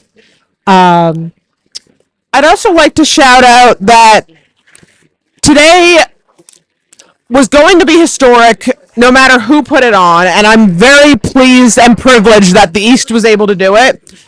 But given that someone had to be first and we can't all travel here, while I wish the entire known world could be here, I'm really pleased and proud that we have been able, through the web ministry and through the support of a whole bunch of people, that everyone is able to be here with us, even if they can't be here in person.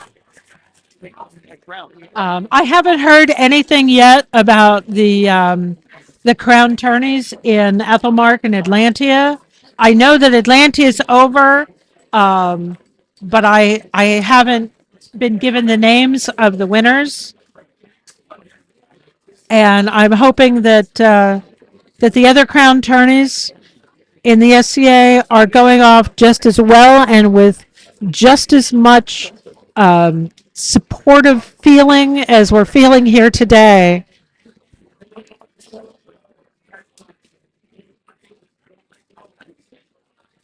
Really, and I know we've said this several times, the vibe here is incredible. I think everyone feels how important it is to this organization. I don't think I've seen an angry face yet today.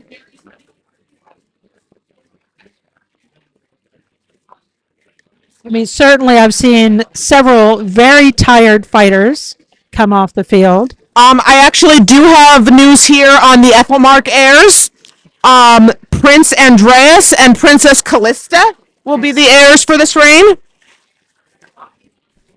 And I know that a second crown tourney is taking place immediately so that they have heirs. And then I also have Atlantia's heirs here. Prince Athos and Princess Eleonora from Atlantia. Further back. Okay.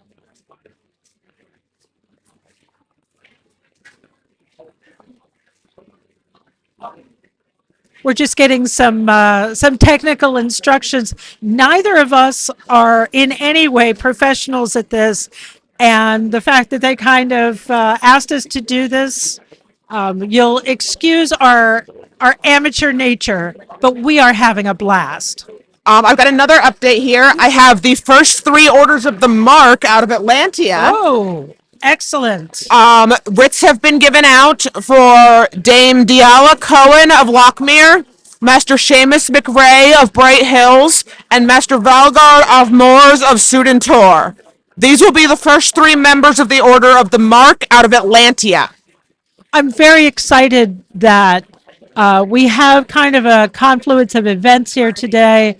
Not only do we have Crown Tourney, but it's the 10th anniversary of the Masters of Defense, and the first writs for the Order of the Mark are going out. We have a little quiet for the Heralds.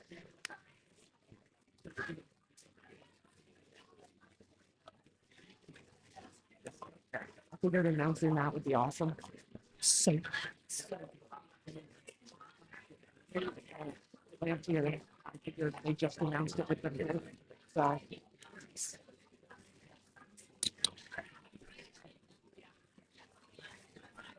what's going on?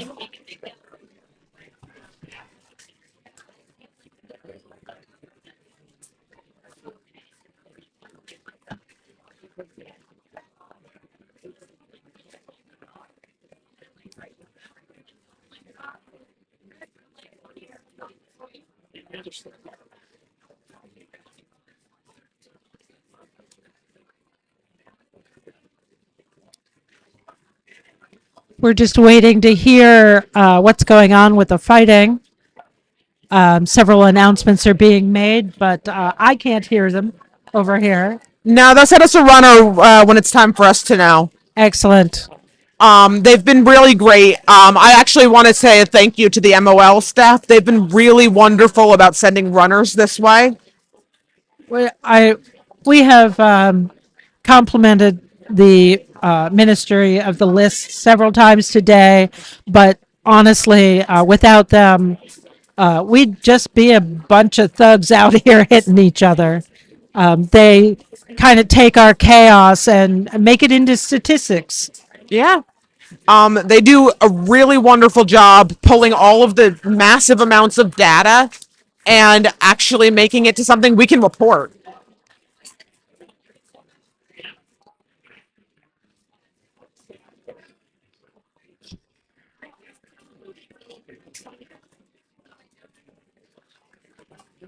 Looks like Bobby Tight's out there. I'm not sure who he's up against. I see that Llewellyn has moved from one tree to the other. Actually, a couple people have. So it looks like we've started working our way through the 16. We don't have any. Is there any way we can get a live? Is this a live picture of the board? Or is this just a camera? So if we could get like a live camera feed on it, that would be awesome. So people can know in real time. In just a second, I just want to. I've just asked that we get a live camera on the list tree so that you can see along with us how the fights are going. Because the one that we're showing right now, I think, is already out of date. So I'm going to take a break for a bit. Yep. You guys go for it. Yep, while Mercedes gets a break, Eleanor, I'm still here, and Aneshka's going to be tagging back in to give you guys some more play-by-play. I'm gonna go back in there.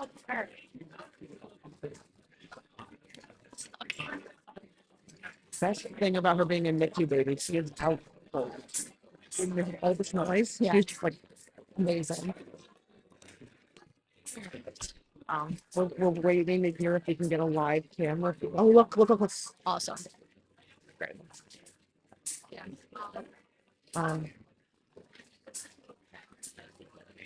So what you'll see that's just popped up on the screen is we do have an updated look at the list tree.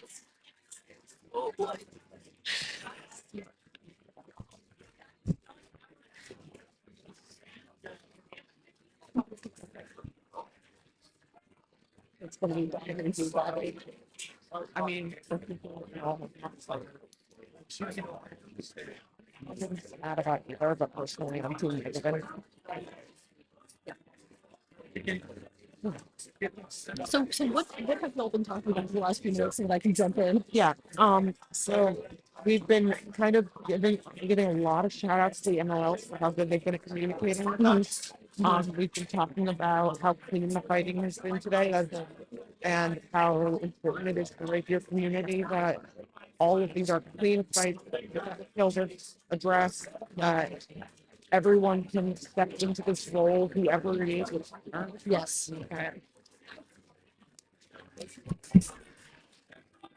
And this looks like it is Rodrigo versus Grimolf here, and Rodrigo has lost a leg there. And also an arm, so now he's going to fight from his knees with his left hand.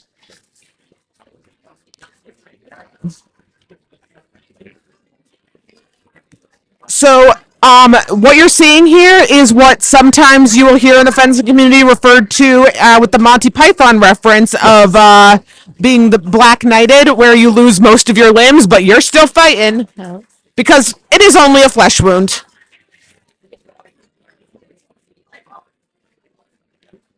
Victor Grimolf, yes, as you saw. And for what it's worth, some of my best fights have ended up with someone being largely Black Knighted and then still winning. Yes. Oh, it's very easy to get overconfident when you have somebody down with only one limb left, and to lose your focus and especially if it's their offhand. Yes. But then you'll get some people like Orlando, who I believe is still in. Yes. Who, fun fact, he is completely ambidextrous. Nice. So you do super fun things like take his right hand and only realize that you didn't actually help yourself because now you're fighting a lefty and he's unfazed. Right. Right.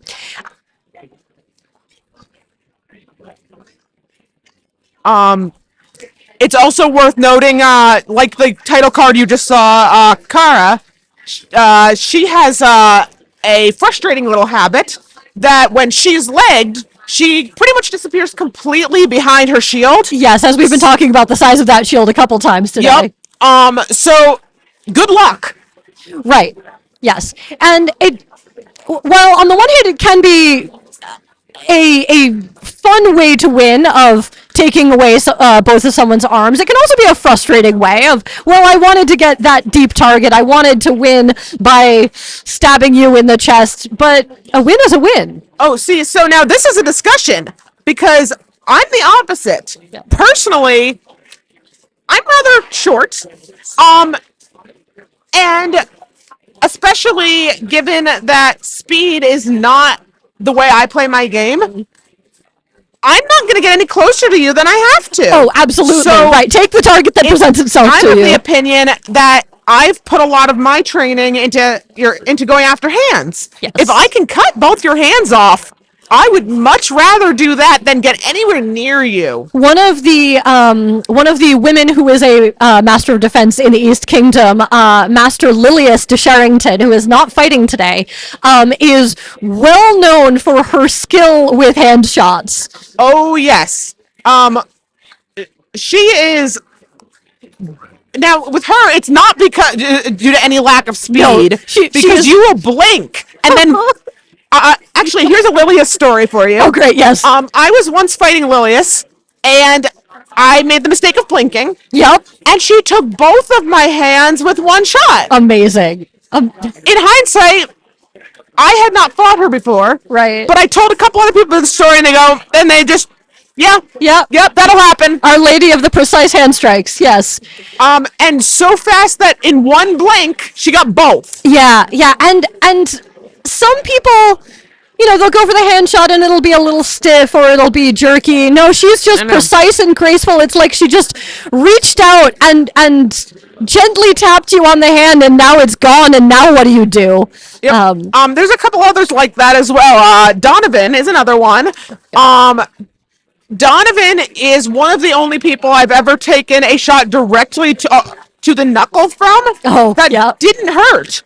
Now, for those of you who aren't fencers at home, there are some shots that no matter how good a person's calibration is, they're gonna sting a little bit. It's just sort of like getting hit in the funny bone. Right.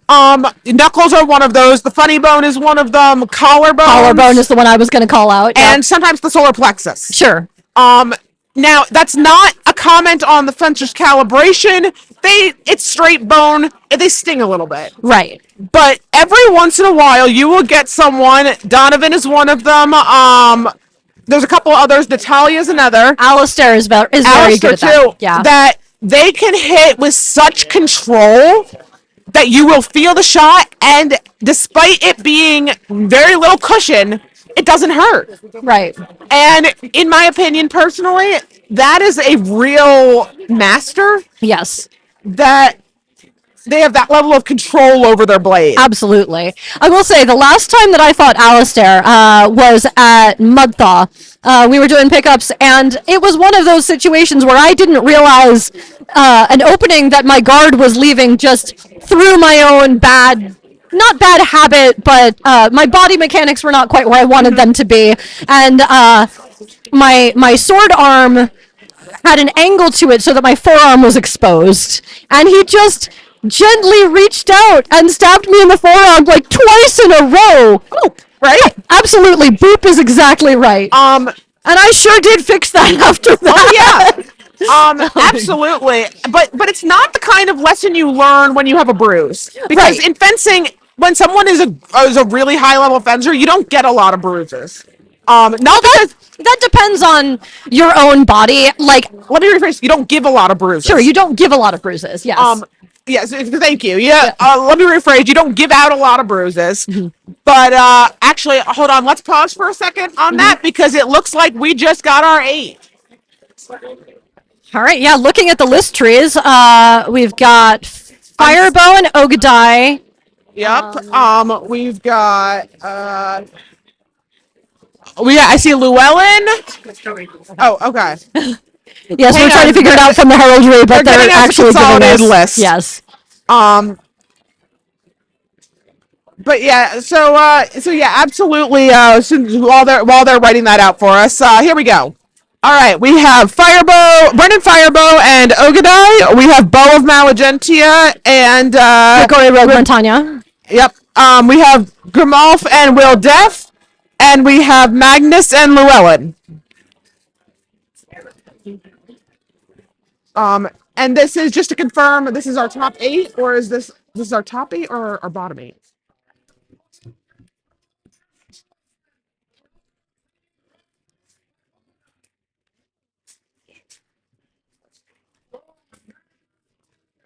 All right, please hold, folks. We're just confirming.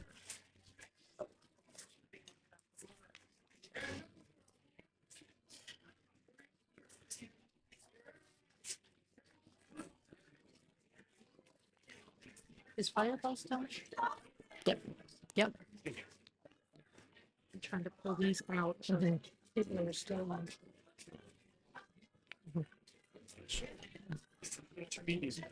Okay. All right. I know Donovan and Bobby were both still in the winners list the last time we saw the list. Okay. So just to confirm, folks, I misspoke. This is not our top 8. This is an intermediate round. We will update when we have a confirmed top 8.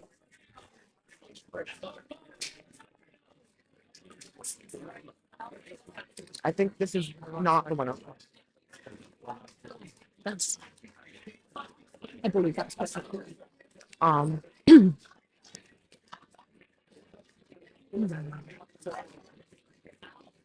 right, so this fight is Bo versus Gregory Rogue Montagna. Right. So in a few minutes, we're going to talk about the people who are fencing in this round. But in the meantime, do we want to just finish up what we were saying about? Sure. Yes. Yeah. Calibration. Yes. That. Like we were saying, that there's always going to be some bruises. There's always going to be, a lot of that depends on your own personal body mechanics. For example, I personally, I just bruise very easily, and it has nothing to do with how hard somebody hit me. It's just, that's how that goes. And personally, there have been times that I did something like fall and hit myself, and I didn't bruise. Right. So the bruises are not necessarily a metric, but there are absolutely people who have such precise control over their swords that it really is a beautiful thing to see. Mm-hmm. And it really becomes a very fun fight. Yes, definitely. Yes. So what we're going to go into from here is we're going to talk a little bit about the people who are fighting right now. Just to give you a little more background, we said a lot of this during the original procession, and while some of you have absolutely been here with us all day, and we appreciate it, I also absolutely want to go back through this for those of you who joined a little later. No, this is an intermediate round. Oh, okay. Yep. I'm just trying to. So these are the ones who have no loss over there, who are also still in. I'm trying to pull out everybody that's still in. Right. All right. So, all right. So we're going to talk about these guys coming up. First up, Firebow and Ogadai. Brendan Firebow, known to friends and pretty much everyone else as Firebow. He's out of the southern region, New Jersey and New York area. He is a master of defense, as well as being a Monch, which, as a reminder, is the grant level art award in the East.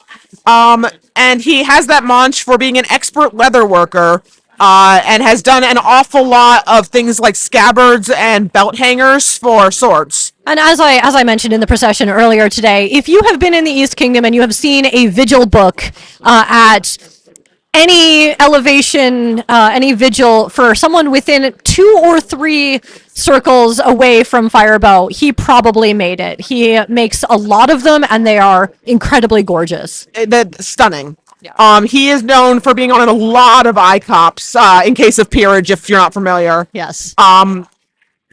And so his opponent for this round was Ogadai.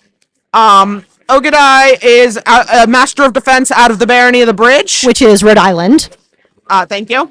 And despite not being a duke, is affectionately known as Duke Ook due to a misprint in the Pennsic Independent, where he was mistakenly credited as Duke Ogadai, and because we like rhymes, he became Duke Ook. Yep. Yes, rhymes and giving people the business. Correct. Yep. All right, so moving along down to Beau of Malagentia and Grigori de Montaigne. So Beau is a very talented fighter out of the main area. There we go. Beau is a wordsmith. He does words for scrolls in addition to fencing. And he previously served as Malagentia's rapier champ. And speaking of rapier champs, his opponent in that round, Grigori Rogue Montaigne,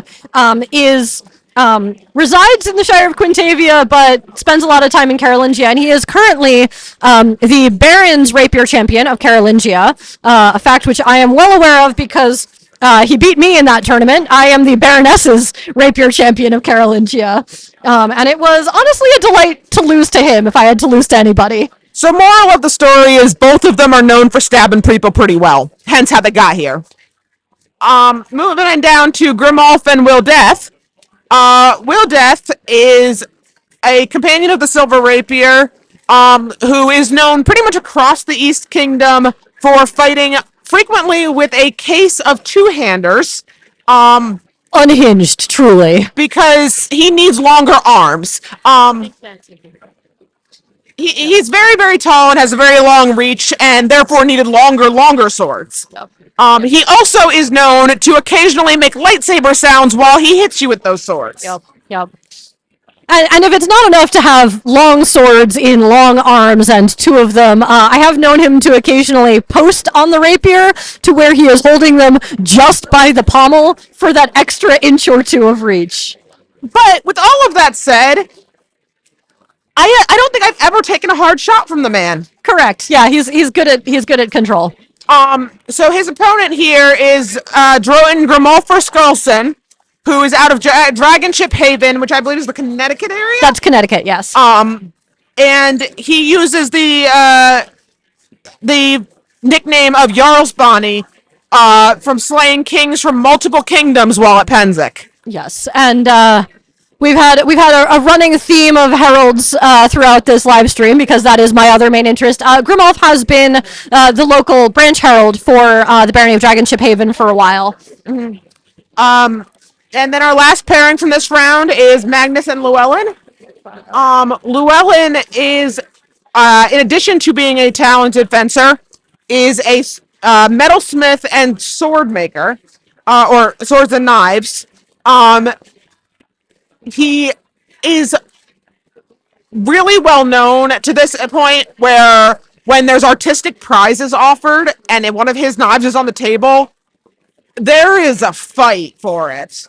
There absolutely is, yeah. The Ducal Challenge that happens in the fall every year is one of those tournaments that has prizes on the table, and the people want to be they want to do well in the tournament so they can pick early so that they can get Llewellyn stuff.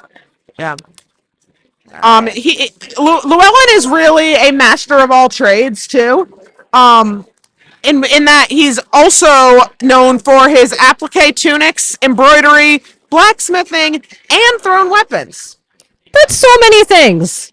Put some back. I mean, but don't because he's good at all of them. Great, yeah. And then his opponent in this round was Don Magnus Morty, also known as Morty. Yes.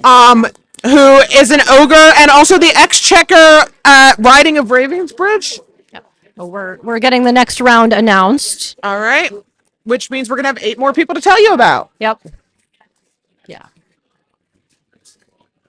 While we're waiting for those people, I just want to touch a little bit more on Ducal Challenge out of Setmore Swamp. Ducal Challenge is run by Duke Brennan and Duchess Keelan.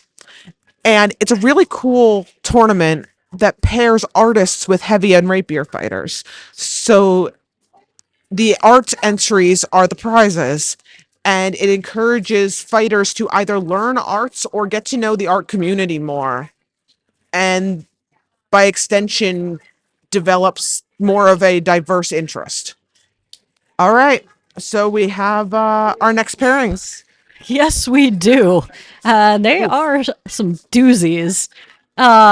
So we've got Ozra the Boot Giver versus Trian. We've got Robert Tights versus Donovan, and bless. We've got Will Death versus Brendan Firebow, and we've got Llewellyn versus Gregory. Yep. We've already covered Llewellyn, Gregory, Will Death, and Firebow. So the next bit we'll be telling you about the other four. Yeah, so Ozra the Boot Giver, and you can see a boot on his heraldry. The other thing on his heraldry is a bunch of goots that represent raindrops because his knight was Sir Anton the Rainbringer. Correct. And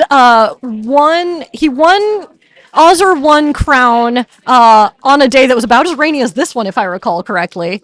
Yep. And Ozra is the East Kingdom's most recent unbelted king. He won crown before he was knighted. Another fun fact, in carrying on with the rain bringing, he also can stop the rain. And yet he didn't. Well, correct.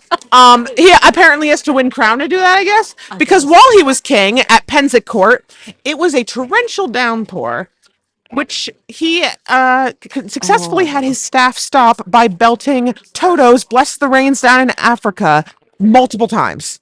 I'm sorry. I'm watching in the background of our stream here, Donovan versus Bobby, which was a flurry of blows back and forth, which is fairly common for the two of them. Bobby is known for being one of those fighters who, we joke in the rapier community that the safe word is dead. You don't stop until you hear dead from your opponent because they might not have noticed a hit that went in. They might, you might have actually missed it. And Bobby really, really exemplifies that. He's also incredibly bendy. He is. Yes. So sometimes you will think a shot landed, only to realize he somehow voided his body in a almost animated fashion. Yeah. And now he's not there anymore. Yeah. He's a true delight. But yeah, he just keeps going. He just keeps going and going and going. So if you're fighting him and a shot lands, you really have to be clear to tell him that it landed because otherwise he's going to keep going.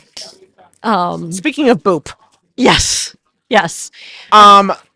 Donovan, on the other hand, is Murderbot.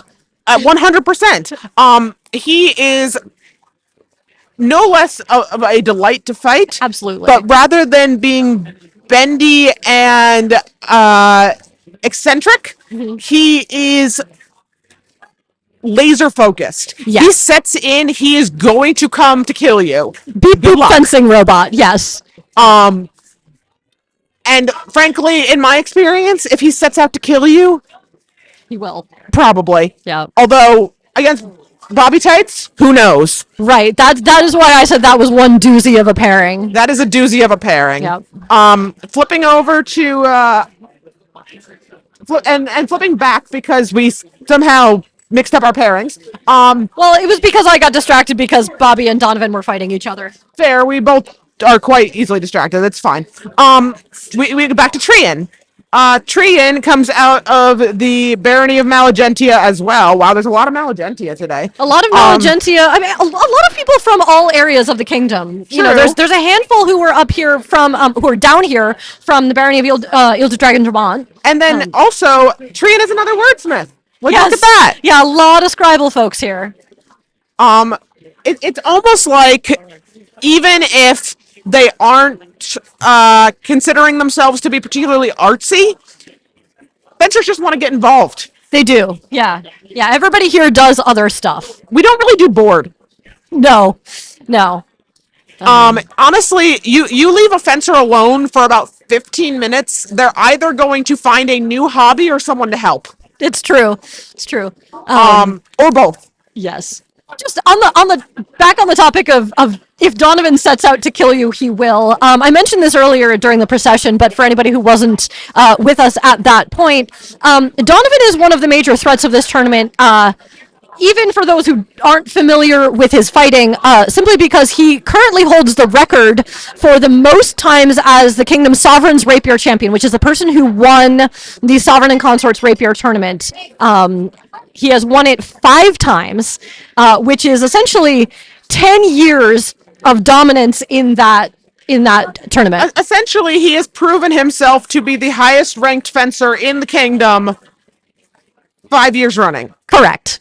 Yeah. Well, not in order. Alternating. Right. Yeah, Yes. 5 years in various order. It was alternating because the Sovereign and Consorts Rapier Champion run the tournament the following year and cannot fight in it. So for 10 years, every time he could fight in that tournament, he won it. And before that, he was the Consorts Rapier Champion. And Murderbot. Yeah, Murderbot. Yeah.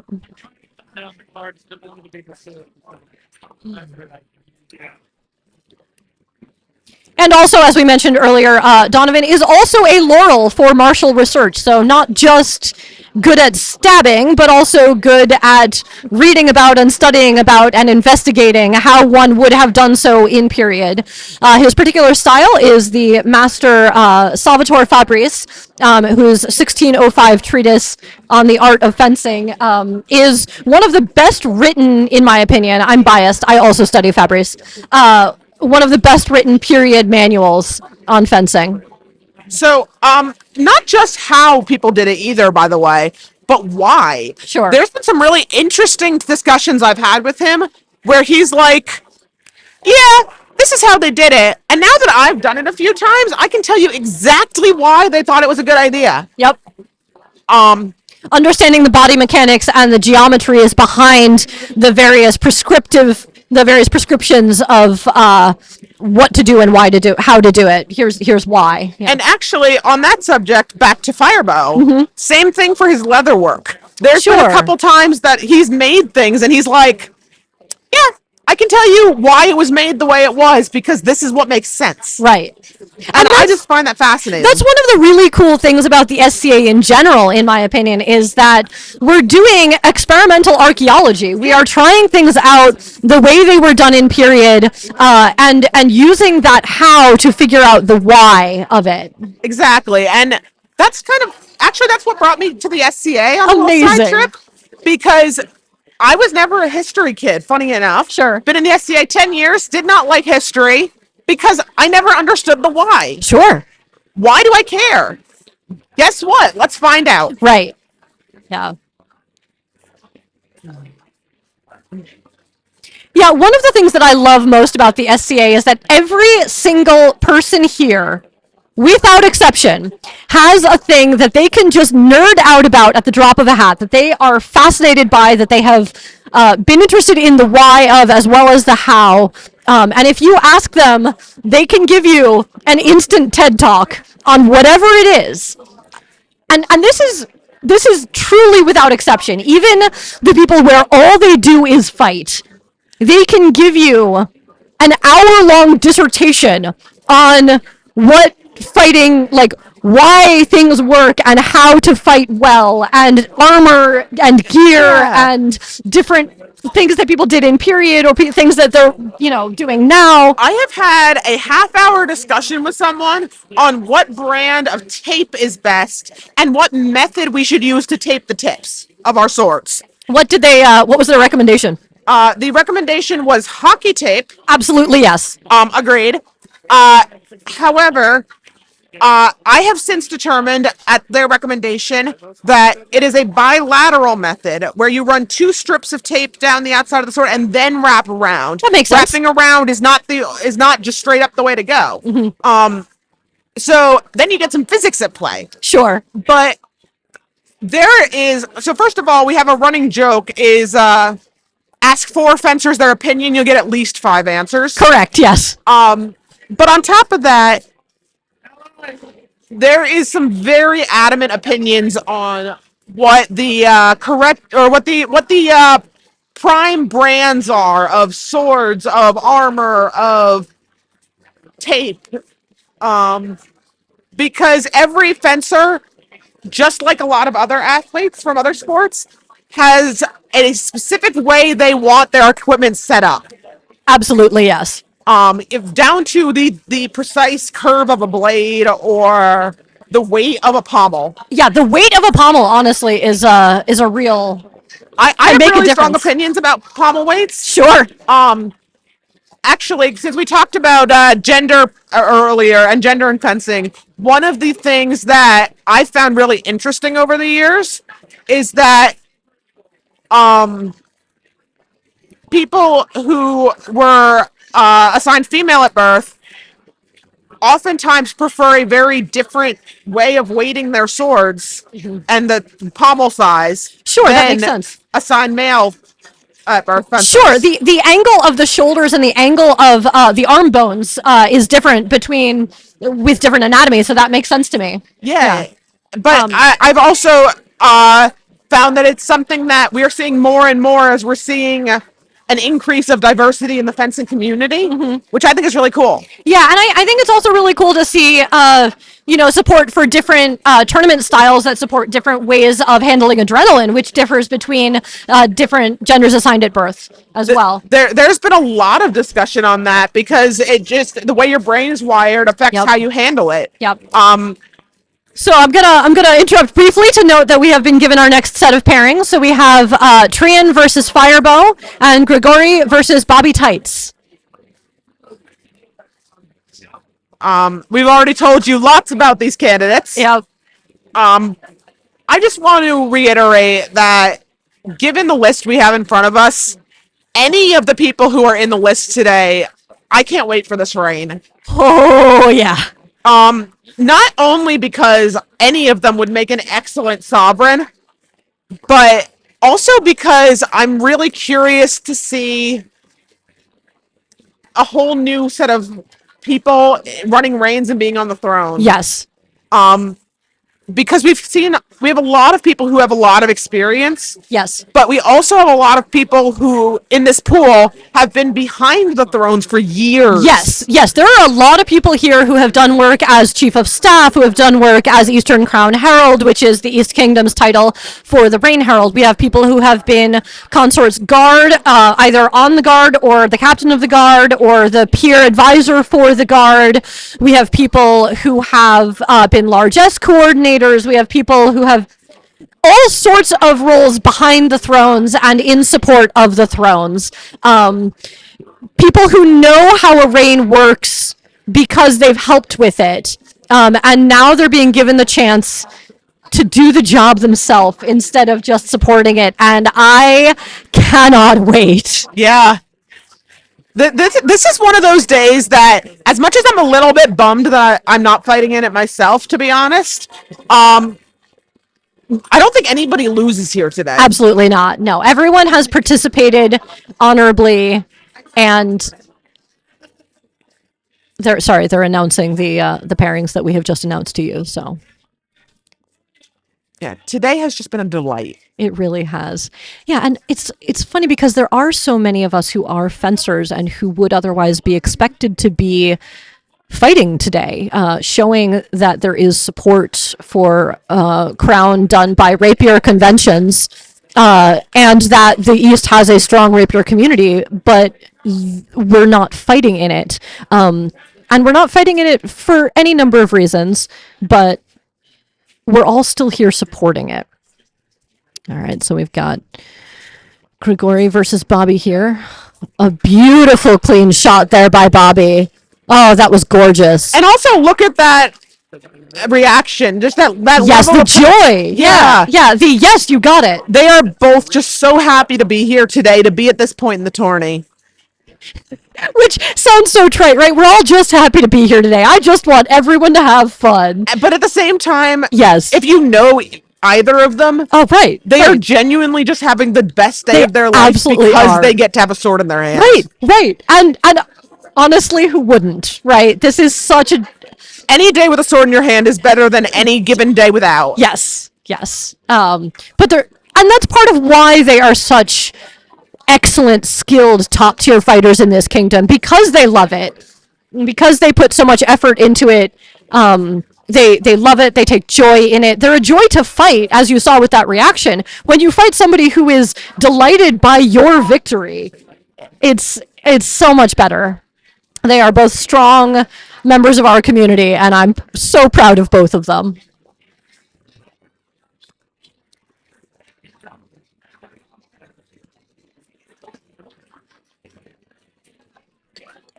So just to give another shout out while we're here today, there's been 3 of us kind of talking to you guys for going on how many hours now? I'm 6? not thinking about it. Yes, 6 hours. I just want to say there has been a crew of 2 or 3 people who all day long have been essentially water bearing for us, bringing us snacks. It's been, yes, strong thanks to the web ministry team, to Vika specifically, who has kept me watered this entire time. All right, so we've got Firebow and Trian here. Oh, let's all just watch this for a minute, because, there we go. That was a bend in Firebow's blade. I don't know if it hit. Might have been a guard. It could have been on fabric. I don't know. Yeah. Let's find out. We're discussing. And that's the thing that can happen, where it looks like a sword has bent and made contact, but what it made contact with was cloth or... Because of the flexibility of our swords. Victor, Brendan, Firebow, the Heralds have just called, so... Yeah. Yep. But yes. But sometimes what you'll see is things like a blade will catch in a fold of fabric. Yes, or very common. Especially with puffy sleeve shirts. Yep, which so many fencers wear. And I will say it does feel different to the person holding the sword. When I'm fighting someone and it catches fabric and my opponent says, sometimes very apologetically, cloth, I'm like, yeah, I know, I could tell.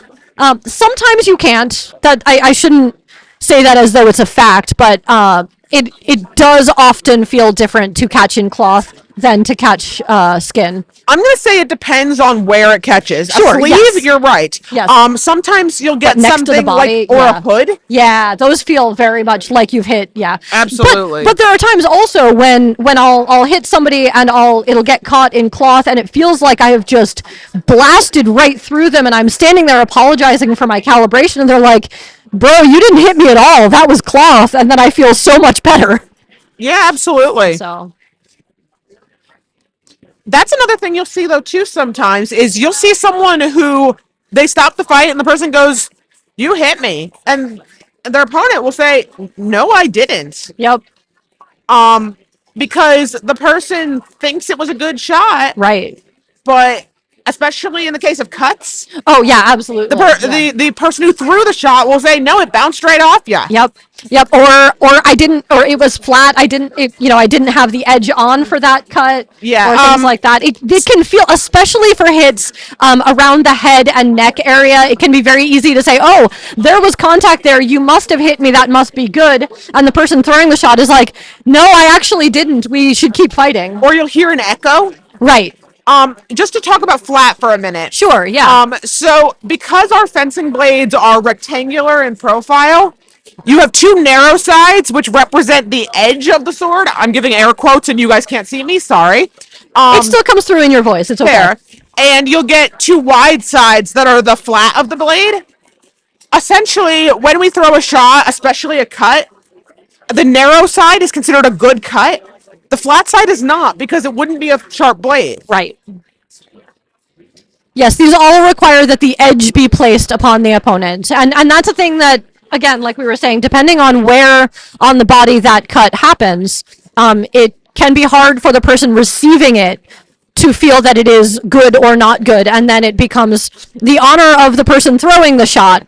And I've been really glad and really delighted that overall in the fencing community in the East, everyone here is very, very enthusiastically, oh no, that I did not hit you well. We should keep going. Yep. Rather than taking, oh, you thought I hit you, great, sure. It's always actually really nice, personally, for me to see 2 people say, you know what? I'm not sure, but let's clean it up. Yeah, absolutely. Yes. Yeah, and that's the thing too. People want to make sure that they win cleanly, that they want it to not be slop. You guys have been great. This is fun.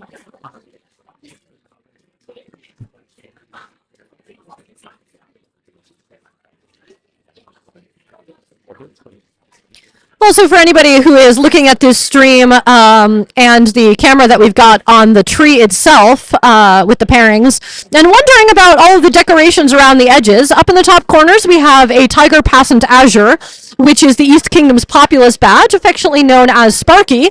You may have seen Sparky on some of the Web Ministry's title cards and the technical difficulty screen and on people's belt favors and things like that.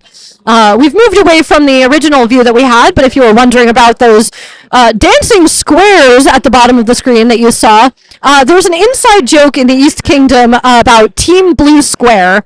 And that comes from the fact that Sparky, being a heraldic tiger, has a lot of curlicues and mane and bits and bobs that are honestly pretty difficult to draw, to embroider, to sew onto things. And there was a time some years back where a group of embroiderers were embroidering Sparky onto something and saying, man, I really wish that the Kingdom's Populous badge were just a blue square. We cannot have just a blue square. Trimaris already has that registered. But it became an inside joke, and people talk about being on Team Blue Square. We do have Baroness Kaylee McWhite, who is one of the list heralds of the East Kingdom and is also currently the East Kingdom's mural herald, being the external notifications herald for the East Kingdom, registered the badge basically a blue square conjoined to a tiger's tail. And so that's what you'll see on a lot of decorations and things. You'll see that square with a little curlicue coming up off of the back of it. That is Team Blue Square. That's our, some people refer to it as Clippy Sparky, in reference to a joke made by Her Grace Asa Phelan Yoster's daughter. She used to be the Tiger Clerk of the Signet and was recently Queen of the East. But in her reports to the East Kingdom Curia, the business meeting, as Tiger Clerk of the Signet, reporting on what the scribes were doing for the year, she would put Clippy eyes, like the old Microsoft Clippy paperclip, onto this Team Blue Square Sparky with the tiger's tail. And it was a fun joke that continues to be fun today. I am solidly Team Blue Square. As I said earlier, I had to embroider the Sparky earlier this year, and I have to say I appreciate Team Blue Square more and more. The Heralds are calling for quiet.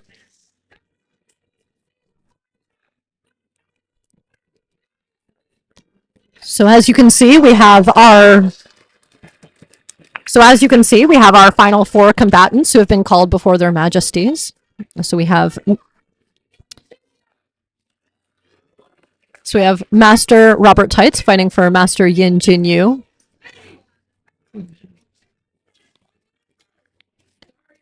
We have Jarl Ozra the Boat Giver. I keep saying that, Ozra the Boot Giver, fighting for Lady Hema Eilika Schweinfurt von Nürnberg. We have Master Brendan Firebow fighting for the honor of Lady Shishwela Butler.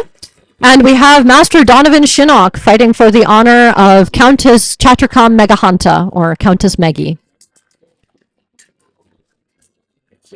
This is the one. No, this is Can I just say how cool would it be if Maggie came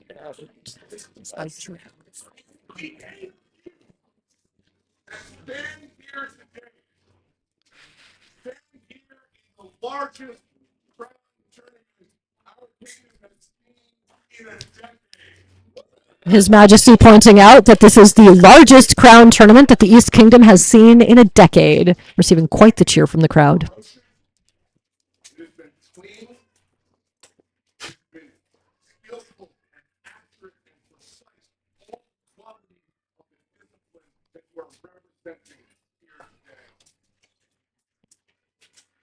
than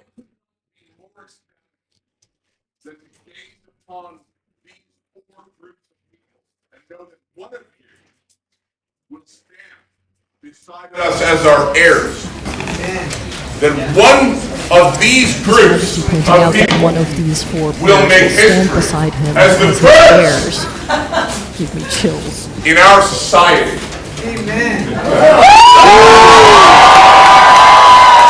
The cheering going on here is deafening. It's lovely to hear. People are so excited about this. But I want you to take a look around this group of people. I want you to take a look at the number of people who are live streaming right now. Apparently, we're not the only live stream going on right now, but we are the only official how one. valuable the efforts that you have put forth today will be to not only this kingdom, but our society at large. Take the moments that you have This is a very history before we begin has this its tournament. Feel yourselves, make ready, It and we'll is. see you in the list. Make ready! So many people all over the known world are watching this and hoping that they're next, that this idea spreads. It is exciting and revitalizing, and I'm thrilled to see that these four pairs have put their all into this. Yes, yes. And I do want to, I am entertained. We were talking earlier about, last night thinking about who the final four were going to be and, did you call it? And I have to say, 3 of these 4 were my 3. Definitely they will be in. And the 4th one was the 4th could be any one of these 4 people. Yeah, exactly. These are certainly among the best fencers in the East Kingdom. And we would know that from this tournament, but also they are known as excellent fighters, honorable fighters, skilled and dedicated. They are here and they deserve to be here, and we expected them to be here. I'm, as I've said many times, I am giddy. Yes. This- Oh gosh. The I haven't- energy in this building it's a trope, but it's electric. I haven't felt this kind of excitement in the SCA in decades. I'm glad that we I- could give that to you. I really am glad. And I want to thank the people who have messaged me privately and said what a great job we're doing. Thank you to the web ministry for providing this opportunity. Endless thanks to the web ministry for making this possible, this stream. Yeah. This is so exciting. I love being a part of it. It looked like I wouldn't be able to make it to this event for weeks, and I'm glad that I took the chance and came here.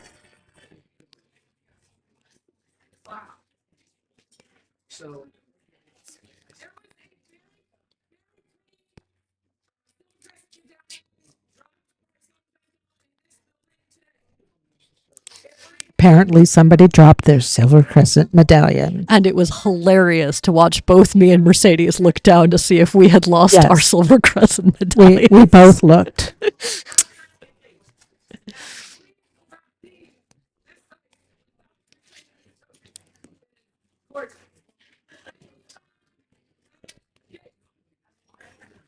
Well, if anyone who is on site is watching this stream, a very gorgeous Silver Crescent medallion has been found. It will be held at gate. Please go pick it up if it is yours. Oh, the excitement in the Heirs is, as we've said several times, electric. Yeah. People are the smiles, the just joyous feeling here is awesome to be part of.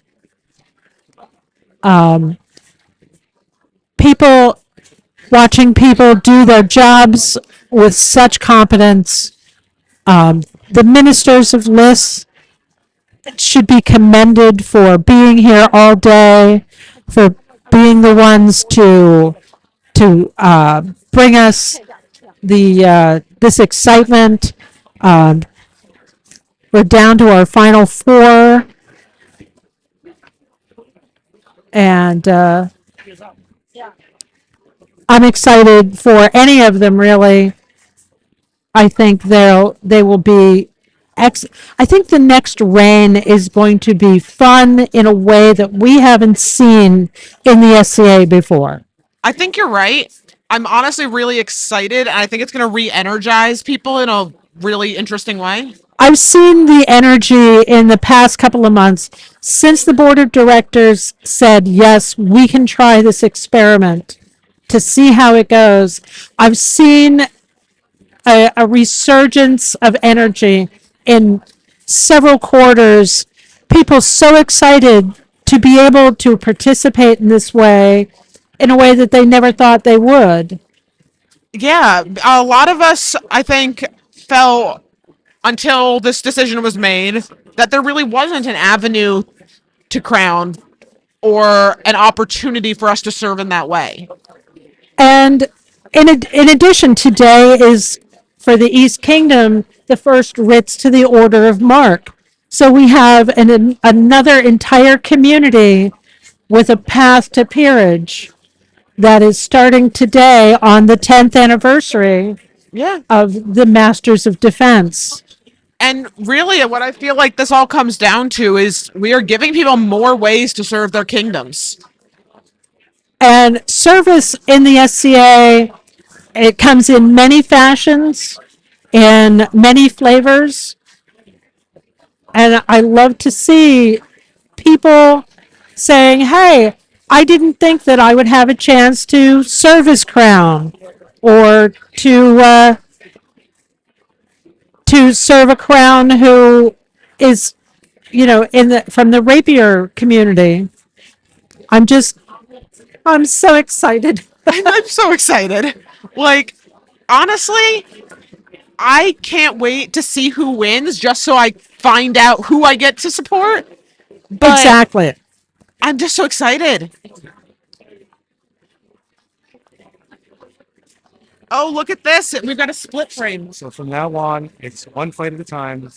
You have all four views going on that screen. Ooh. From the four sides. Okay, guys. So here's an update on what you're seeing on the screen. From this point forward, we'll be watching one fight at a time, and you get four separate views of the fight. And then the screen in the middle is our tree for the semifinals. So from this point on, this is the best view of a fencing match that you are ever going to have. I'm kind of jealous because we don't have the view. We have to watch on the screen because... But that means we get to watch with them and see four different views. That's true. But I do know that there is a lag between what we see on the screen and what's going out several seconds. This is true. So if you're watching and you hear screaming coming over the live stream, that tells you something interesting is about to happen. You better pay attention. So this will be like fortune telling for people listening. You'll hear us give you information and then a couple of seconds later see it on your screen. It's kind of like an instant replay. It's like instant replay. So I also just want to point out, you guys see how many marshals we have milling around here?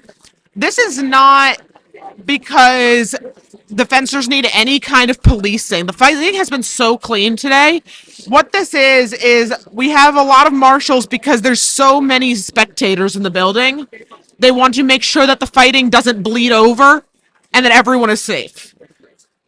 When I was the Kingdom Rapier Marshal, one of my policies was everyone should have the training of a marshal because at the time the community was much smaller, but we wanted to be as safe as possible.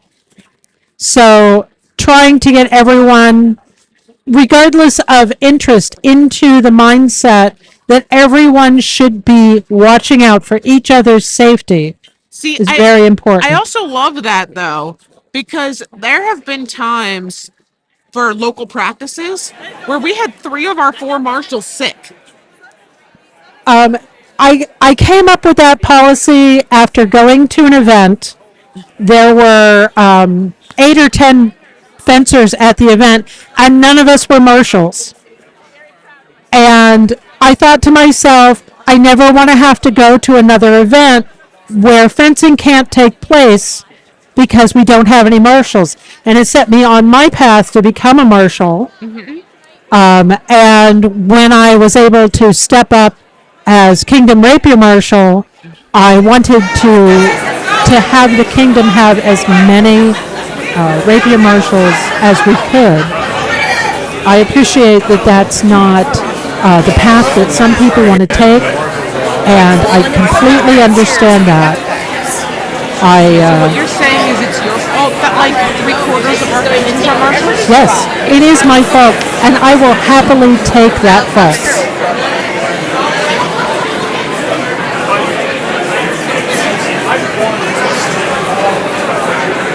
So Eleanor had to step away because she has more important things to do with her lovely child. So we are currently waiting for the fights to begin. Camera is giving us some views of the lists before the fights begin. So I was saying to Eleanor, there is a few moments lag between what we're seeing on our monitor and what is going out on the live feed. You will see in Ozer's list, there is a boot on the ground. He is the boot giver. I'll take that as a sign of a challenge. I will also, a funny anecdote, if you will, about Ozer the Boot Giver. Seems like half of my anecdotes today are about Rapier champs earlier this year. But, during pickups at the end of the day, Ozer was fighting with Master Antonio Petrasso, who was the outgoing Sovereign's Rapier champion, and so had been running the tournament, and decided that Antonio wanted to get some passes in as well, but was wearing, some newer shoes that he hadn't worn very much before, and his shoes gave out. And so in order to keep fighting, Ozer loaned Antonio his boots. So he was a boot giver. In this semi-final bout, we have Master Donovan Shinnock for the honor of Countess Chakrakam Meganta, known as Meggie. Announcing Master Donovan Shinnok fighting for the honor of Countess Chakrakam Megahanta. Versus Meister Brandon Firebone. For the honor of Lady Cecilia Butler. Versus Master Brendan Firebone fighting for Lady Shishwela Butler. This is best 2 out of 3. This will be best 2 out of 3. Losses still count. Previous losses still count. They are here. Please, pray honor to the crown of the East. Combatants, go for it. So I don't remember seeing, I believe that Donovan doesn't have any losses. Correct. Do we know how many losses Brendan has? I believe he has 1. So this is Please honor the state crowds here to see you. We're doing honor to the crowd, to the populace assembled. And finally, please honor your most worthy opponent.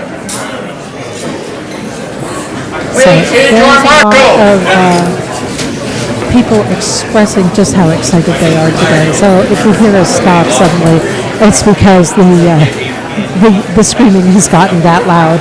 We don't know if you can hear it over us, but I assume you can because it is that loud. Yes, I have, this would be actually a beautiful fight. We've got Donovan with sword and dagger. Losses are still retained, so that means that the person entering this list with a loss must win twice They're explaining losses retained. That's 2 out of 3. They've got to win the 2. Yes. Math is hard. But what I was saying, Brendan Firebow has sword and cloak, which we were describing a little bit earlier on this Glory for all those assembled today. Fight! It is a beautiful form, but both of these two study Salvatore Fabri's. They both have this forward stance, this hinged at the waist stance. Let me see some probing actions to see what the opponent's reaction will be, to see if they can create any openings. Firebow taking the offensive there for a moment.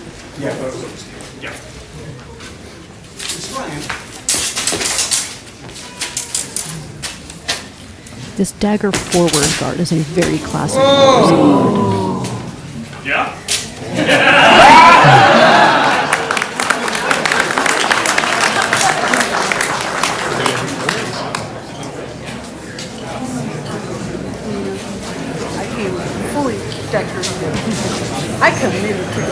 There seems to be some discussion.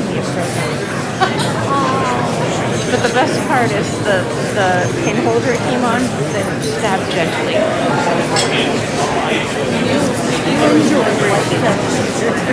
So no winner is chosen here until it is announced by the marshals. We are certainly not in the business of calling fights. So one of the hallmarks of that Fabri's closed dagger forward guard is that the tips of the weapons are held together to present a unified front, and from there they can both attack and both defend. Nothing to see here. Nothing to see here, the marshals say. We will refight.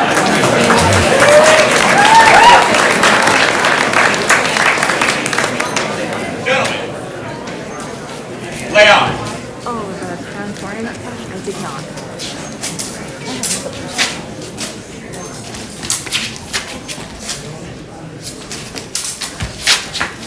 A lot of back and forth, a lot of probing. Donovan going for the low shot into the cloak. Yes!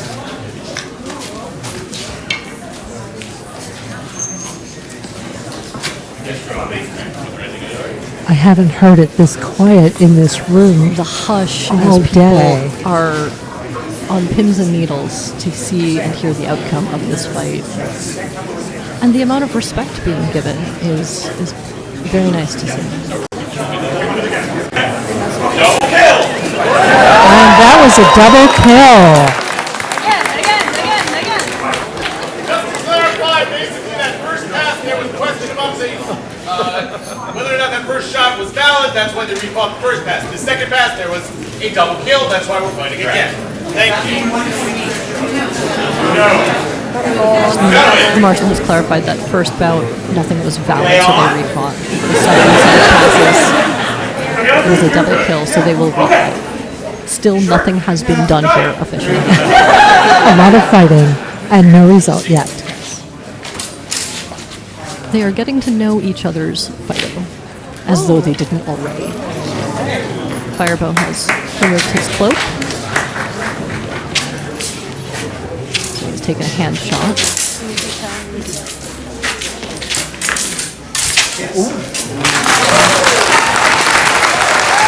Oh, that was beautiful.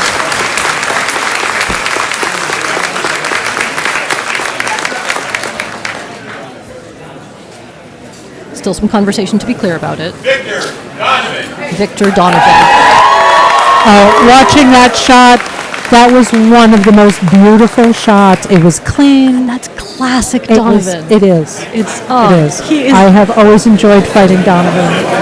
So, before this, we were talking about whether I would accidentally swear on air. And I noted that the way it would happen would be somebody would just have such a gorgeous shot that I would forget myself and swear on the air.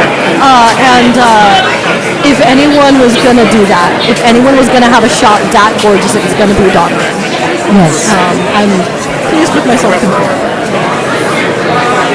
But he is so precise and so clean and so deadly. He's a joy to watch fight. He is an absolute threat to fight, but always edifying, right? Steel sharpens steel. You should always fight people who are better than you. Yes. And I am incredibly and deeply lucky to have him at my local practice. He's showing us every bit of his many years of training. He is bringing it all to the field. Prowess, baby. He looks unperturbed and unbothered. Fortunately, it looks like people have been staying away from him so that he can stay in his tourney brain. If you've never heard the term tourney brain, that's when and people do it in different ways. Everybody has a different tourney headspace, yeah. You get in your own headspace where you're unbothered by anything going on outside of your own fighting. And for some people, that's you need to be left alone and not spoken to so that you can get really deep into that focus. Donovan is one of those people. Some people need to socialize and be reminded to stay loose and happy, and so that they don't get too deep into their heads, and so they don't get, into a self-spiral. Sometimes you can get in your own way, being too deep into your own head. Yes. So one of the most important things in fencing is to master the head game. The crowd is cheering here for Master Robert Bobby Tights, fighting for the honor of Master Yin Jinyu. And for Jarl Ozzer the Boot Giver, fighting for the honor of Lady Hema Eilika Schweinfurt von Nürnberg. Which I wish I didn't have to look up every time. Pray honor to the crown of the east! Doing honor to the crown of the east. Pray honor to the one that inspires you this day! Doing honor to the one who inspires them this day. Pray honor to the most noble populace assembled! Doing honor to the crowd and the populace assembled to watch them today. And doing honor to their most worthy opponent. The history of salutes goes back many millennia when fights happened in tournaments. You always do honor to the person who is joining you Stand you both ready. in the fight. And for honor, glory, and for the people assembled here today. I love that they're fighting for honor and glory.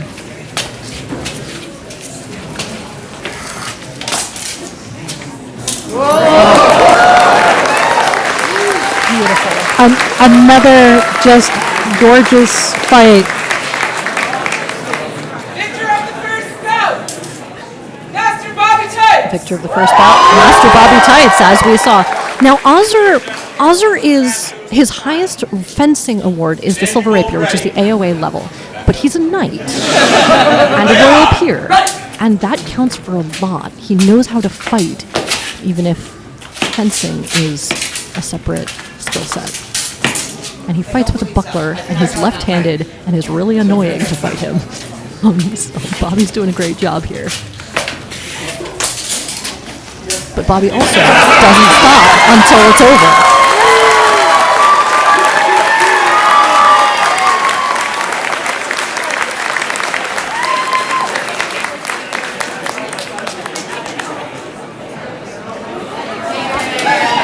That right there, that hug that Bobby gives to Ozzer is really emblematic. The roar of the crowd is deafening for Bobby's victory.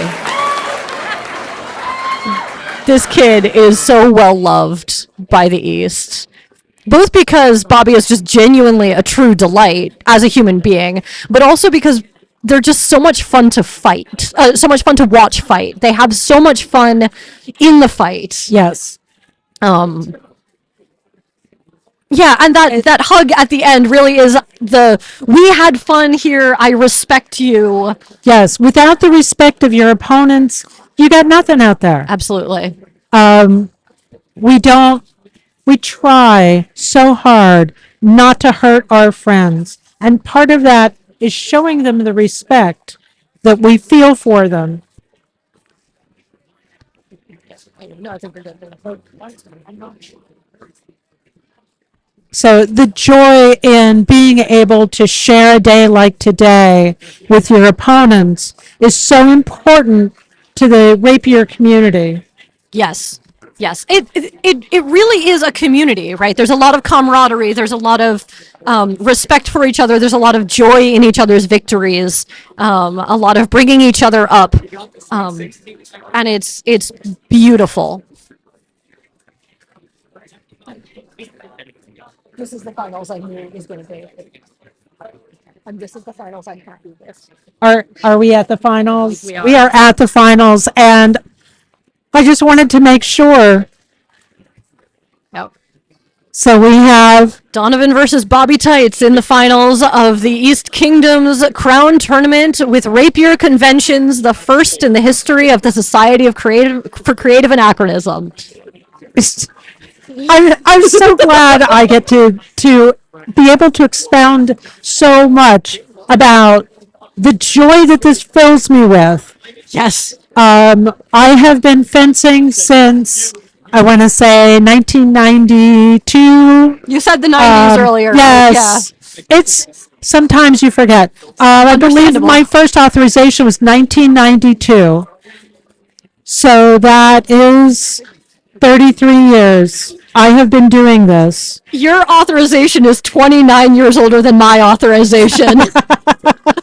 And yet here we can sit and enjoy this together and just be completely thrilled by what we're seeing before us. And I will say, this finals is the finals that I was personally, privately hoping for. There are so many people who entered this who I would have been absolutely delighted and joyful to see in this finals. But Bobby and Donovan are two people who I personally love a lot. They're delightful human beings, and I'm good friends with both of them.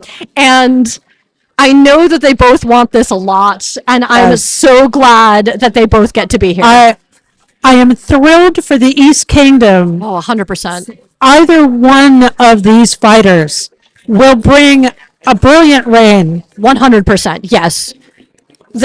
Whichever of these combatants wins today, the East and the society will be better for it. Yes. I'm having so many feelings, y'all. I can't even. The chills that we're feeling right now are just, they're awesome. You want to join us here? Let me bring this over here and we can share the mic. Yeah. Leonette ran away with their kids, so perfect. There you go. Got some time. All right. It looks like they're moving the list closer to us too, so we'll be able to give some live feedback. I hope so. The rope's right here. So there's a tradition in the SCA that peers can come inside the ropes for the finals of Crown Tourney. I am a peer and I could do this. I'd rather stay here with you and talk to you about what's going on. But if you're watching the live stream and you see a lot of people standing around, it's the peers that have been invited inside the lists for the finals.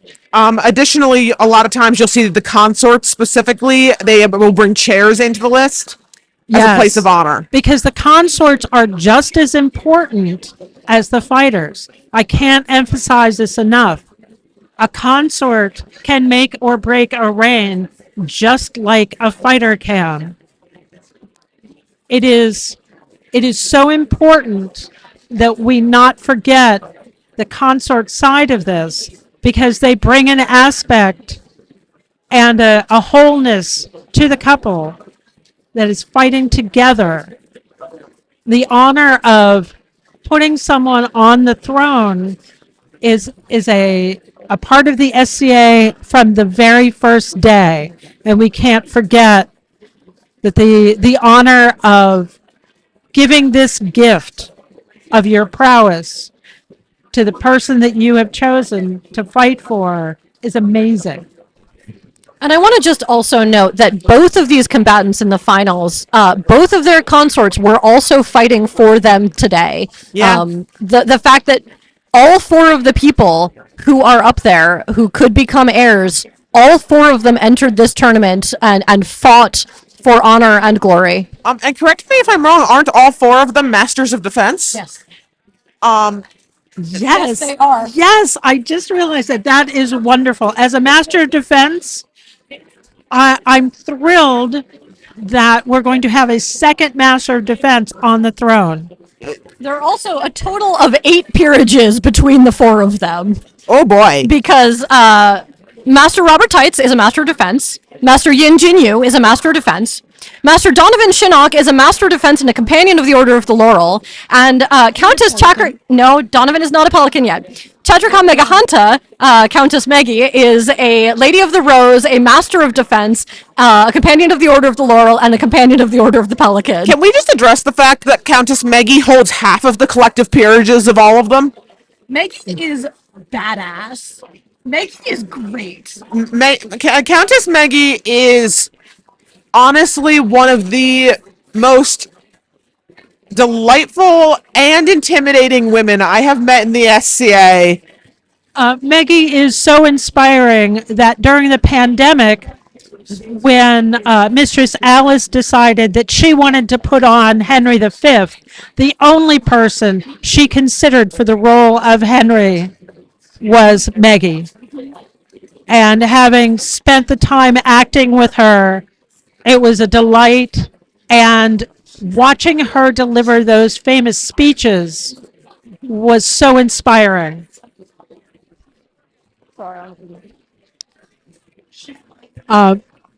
So you're going to see on the live feed people standing around waiting for the finals to begin. You can feel the electricity in the air. So, I apologize. I had to step away. I just want to highlight that depending on the outcome of this, if Donovan wins, Countess Meggie will become Duchess Meggie by 2 disciplines.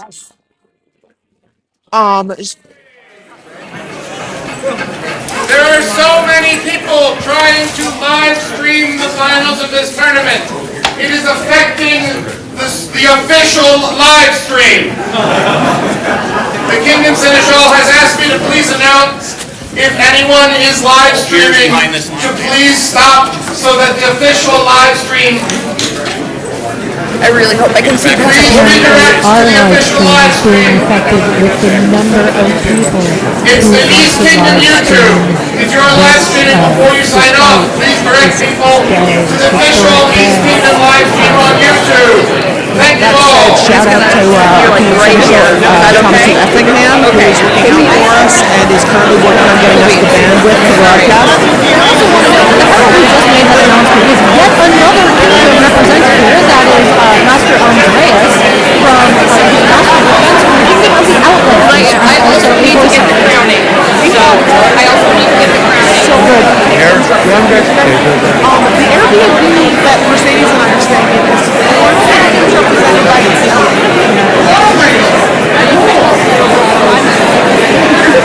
Do you want me here?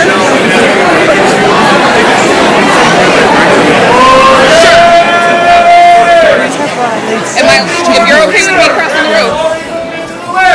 Sit down! You are blocking the spectators and the live stream and the board!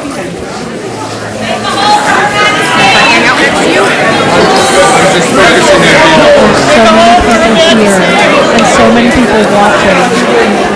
I'm interested to see what the numbers are like today. For those of us who heard all of our stories about Rhiannon earlier, she just showed up as one of our marshals on the live stream. Rhiannon has been East Kingdom Seneschal. She has been the East Kingdom Rapier Marshal. She has been the Seneschal of Applemart. And she is the Seneschal responsible for Applemart becoming a kingdom. She's also a long-time friend, spent a lot of time. My tripod leg is right in On the live stream, you're going to see a lot of people. We have entered the 11th hour, His Majesty is speaking now. and that feels more literal than not.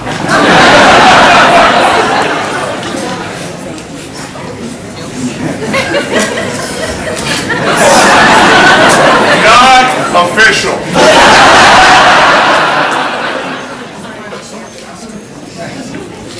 If I could have the combatants who can consort in front of us right here.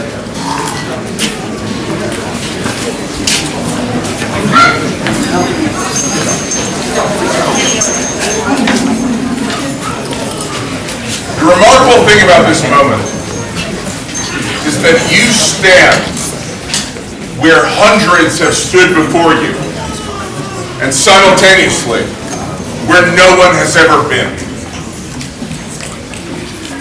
You stand here through the strength of your arm, through the precision of your strike, through the efforts and energy that you put forth, but you stand here also through the support of all of these people, those who are in those live streams, those who have expressed their opinions, those who understand what it is that we do here that get this thing about us.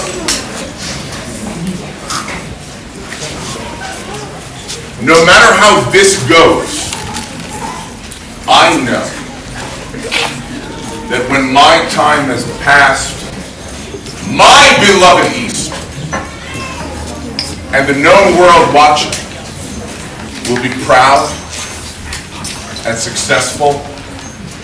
I know in my heart of hearts that there is no way from this point that we fail.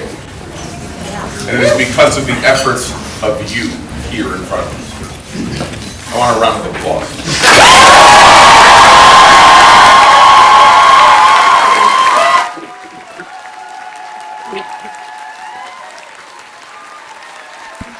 His Majesty has just given a wonderfully inspiring speech, and the East Kingdom is going crazy. The applause and yelling here in this room is deafening. And now in Eastern tradition, death is king. The finals are best of 7. Opening round is great sword. Loser of the first round will determine the second round. You may choose any form in which you wish, no repeating.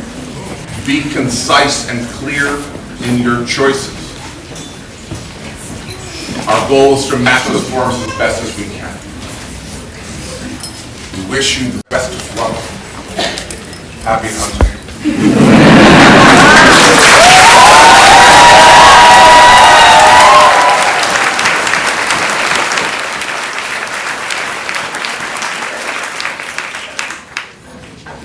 I don't want to get the show on the road, so to speak, but it would truly be a joy and an honor to have either of you as our heirs.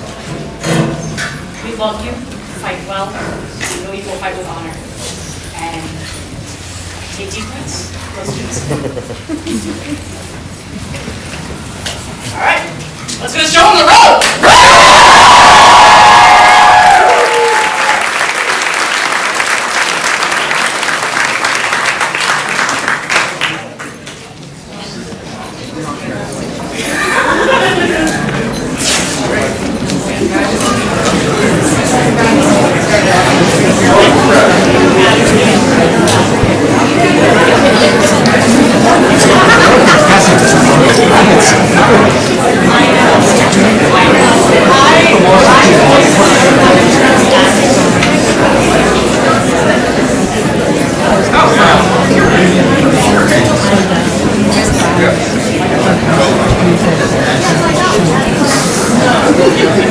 East values weapons depth in all of its terms. And its ground this is no different than others. It wasn't announced before the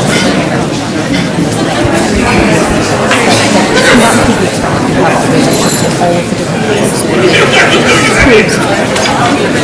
In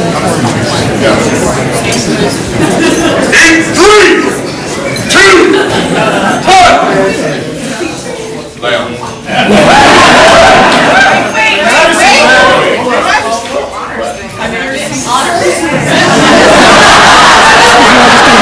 The usual honors that are done before the first bout, and the crown has costume on it. Lay on system. Is this an actual emergency? Master Donovan Shire is fighting for the honor of Countess Shatrika Nagata, said Meggie, against Master Robert Tight, who fights for the honor of Master Yin Chiyo. Combatants, bring honor to the crown of the East. That was me. Give honor to the one who inspires you today.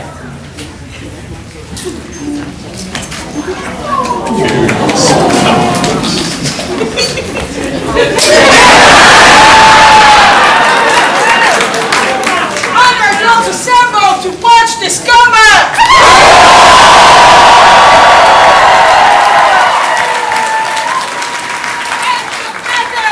Honor your most worthy opponent.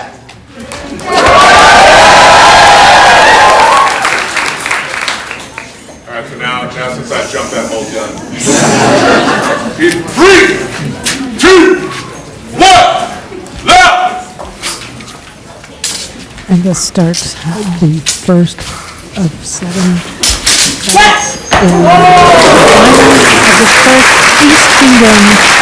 Downturning shot if they do.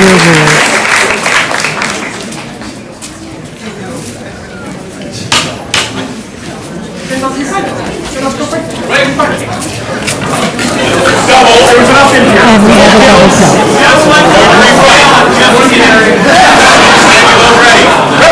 Instinct to say Donovan is strong because he said that to me many times.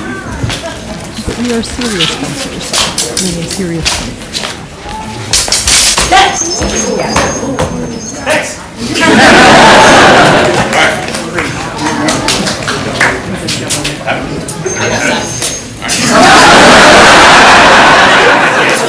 Through the hush, we could hear dead, nice, but they're talking to make sure that that's correct.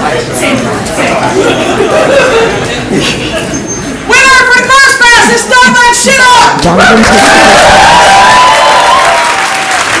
Which means that Bobby will pick the next form. The next pass will be single rapier. The next pass will be single rapier, and the crowd is very enthusiastic about that. And just to show how fast things are, I don't think I've ever seen a heavy weapon where things are going to go this fast. Gentlemen, stand you both ready. Right? Lay on.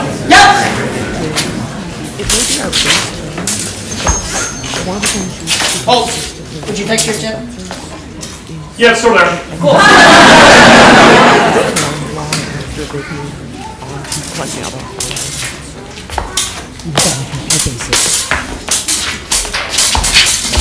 Everything is based on the basics. For precaution, I don't think there was about time.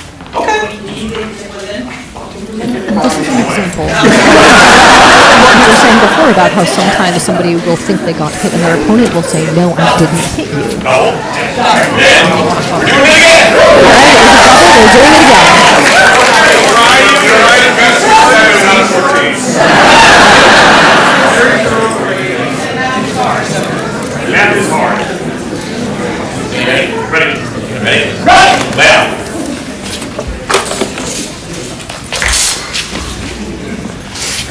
Good talk. Yes.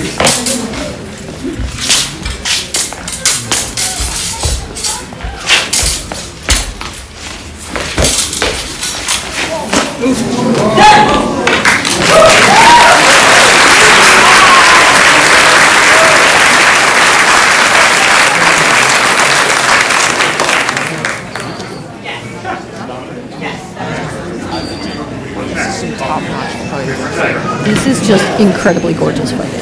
I mean, occasionally trash fire because there's always occasionally. Second winner for the what? Is Donovan Donovan takes that pass as well. All right, so that's Donovan 2. I brought a bottle of champagne for the finals, but given the number of people and the tightness of this room, I think the champagne will wait for us to celebrate later tonight. But, So this is just such an amazing thing that we're watching. Whatever happens, They are fighting sword and dagger, and that looks like a very clear Bobby acknowledging the shot. Either of these combatants will make an excellent king.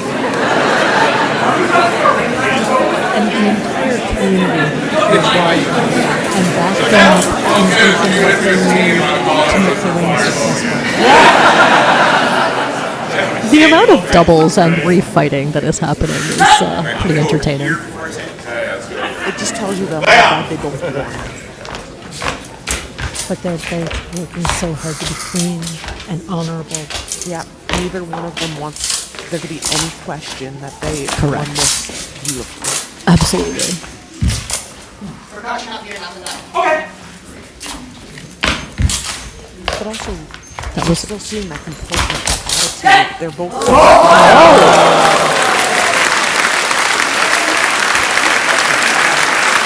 Partway through that, there was a percussive hit that Bobby called nothing done, but then a clear win. So third bout also to Donovan. Donovan needs one more victory. However, it is not over. Correct. We've had several times before in Crown Tournament and Rapier Champions where someone has come back from a 3-0 hole. Right. We can't count anything over yet. So he is called Rigid Parry, sword and stick looks like. And in this tournament, they are trying to match very specifically, not like buckler versus stick, where it's just both combatants have a rigid parry. In this, they are trying to make sure that it is matched as precisely as possible.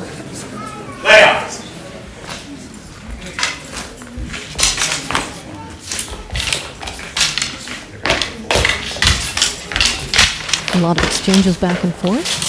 Bobby has lost a hand, it looks like. And Donovan has offered to let him put it down, and he has accepted. That is known within the Rapier community as a point of courtesy. So kudos to Donovan on that front.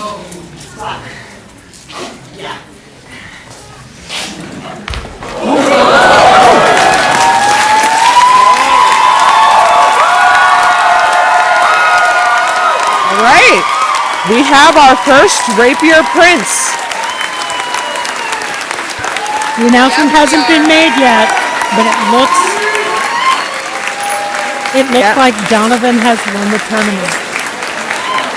Hold on for the official announcement. Yep.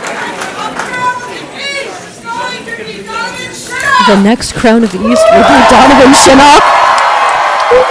And the crowd is deafening. And that means that our next princess will be Meggie. You heard it, ladies and gentlemen. The next Crown Prince of the East, Master Donovan Shinnok, fighting for Miss Meggie. This is a heck of a thing, and I know there are a lot of feels going around right now. Just watching Donovan and Bobby with each other after that. Folks, you just watched history. Take a moment right now to cheer for the Dean's gladiators that have stood before you today. Take a moment to breathe in a historic moment that we are about to all embrace together.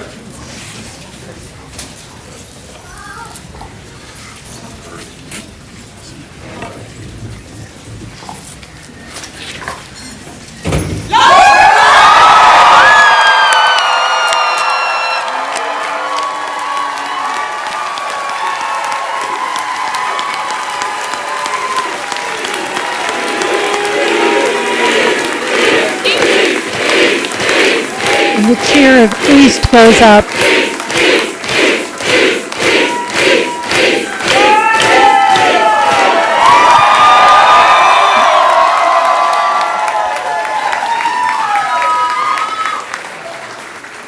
Our new Prince of the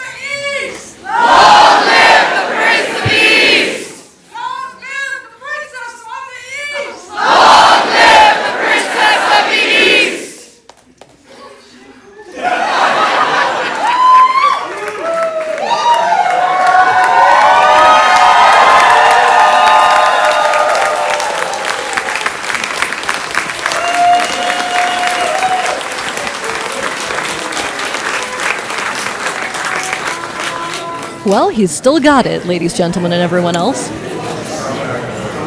5-time winner of Their Majesties Rapier Champion Tournament. And now Prince of the East. With everything going on in this world, it's really nice to spend the weekend with friends, finding some joy. I hope you've enjoyed this live cast as much as we have enjoyed doing it. We have enjoyed doing it quite a bit, as I think you could probably tell. Apologies if you hear some feelings in the next few minutes, because I think we're all pretty emotional about what we just watched. So,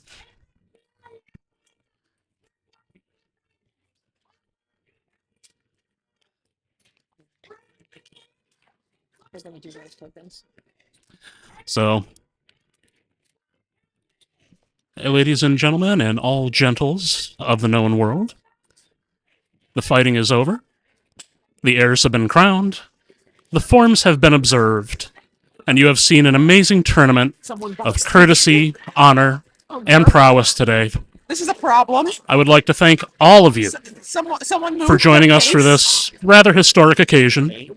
Someone moved the case. I want to say thank you to my broadcast compatriots here, Mercedes, Eleanor, and Aneshka.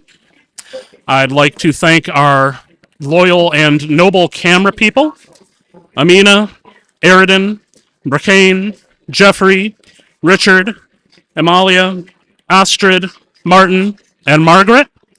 I want to extend an extreme thank you to the fine folks of the East Kingdom Web Ministry for facilitating all of this to happen today. And I want to thank all of you out in the ethereal lands for joining us today for what has truly been a wonderful and historic day. Remember that all of us are what makes the dream work. So thank you. Have a wonderful evening. And this has been a presentation of East Kingdom Public Broadcasting.